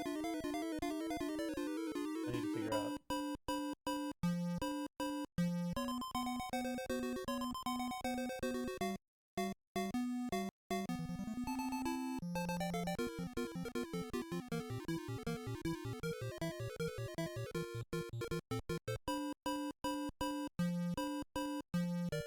Down. Okay. Doing a little bit of developing time. Viewer request here. Working on my own game this time. I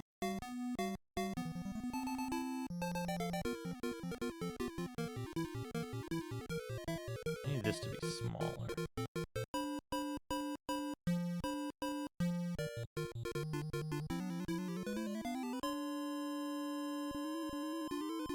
Adding in some door graphics.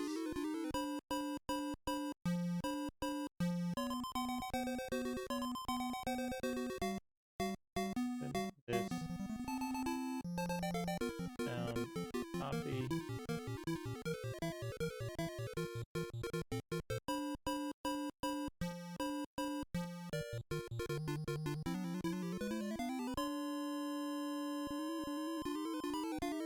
There we go. I have rewritten it actually twice. We can have a look at the code itself. Right now I'm working in GIMP, the image editor. But I have been working in C++ using the Allegro library. And so far, just to walk around the dungeon, we've got 700-800 lines of code. And this is what the game looks like at the moment. You can walk around in the dungeon. Many of the tiles, the graphics aren't finished. The floor tiles specifically. Here's the doors we're working on replacing. And here's the doors that I have already replaced. These are the better looking doors.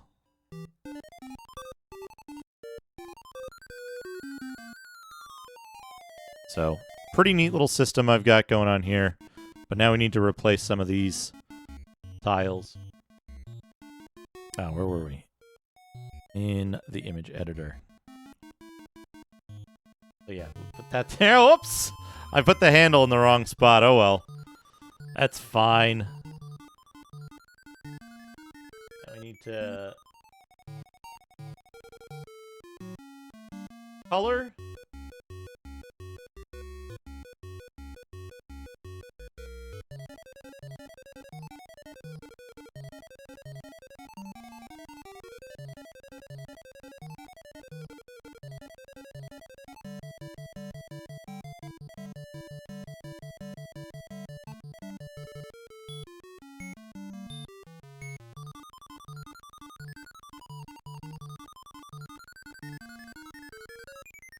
Color that, merge it down.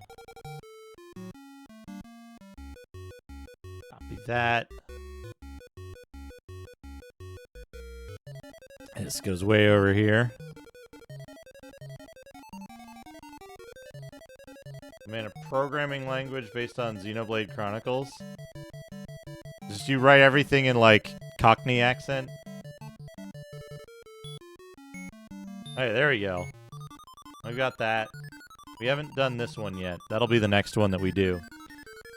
Let's overwrite door.png and pull the game out and see if it looks correct. I mean, as correct as it should.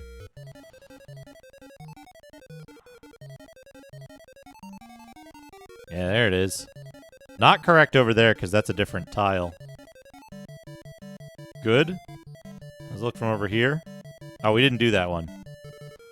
Let's look from over here. Yeah, good. Don't worry about the handle moving around. It's a magic door. All right. Good. We got that. That's a good development time. Let me make sure to save this stuff. This one is exported. We don't need to save that. This one we do need to save, which we've done. There we go. Also had a request to think from a Canuck named Tex. Tex, you still want to do your think redeem right now? You're still here?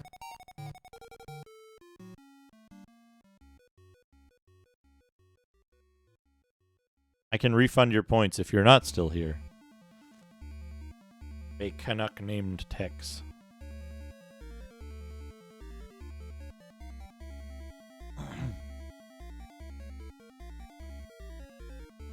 And if not, we can get back to the game. Hello, Tex. Do you want to do your thinking time right now? Still? Because we can do it. Sorry for the delay. I had that development stacked up for a while because I had to go get the Shield of King from the dungeon. But yeah, let's do thinking time. Oops, not that. This.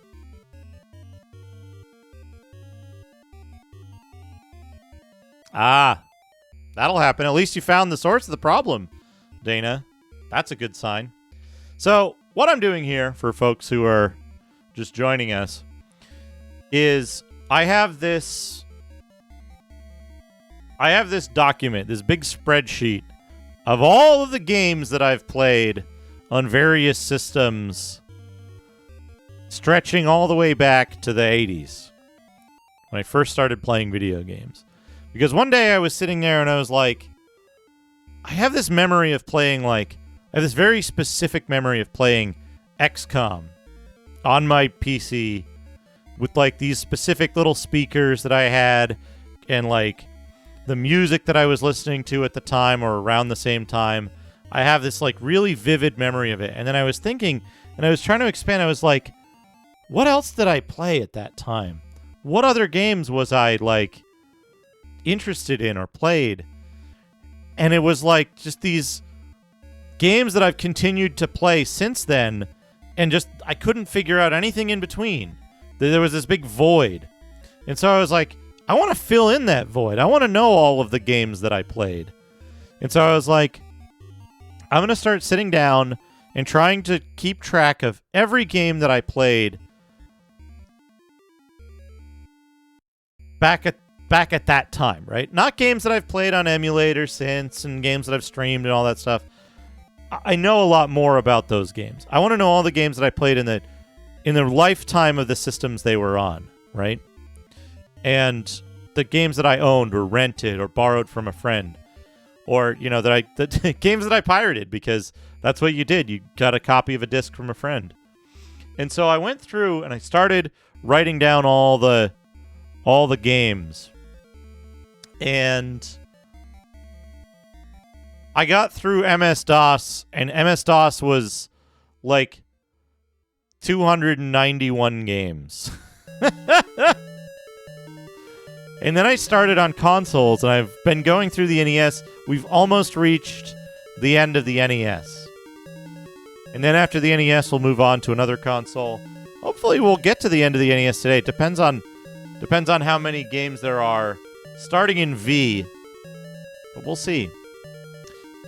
But a lot of these games I didn't play, right? A lot of them I saw in magazines and stuff like that. And I want to look at it and figure out which are which. So let's see here. Yeah, it's tough. It's tough, right?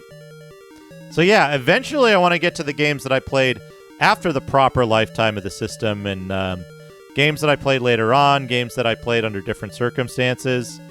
You know, I think it'll be interesting. So let's see here. Vegas Dream, I'm not sure if I played. Vice Project Doom, I'm not sure if I played. I'm opening tabs with those games so we can look at them and I can see if they spark a memory. I didn't play any of the VS games. Vulcan Venture, man, that sounds cool. Didn't play Wacky Races. Wagon Land, I think, is something else somewhere, right? YY World. Wall Street Kid, I might have played. Wally Bear and the No Gang, I didn't play. Wario's Woods, Warpman, Wayne Gretzky Hockey, Wayne's World, no. WCW Championship Wrestling, I might have played. Werewolf the Last Warrior. Is Wagon Land related to, or no, I guess it's a Sun game, right? Anyway, where are we? Wheel of Fortune, I don't think I played any of those. Featuring Vanna White. Family Edition. Junior Edition. Also known as Oregon Trail. Where's Waldo? Where in Time? Who Framed Roger Rabbit I played. Wampum is the game that I'm thinking of. That had like a different name. Widget I didn't play. Wild Gunman. I think I played the arcade version of Wild Gunman only. Willow I definitely played. I didn't play the Wing of Medulla. Wily and Wright, no Rockboard. That's Paradise. That sounds like a Mega Man spinoff. Win, Lose, or Draw. I actually did play that.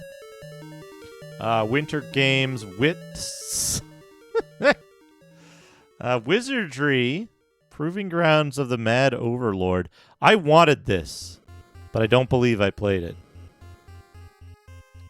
Whoa. Wrath of the Black Manta. I might have played. Wrecking Crew I played. For sure. I didn't play Worm, but that's a good one. Xenophobe I played. Let's see here. WWF WrestleMania I think I played.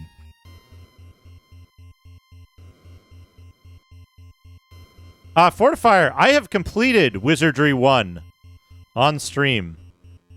I'm pretty sure I highlighted those VODs successfully, too.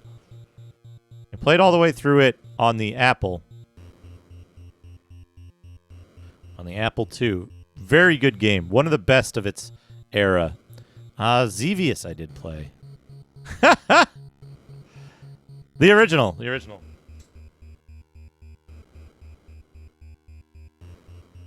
Hopefully I don't unplug anything grabbing this.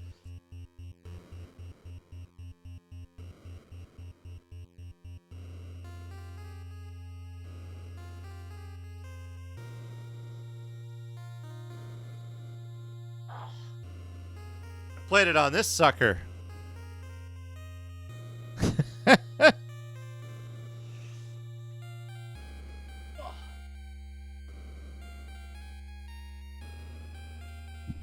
I've actually been meaning to move that. I am interested in some of the later ones, yeah.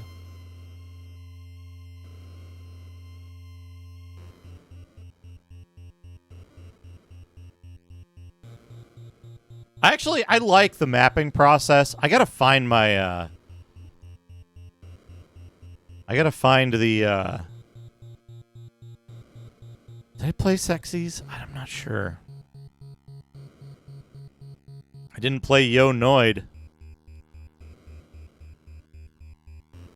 But I did play all the way through.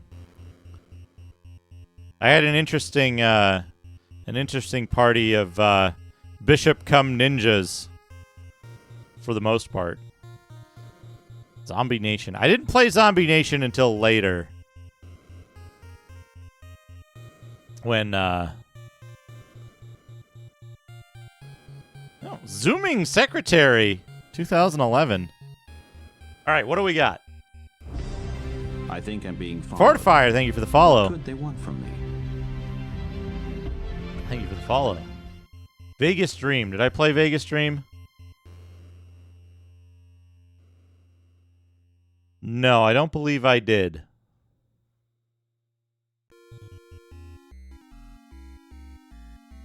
I don't believe I did. Did I play Vice Project Doom?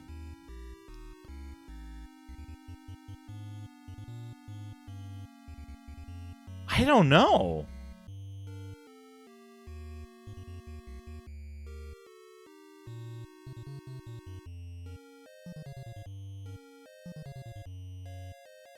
No, I don't think I did. Vindicators, the NES version of Vindicators. Yes, I did play this.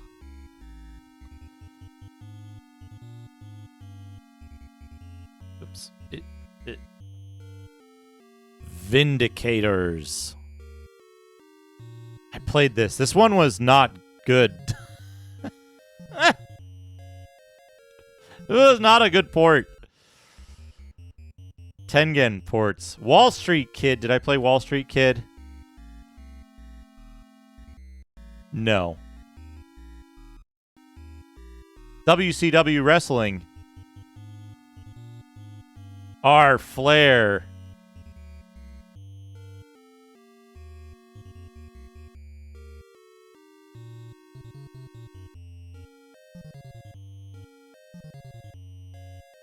Yes.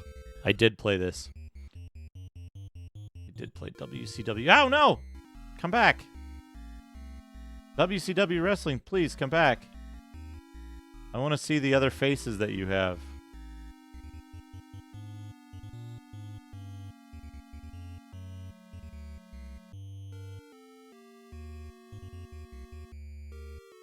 Ricky Steamboat.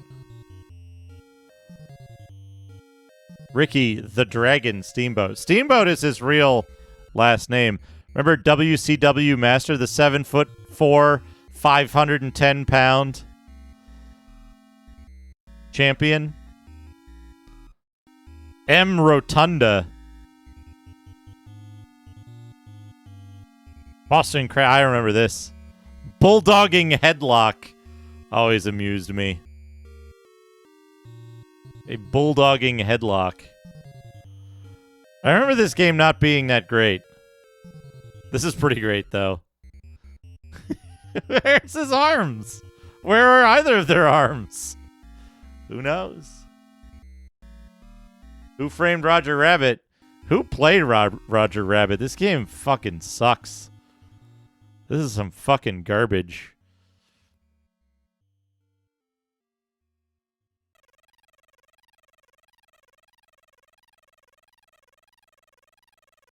Yep, I wrote it down. Yeah, I played it as a kid. I hated it. Wouldn't stop renting it. Wild Gunman. So I'm pretty certain I played the arcade version of this. Right? Let's put that down. Because we're going to have to put arcade in anyway.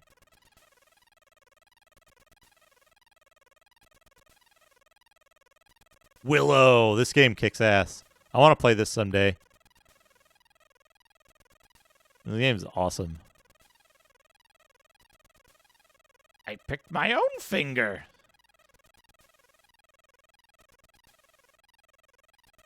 Yeah, I played 2 different Willow games. That was a correct answer. Win, lose, or draw.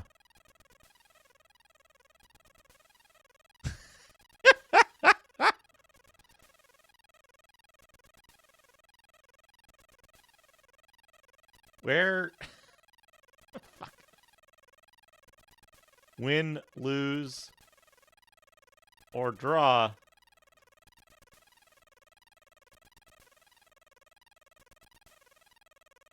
This wizardry. Did I play this wizardry? I don't think I did. Not at the time. I would have remembered battle pictures like that.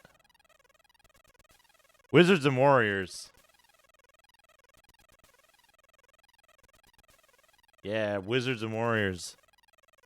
Iron Sword. I played both of those. What a tremendous game this is. Elrond.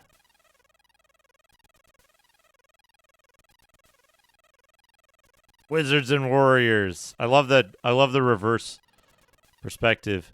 In my opinion, this is the best game that Rare ever made.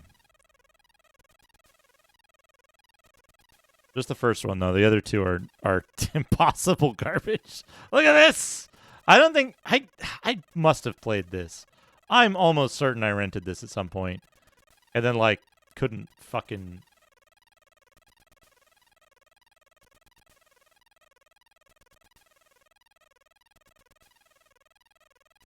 I don't think it was a Play Choice 10 cabinet. I think it was just a Wild Gunman cabinet. It didn't have anything else on it. If I remember correctly. I might not be remembering correctly. Wrecking Crew. This game always intrigued me. I got that written down already.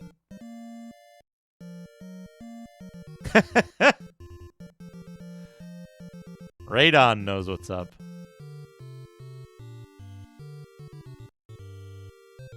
That duck is getting something done to it by... Wrote down Xenophobe already. WWF WrestleMania. Hulk looks worried here. He looks really concerned. Xevious.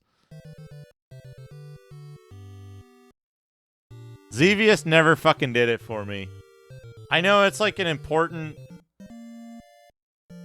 I know it's an important chump, but like, I can't get into it.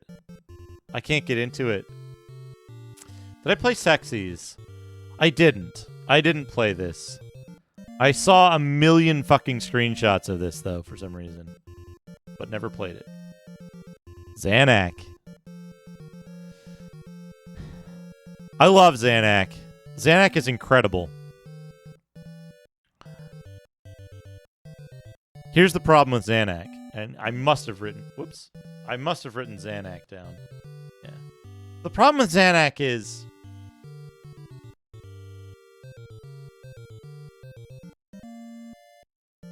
I didn't give Xanac a fair shot when I played it as a kid. I was all ready to hate it because it was published... It was published by FCI. And I had played Super Pitfall. I had played fucking Lunar Pool.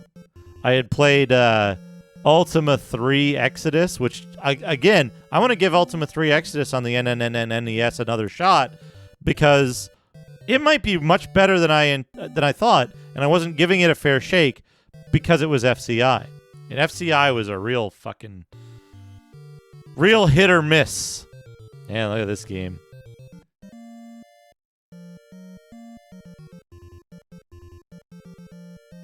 Look at that game. Zelda 2. The Adventure of Link. Incredible game. Good game. Excellent game.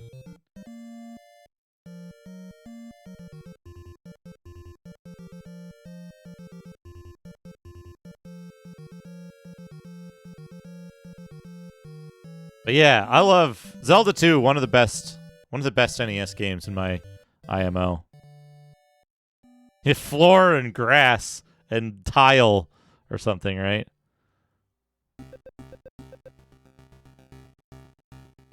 But yeah, there we go. That's all of NES. So next time we do this, it's going to be the SMS, I guess, right?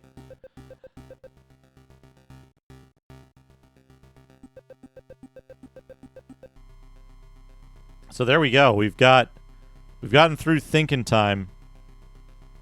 We finished the NES. And hey, I have coffee left. The ALF console. I didn't play ALF at the time. I didn't have ALF. But here we go. Back to the game. The game has been waiting for us.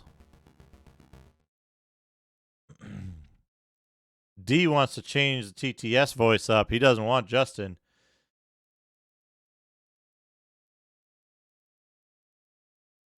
He wants Geraint. Because it Geraint Justin. Thank you, D. Start this time back up. Because we got... Whoa! We got Shield of King. We got that Shield of King.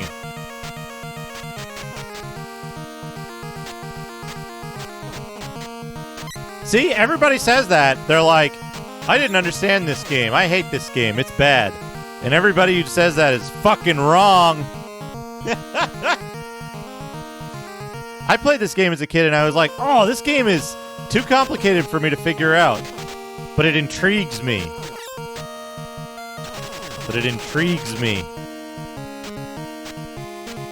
I didn't know that you were supposed to go around. Rusty, thank you for the 23 months. Holy shit. It's really eerie here.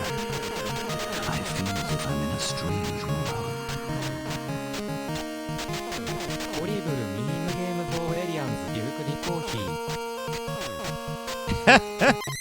An excellent game.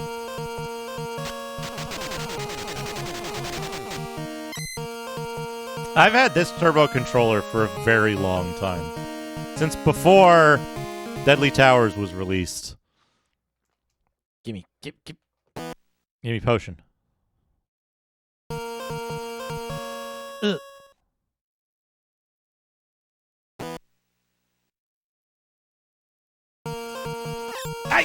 No! Oh, you bastard.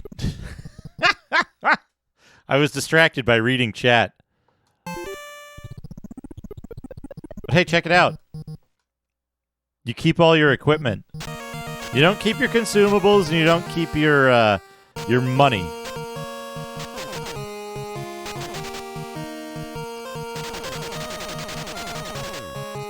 Yeah, the honk is really good. The purchase honk.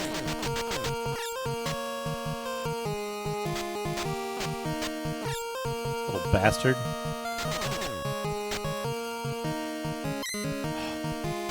Getting greedy. Reaching for the coins on the edge of a cliff.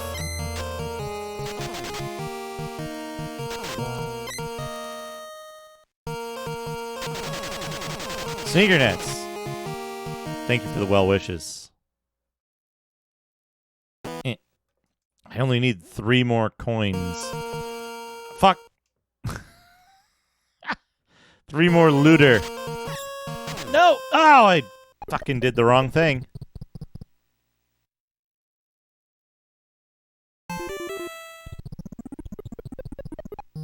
I'm gonna figure this out. I'm not gonna die to the fucking crud outside the merchant this time.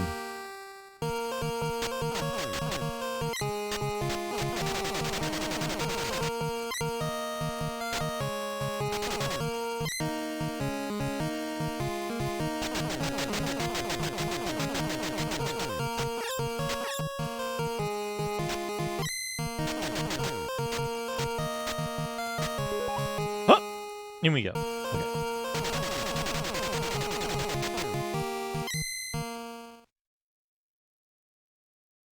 Two healing potions, please.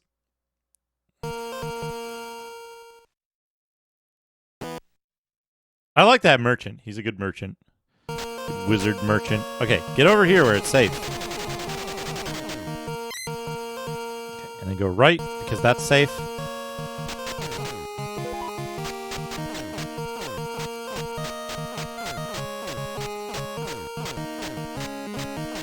Want that $5, but not worth it. Not worth losing your head. That was extremely dangerous what I just did, and I'm surprised I didn't die. Alright, here we go. Here we go. We're gonna go over here. Whoa! We're gonna go in here. Kill these cruds. I want to get max health, and I want to do it in a dungeon that I know I can get out of easily. This dungeon. That! And I'm gonna get almost killed. It's okay, though. It's just a shortcut.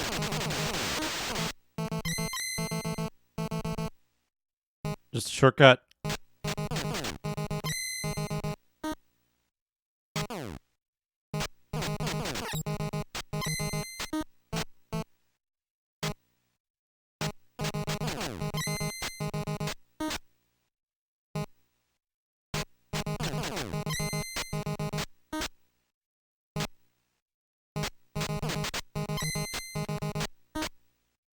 So I spent a bunch of time earlier on this stream mapping this dungeon. There's one other dungeon that I need to map.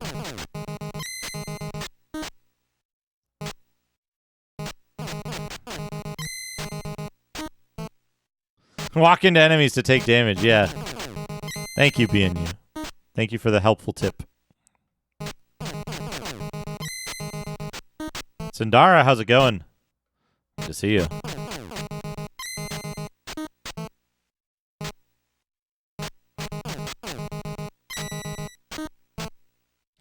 One more.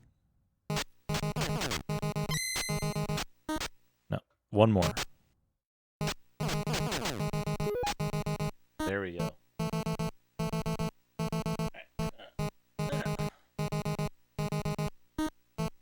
Okay. Down, right, right, up, right.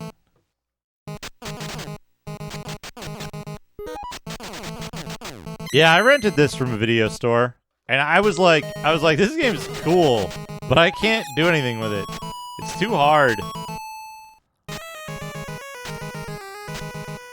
this a shop? No. But there is a shop. There's a shop that's 2 down from here. How much looter do I have? They joined battle.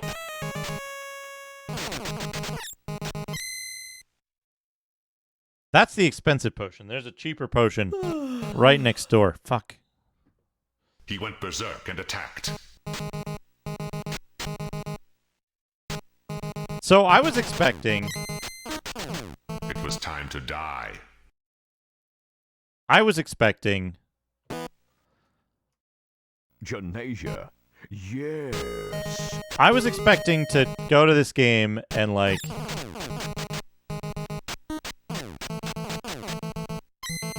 This?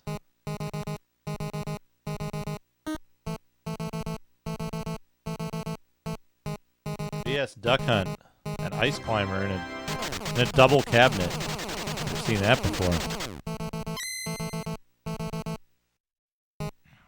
So I was expecting to come back to this and be like, you know what, this game, you know, it's okay. Everybody says it's the worst game ever made, blah, blah, blah. And like, oh, you know, it's not so bad. But then I started digging into it and like what makes it tick and how it's set up and what it's you know, what it's really like in terms of game design, and it's actually really good. Hey, no problem. I understand how busy moves can be. I've been good. Korath laughed and attacked him. Up one more.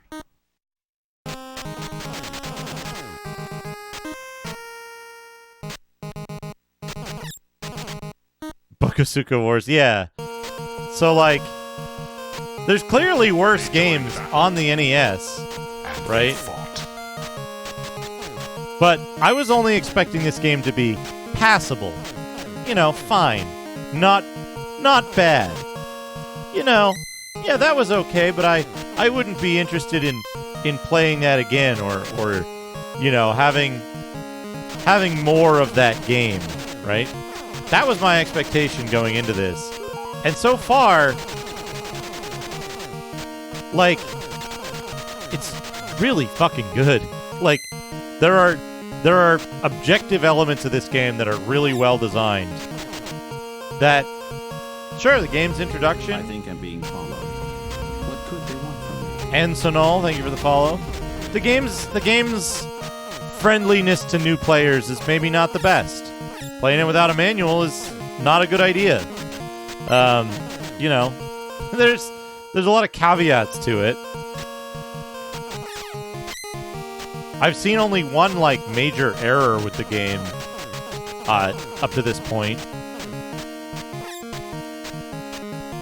Which, you know, it makes the game easier to play in one sitting, but I don't think it has a big effect long term.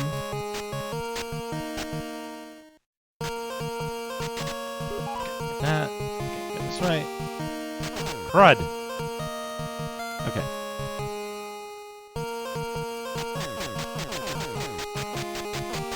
Which is that it appears that your password... She found Stitch, but he attacked her.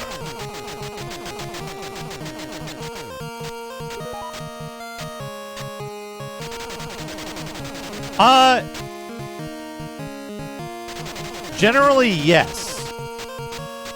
Right? If a game requires a guide, then yes. Its design has suffered as a result of requiring you to use explicitly external information. However, if a game plays well when you have just the manual of the game, then I wouldn't consider that a flaw in design. Don't go in...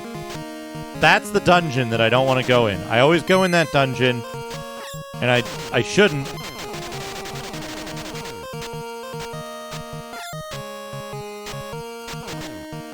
The worst password system is Seal of the Dark Lord. Miracle Warriors. Okay, what's up here? What if we go in here? What's in here? A different tower. Okay. Each tower has its own theme.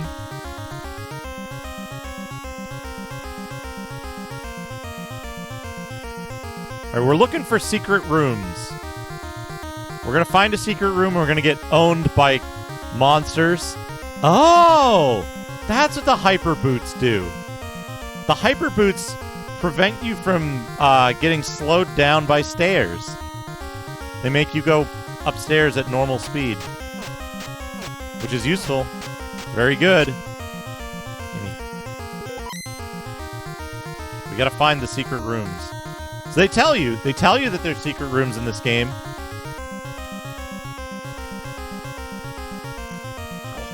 Heart up.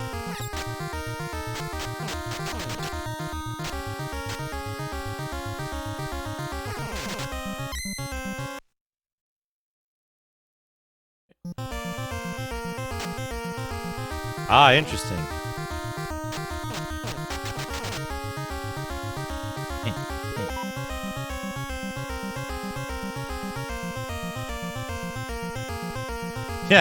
Yeah, me too.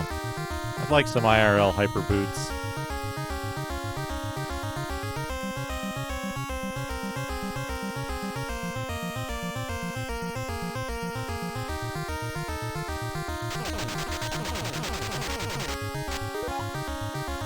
We want to know all the secret rooms.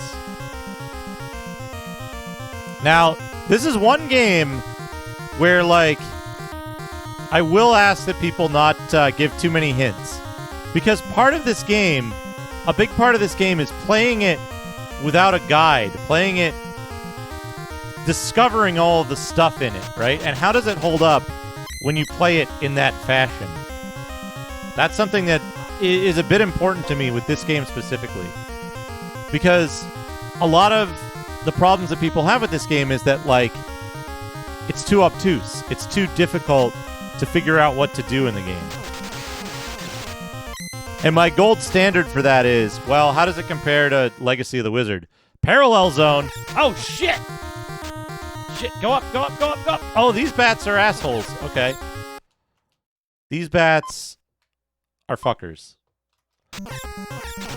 They warned me about the parallel zone in the manual. They warned me it was dangerous. Got him? And one more. Got him. Okay. We're in the parallel zone now.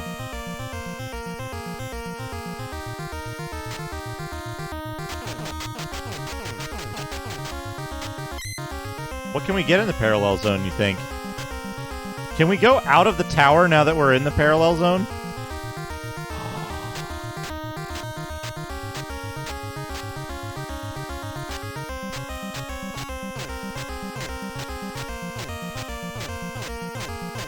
Chalkboard.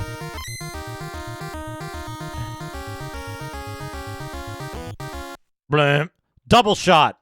Yes. Yes.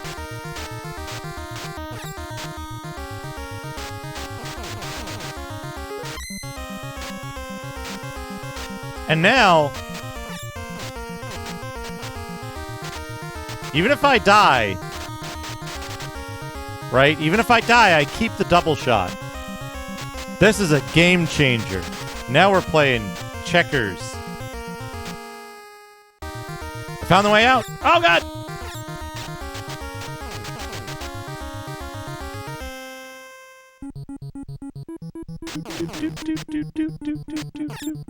Uh-oh. Uh-oh, you can't shoot on the ladder.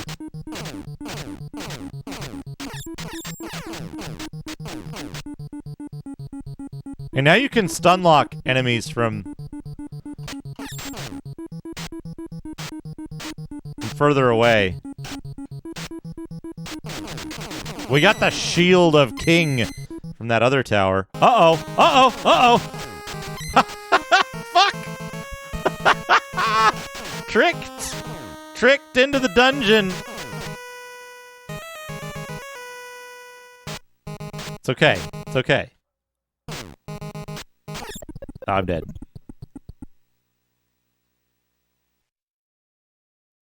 Oh, look at how my password has changed. Good. Good. All right. Let me throw this up real quick. Prop. Double shot and the Shield of King. Yes. Also, by the way, I love this intro. This is an old story from the Stone and Copper Ages when there lived men and devils. The fucking fantasy lords over at Irem.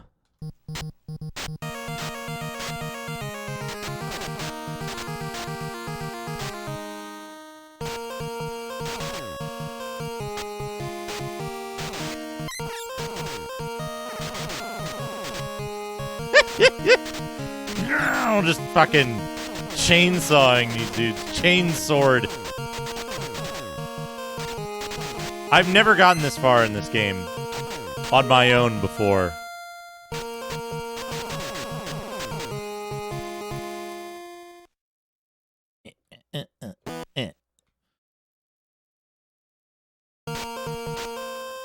Whoop. Hello, it's me again.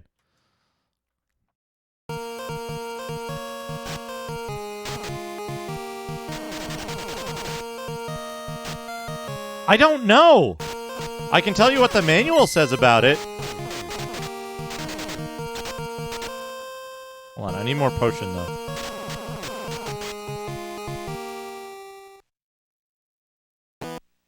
The manual says... Bring up the manual. The manual says... Also, thank you to Tobor Prime for this wonderful scan. This is a very useful magical torch. Using this torch in a dungeon will help you find the exit. I don't know what that means. Using the torch in a dungeon doesn't seem to do much of anything. But I also haven't, like, used it in an exit room. It's consumed on use.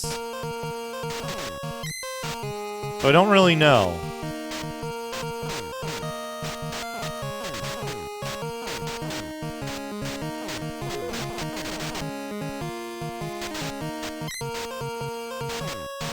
I love the music in this game, too.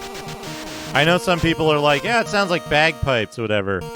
I like it. I like the dungeon music. This game isn't that hard. It's quite forgiving.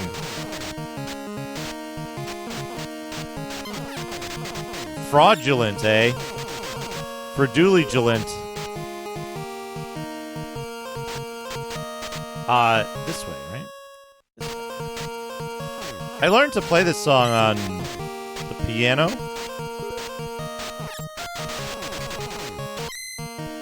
Isn't Golgo 13? Because there are simple tunes.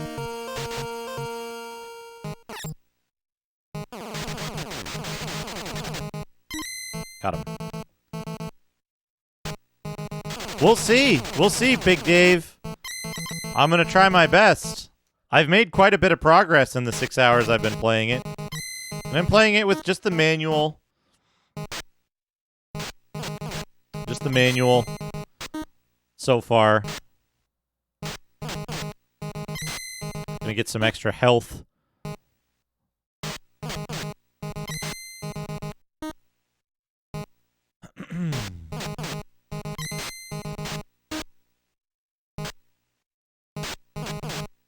There's certainly more difficult and more frustrating games on the NES.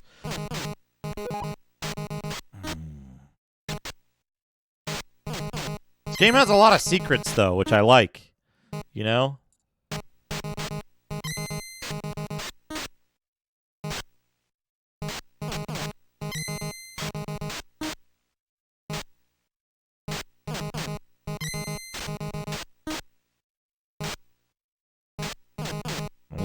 Show off the progress we've made. So we have a helmet, the Shield of King, leather armor, a regular sword, double shot, the gauntlet, which allows our swords to go a little bit faster, and hyper boots, which let us walk fast in the diagonals, I guess.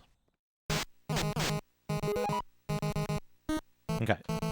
Full health, 160 letter. Now we want to go down from here.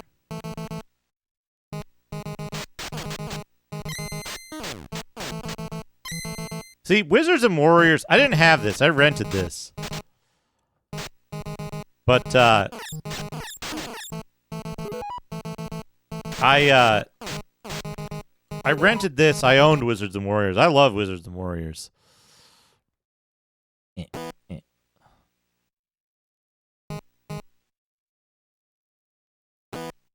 Grab a couple more potions. Potions are super important in this game. Okay, we can go right.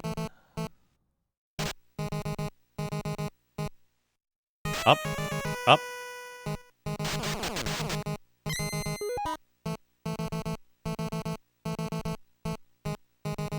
Up.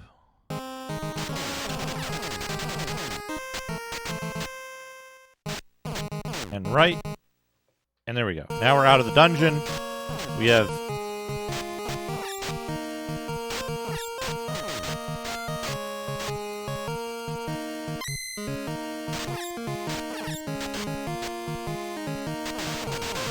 We have many red potions.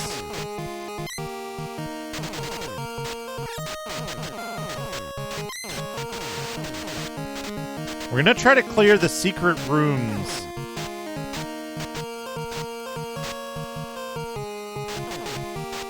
Only curse once every 30 seconds. Okay. Gotcha. Wow.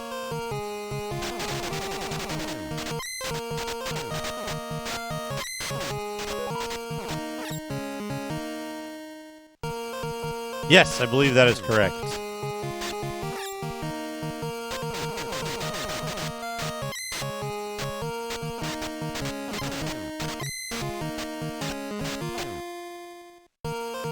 Up here. Once in 37 seconds. Good lord.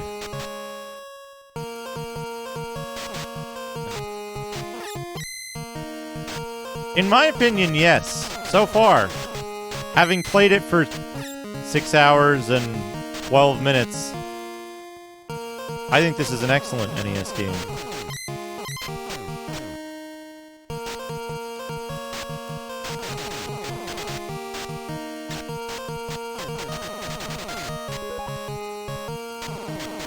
It's funny, too. It's funny because, like, most of the folks that had, like, not heard of this game or didn't know its meme reputation are like, yeah, this game looks pretty good. This looks like a pretty good NES game. It looks fun. And,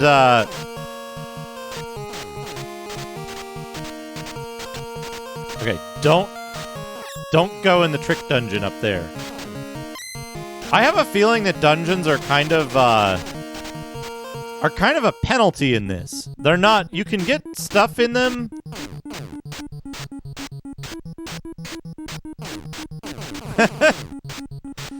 You can get stuff in the dungeons, but I don't think they're meant to be like. You're not meant to go in the dungeons on purpose. Is the idea that I'm getting here. The secret rooms, on the other hand,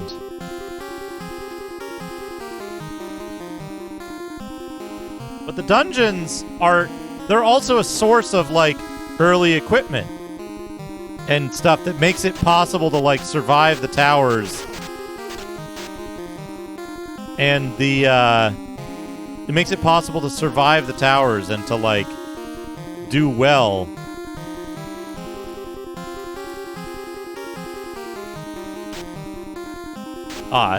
It's like an early game thing, and then you don't really want to go in the dungeon later, you know? Whoa! Oh, Gelton Z, you seem to be pretty knowledgeable. I want to confirm one thing with you. There is one thing I want spoiled.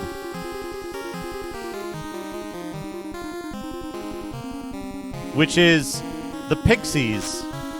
I seem to remember that there's something bad about fighting the Pixies, but I can't remember what it is or if that's real or just me, like, making something up in my head. Is there a penalty for fighting or killing Pixies?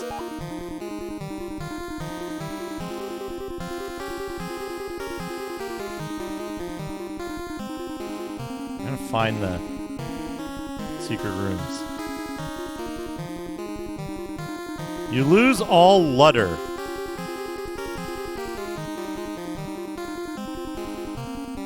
I mean, it depends on the secret. Usually it's fine.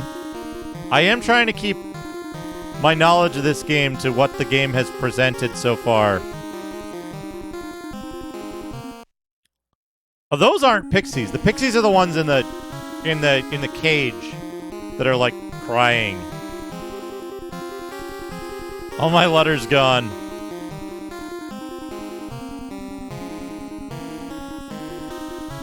There's like one up from the oh shit! That's a ghost. That's a ghost, my friends. Oh shit, bells. Yeah, there's a pixie.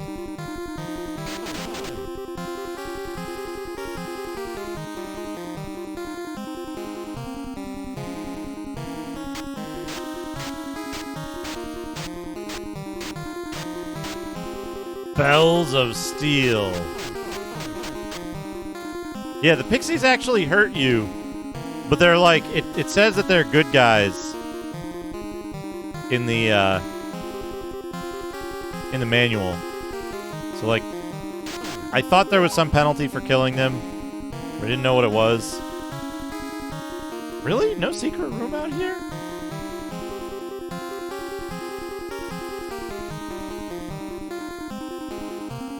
No secret room. No parallel world.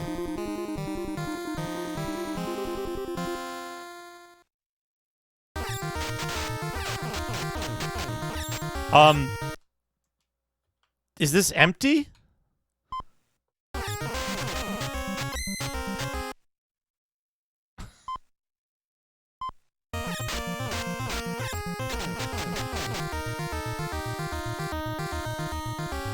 Is this empty, or is this a fucking trick to get to another hidden zone?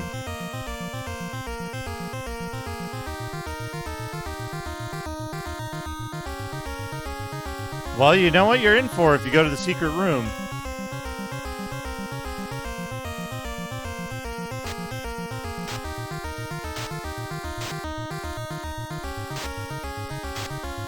In this secret room, the most secret room that we found so far is a fucking trick. It's a trick and there's nothing in it. Hell yeah. Oh, this music is so good.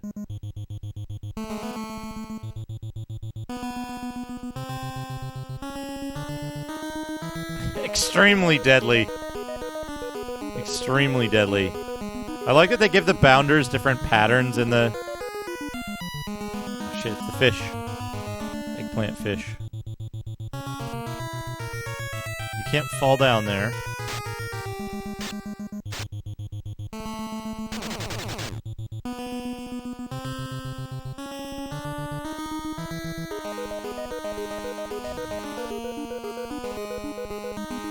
Shit. Fire. Heart! Heart! I want that heart! I want that heart! I want to kill that ghost.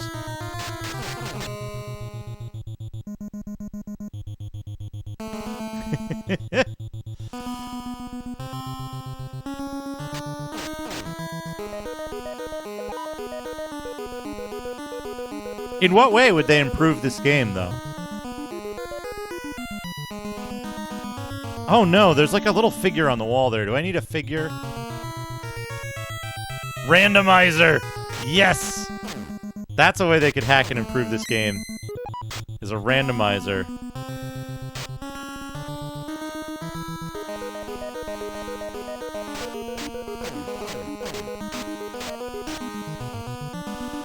Oh, I'm just curious. I'm legitimately curious, like, what improvements? Oh, more equipment and stuff. Okay, like add extra content. I could see that. Well, so here's the thing, right? Not much in this game is random. More things to spend your hard-earned Lutter on. The Deadly Towers U. That would be good. I'd like that.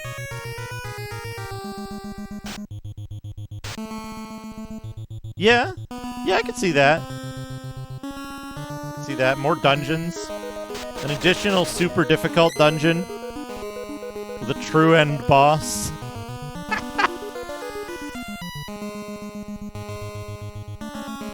New Super Deadly Towers Wii U.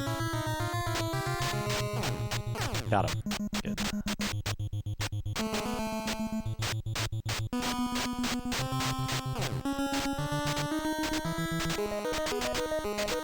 Copy protection.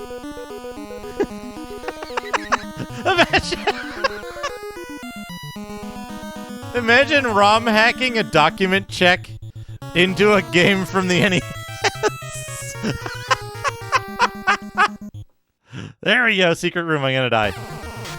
Jesus! Jesus, there was 5 of them! There was 5 of them!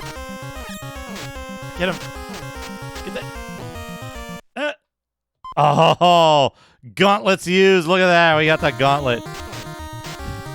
Look at how fast our swords are now, holy shit. Oh no! All the enemies are back!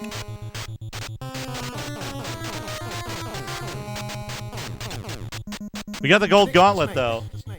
IB, thank you for the 100 bits. Deadly loaded content, deadly loaded content, deadly loaded content, deadly loaded content, deadly loaded content, deadly loaded content. Oh, that click. Deadly loaded content, deadly loaded content, deadly loaded content, deadly loaded content, deadly loaded That's like looter content. deadly loaded content, deadly loaded content, deadly loaded content, deadly loaded content, deadly loaded content, deadly loaded content, deadly loaded content, deadly loaded content, deadly loaded content, deadly loaded content, deadly loaded content, deadly loaded content, deadly loaded content. Oh no. Thank you for the 100 bits, IB. Now remember, if you burn down a tower before you... If you burn down a tower before you find all of the hidden stuff in it, you can't access that stuff because the tower is burned. Boss time. Death Bear's room.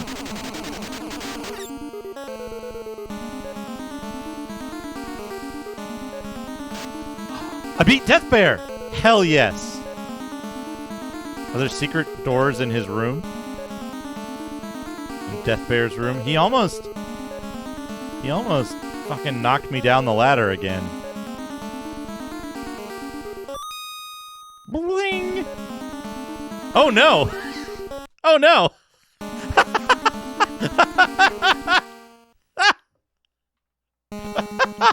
They're not giving you any breaks. No. You think you're getting let out of the tower without a fight? Nope. Good.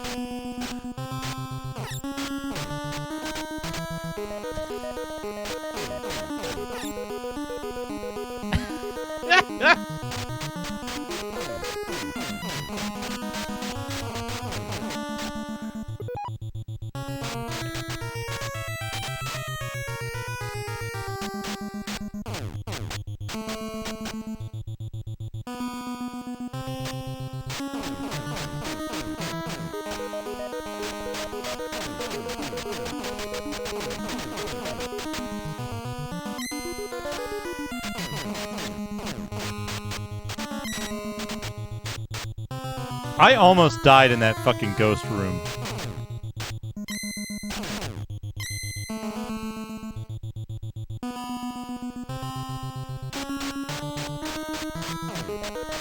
The music in this reminds me a little bit of Dorago's Palace. And something else. Oh, ghost!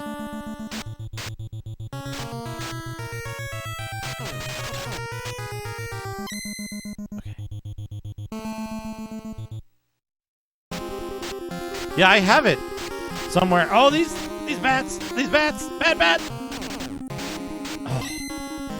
Oh, good lord. Oh no, big ghost. Big ghost, get over here.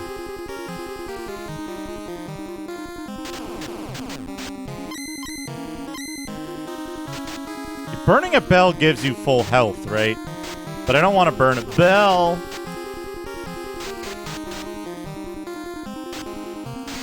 Ah, crud. Woo! Close.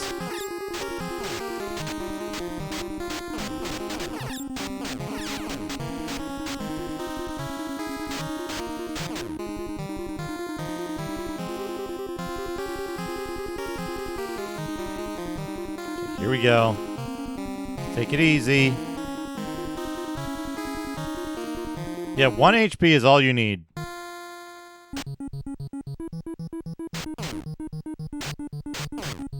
One HP is all you need.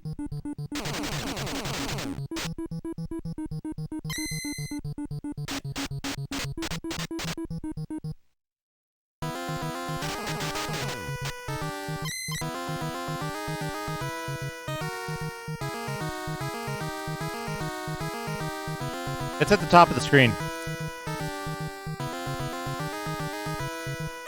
I have 1 HP out of 220 maximum. Uh-oh. Uh-oh.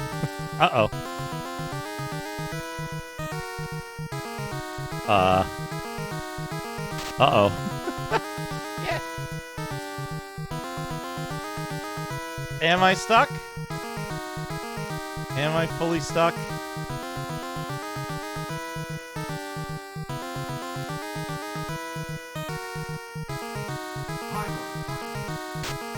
There isn't a way to get out of this. Gorilla, hand grenade. There isn't a way to get out of this without dying. So I gotta go back and get that gauntlet again, huh? Alright, this game has one problem. This game has two problems. Yeah, no. The bell isn't that. Like, Death Bear is... I am not at all concerned about Death Bear. The gauntlet, on the other hand... Oh, look at that! Look at that! The game is perfect.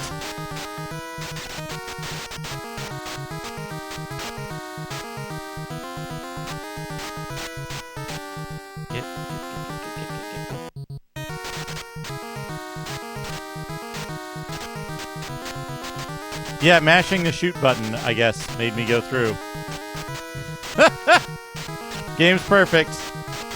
Doesn't even have a soft lock.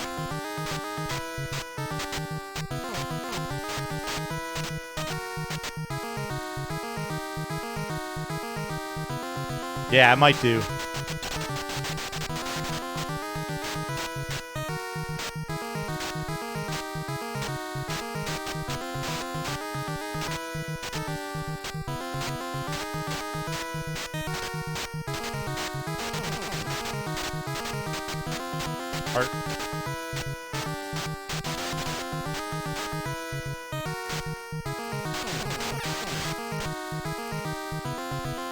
Many daggers.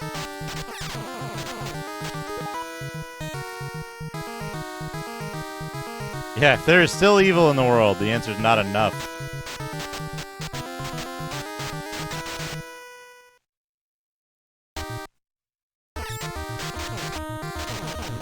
There's nothing in here. Okay.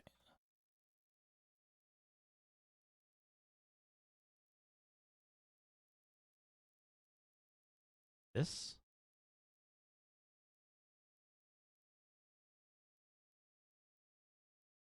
Crop? Save? It certainly was. Death is in there many times. This is, one bell.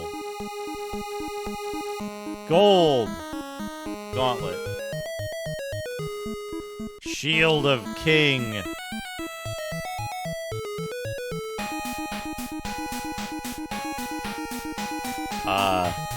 Double shot.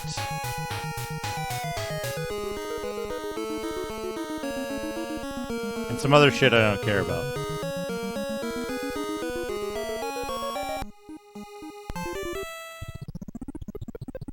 Okay, what do we keep? Oh, look at all that shit we keep.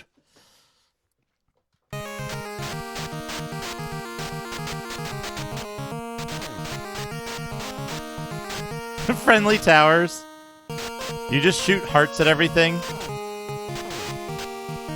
It's otherwise exactly the same. Oh no. Friendly towers would be friendly towers should be, it's the same game, but enemies do 10 times as much damage. Or it's one-hit kills. Bubsy towers. Doesn't Bubsy have, like...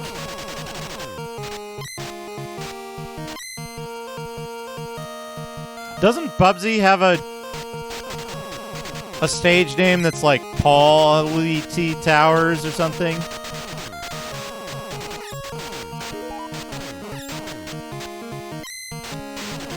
Wow!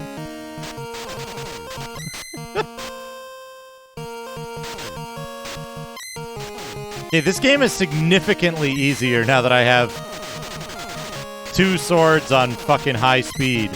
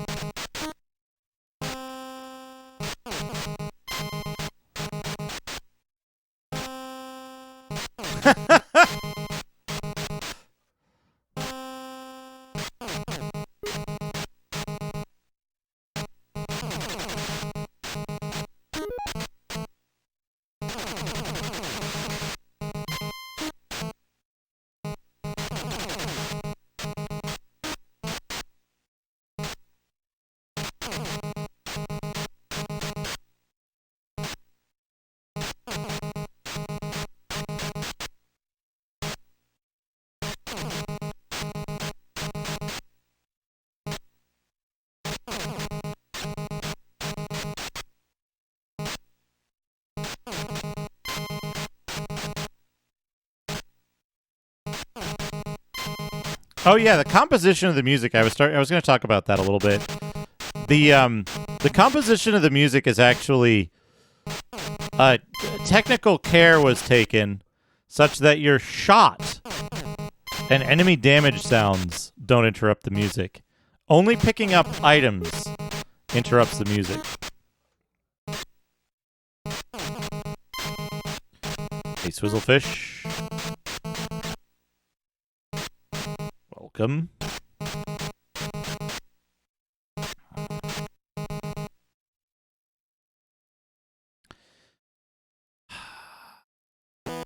Yeah, I guess I'm going to buy potions here because backtracking, getting money and then backtracking to the cheap store, it just doesn't seem like a good idea.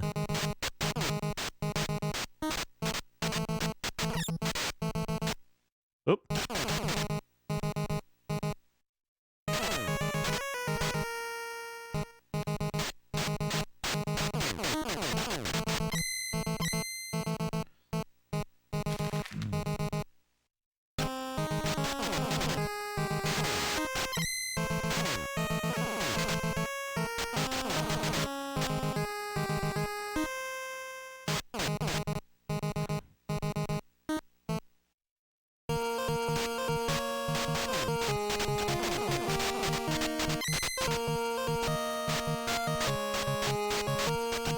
Oh man, a Babar ROM hack for this that just replaces Prince Meyer with Babar.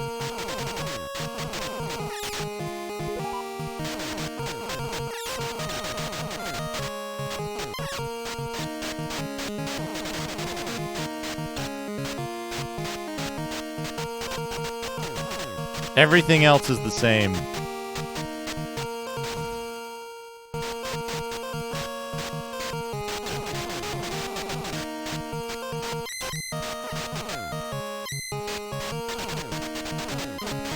Ah! That's the one problem this game has, in my estimation. Right there.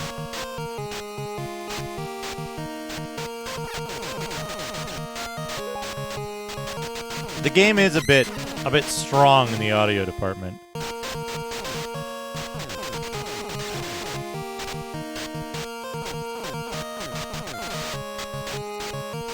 There's something I'm curious about with this game, actually, which is like, you can rush the towers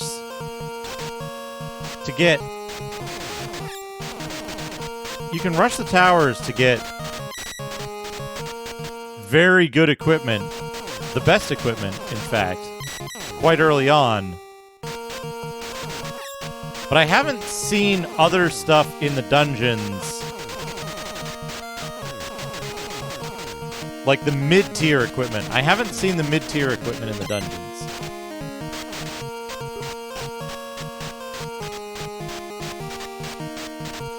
Which is a bit weird to me. Don't go in the trick dungeon. When he was attacked by Keela herself, judging him the foul killer of innocence.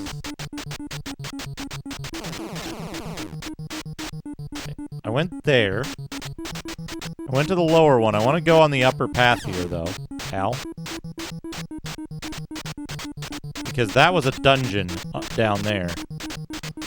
What's in here? Another tower.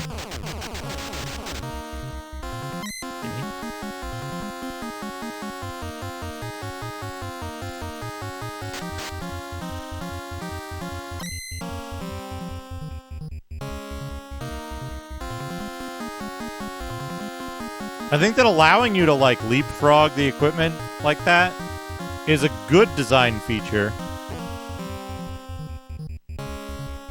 You know? Allowing you to progress more quickly because you're, you know, you dare, you win.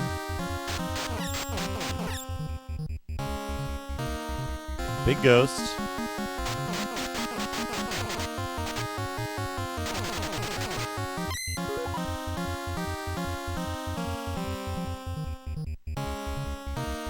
So it's interesting to me, like, if there is the mid-tier equipment in the dungeons, there's how many dungeons? Dozens of them? And they're each, like, 200 screens? Yeah, that's a pixie. Pixies are good creatures that were transformed by the demons. And you lose all your looter if you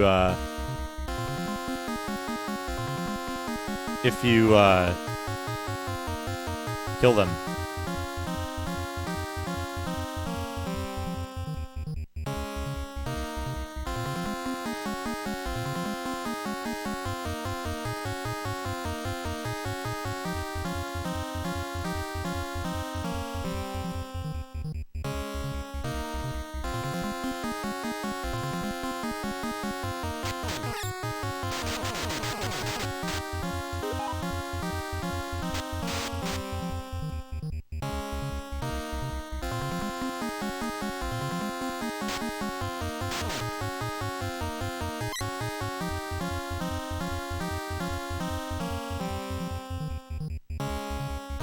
I'm going to assume, this is a bad idea, but I'm making an assumption that there is,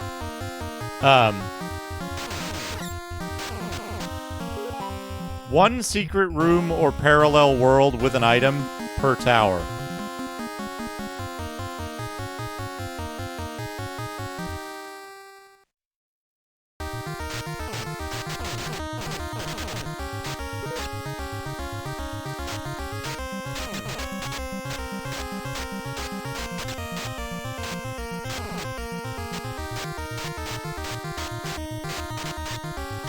And that they can't go, that they do not go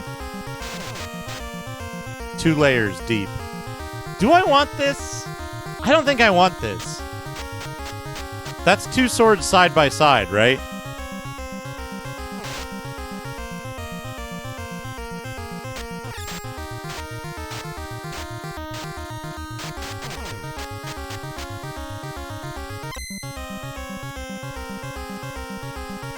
It's not as good as the...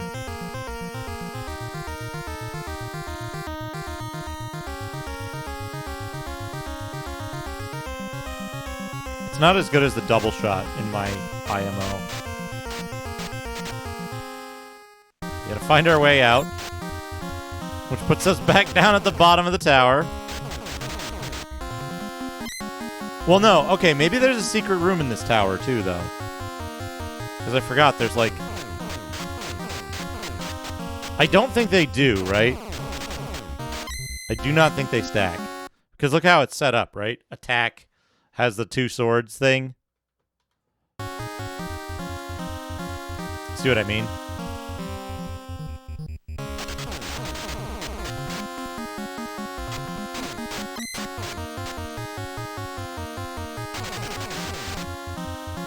Okay. Tower.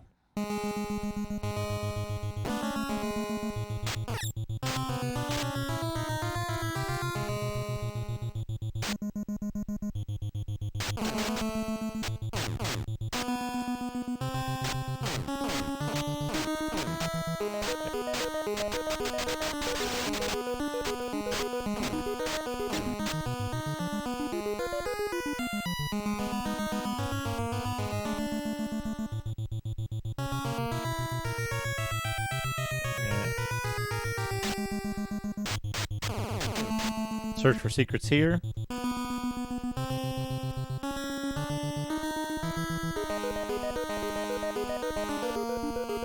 This is probably easier.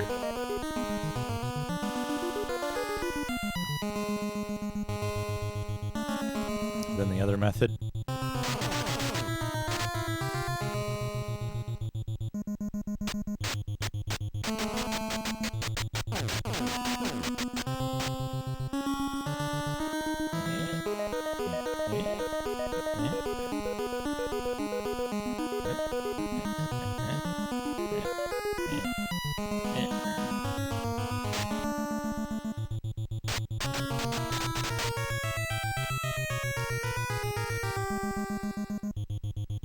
Just in case they put the secret, like, in the middle.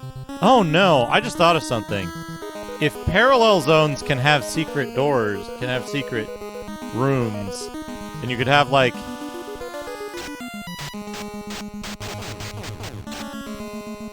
You could have the parallel zone go into a secret door that didn't have anything in the real world and it only had something in the parallel zone. I don't think they're capable of doing that, though. Like, I think the parallel zone is its own thing. Yeah, parallel secret room.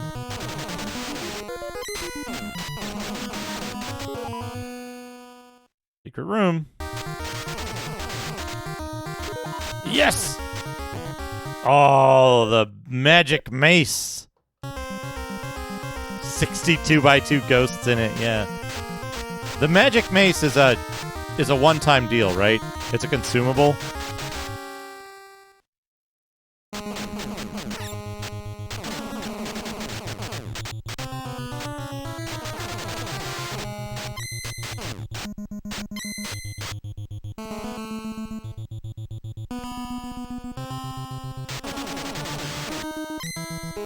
So I want to use the magic mace on this boss, because I'll lose it if I die, and it'll still be there if I come back, right?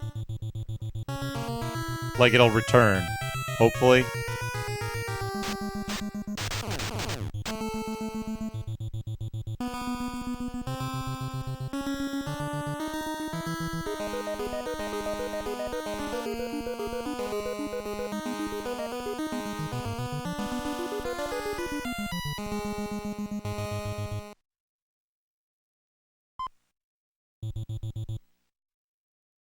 Wheeler's room. Oh, you can't attack when you have the magic mace out. It can destroy bullets.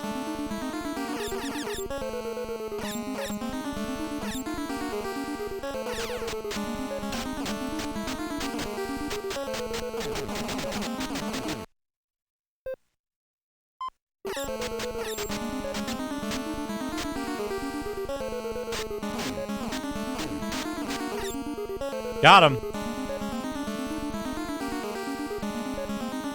Yes. Because, see, if I was a boss, I would put some of Prince Meyer's equipment in my boss room.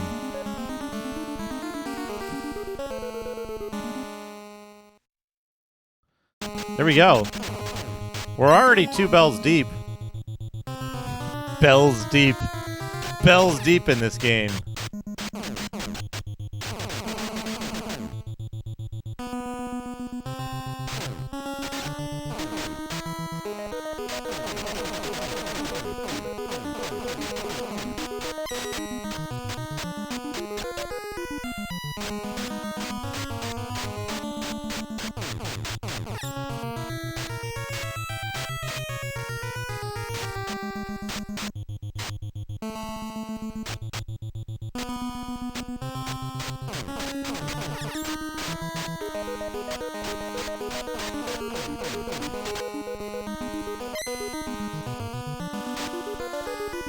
Glowforge, welcome! Oh, shit.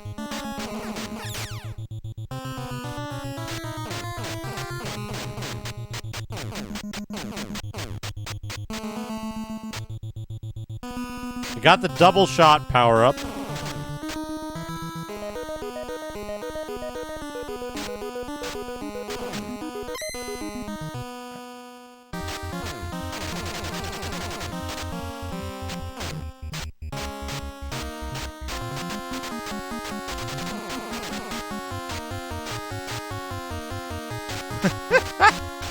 The Princess's Ball. Was it some game I played? We have 2 bells. The Shield of King, the Golden Gauntlet, the Hyper Boots, and the double shot.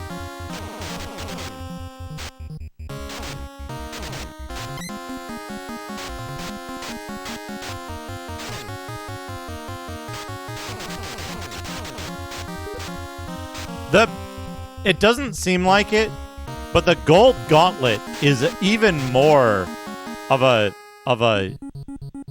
thing. Oh no, it disappeared. I haven't burnt its bell yet, though. Huh. Well, that makes me worry.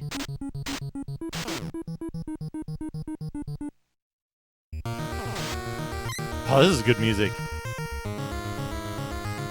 Diagonal fish.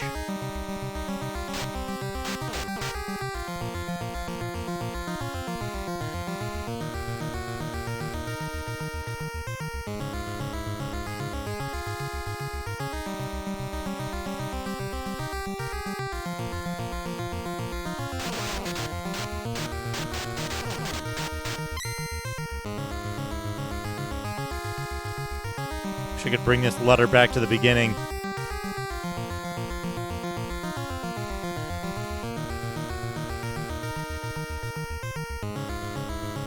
Oh man, this is just like on the box art. Except with pixels. instead of hand drawn.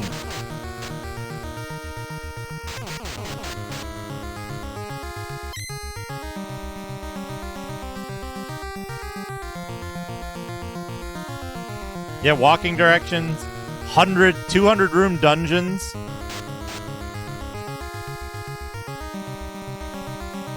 Yeah.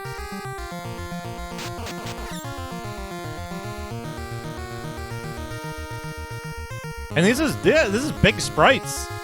I think Prince Meyer is 2 sprites. Right?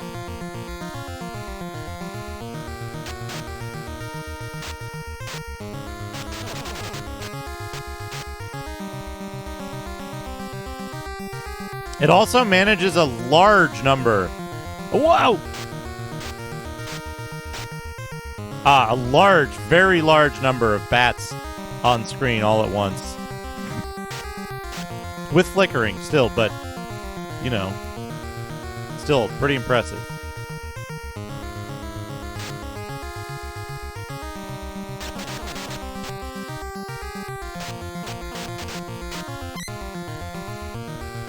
Find the parallel worlds. Yeah. It's impressive when you get a lot of sprites on screen without slowdown in my IMO.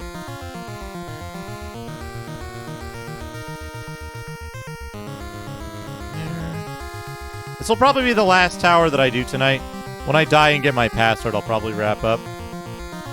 Eye of Mo.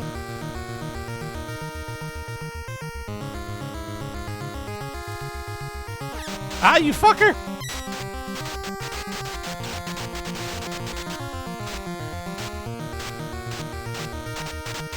Is he? 4 sprites?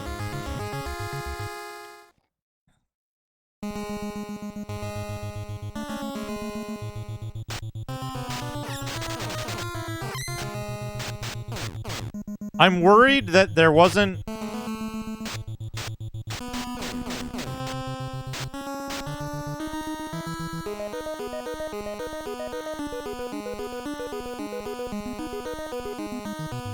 I'm worried that there wasn't a thing out there.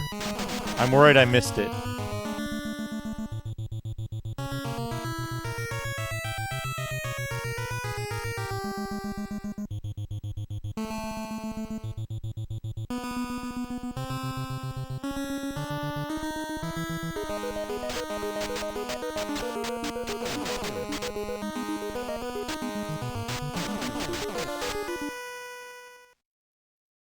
I've found a parallel zone.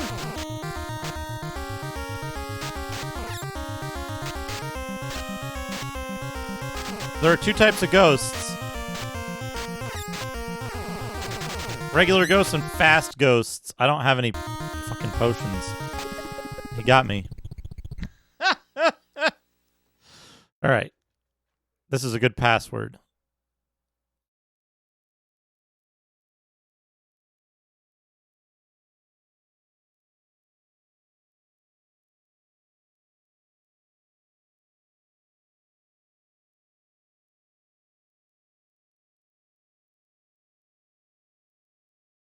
Yeah.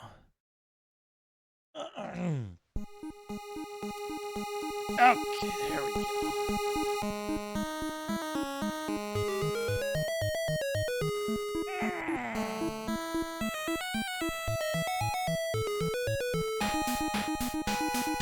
Have a look. The effect of the magic mace is not known, but it will save the prince's life.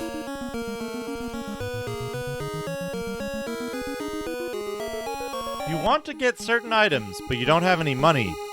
You can use the chalice to make you rich, just like in real life.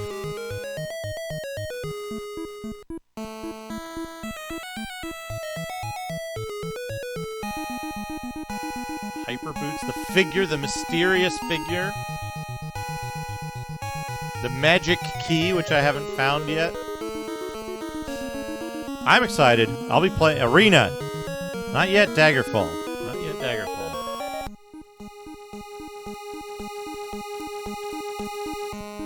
Haven't found any other necklaces. Haven't found any other drinks.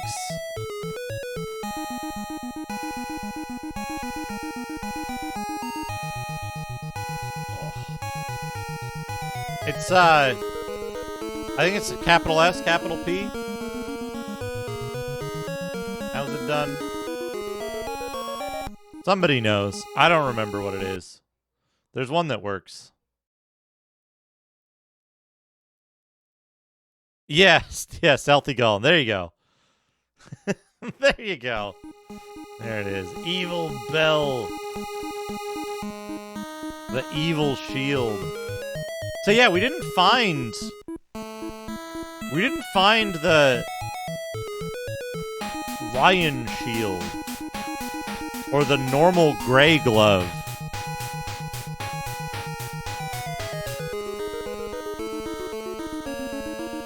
Oh man, the gauntlet, gold. This is a miraculous weapon. Isn't it? It's really good. This lore text is really good. Anyway, I am going to wrap up because I'm hungry, and I've been playing this game for almost 6 hours today. Well, because I went to the towers early, right? I didn't explore the dungeons fully yet. I may not. I may not need to, which is good. right? I think it's good that they give you an option to, like, leapfrog progress by being daring and going into the towers early, right? And so we might not see the mid-tier stuff. Who knows?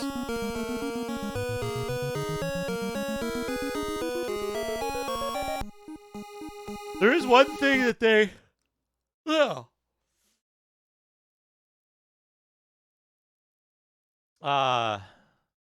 There's one thing that they say about the bells that's like, don't...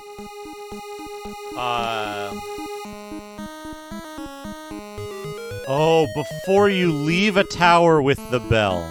They do say it. See? I misread it. It says, before you leave a tower with the bell, be sure to search for anything hidden.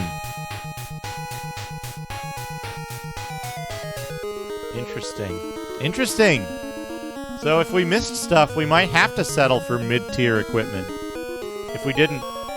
I was pretty thorough, though. I'm pretty confident that I got the stuff that was there for Death Bear and Wheeler's Towers.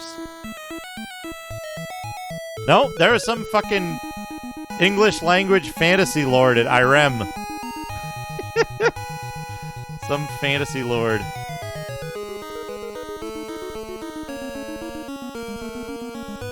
Anyway, let's find somebody to... Let's find somebody to raid. I got my password saved, my 2 bells, my bells deep password. There's the normal glove. There it is. Let this play out and then I'll run my end music.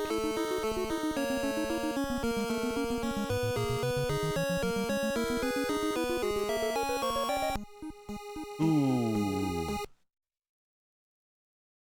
Who dares? We're going to raid CarTube. CarTube is getting close to partner. So we're going to give them a raid. They're playing Realms of Arcania, another impossible, inscrutable game. Let's put this music on. This one. There we go. Let's raid CarTube. They're getting close to partner, so give them a follow. Stick around and click on their channel thing so they get the partner points, TM. But I'll be back tomorrow. Folks, come back tomorrow. I'll be playing The Elder Scrolls Chapter 1 Arena. The audacity of them putting Chapter 1 on their game as if it's going to be a successful series. But I've been having a good time with that. We're getting close to the end of that. We might actually finish Arena tomorrow. There's a pretty good chance, I think. So, stop by for that. And, take care of yourselves. Oh, man, Ralph. Good to see you anyway, Ralph. Sorry, I'm wrapping up now. It's almost 6 hours of stream. But, take care of yourselves, everybody. Stay safe. And, have fun. I'll see you all again very soon. Good night, everybody.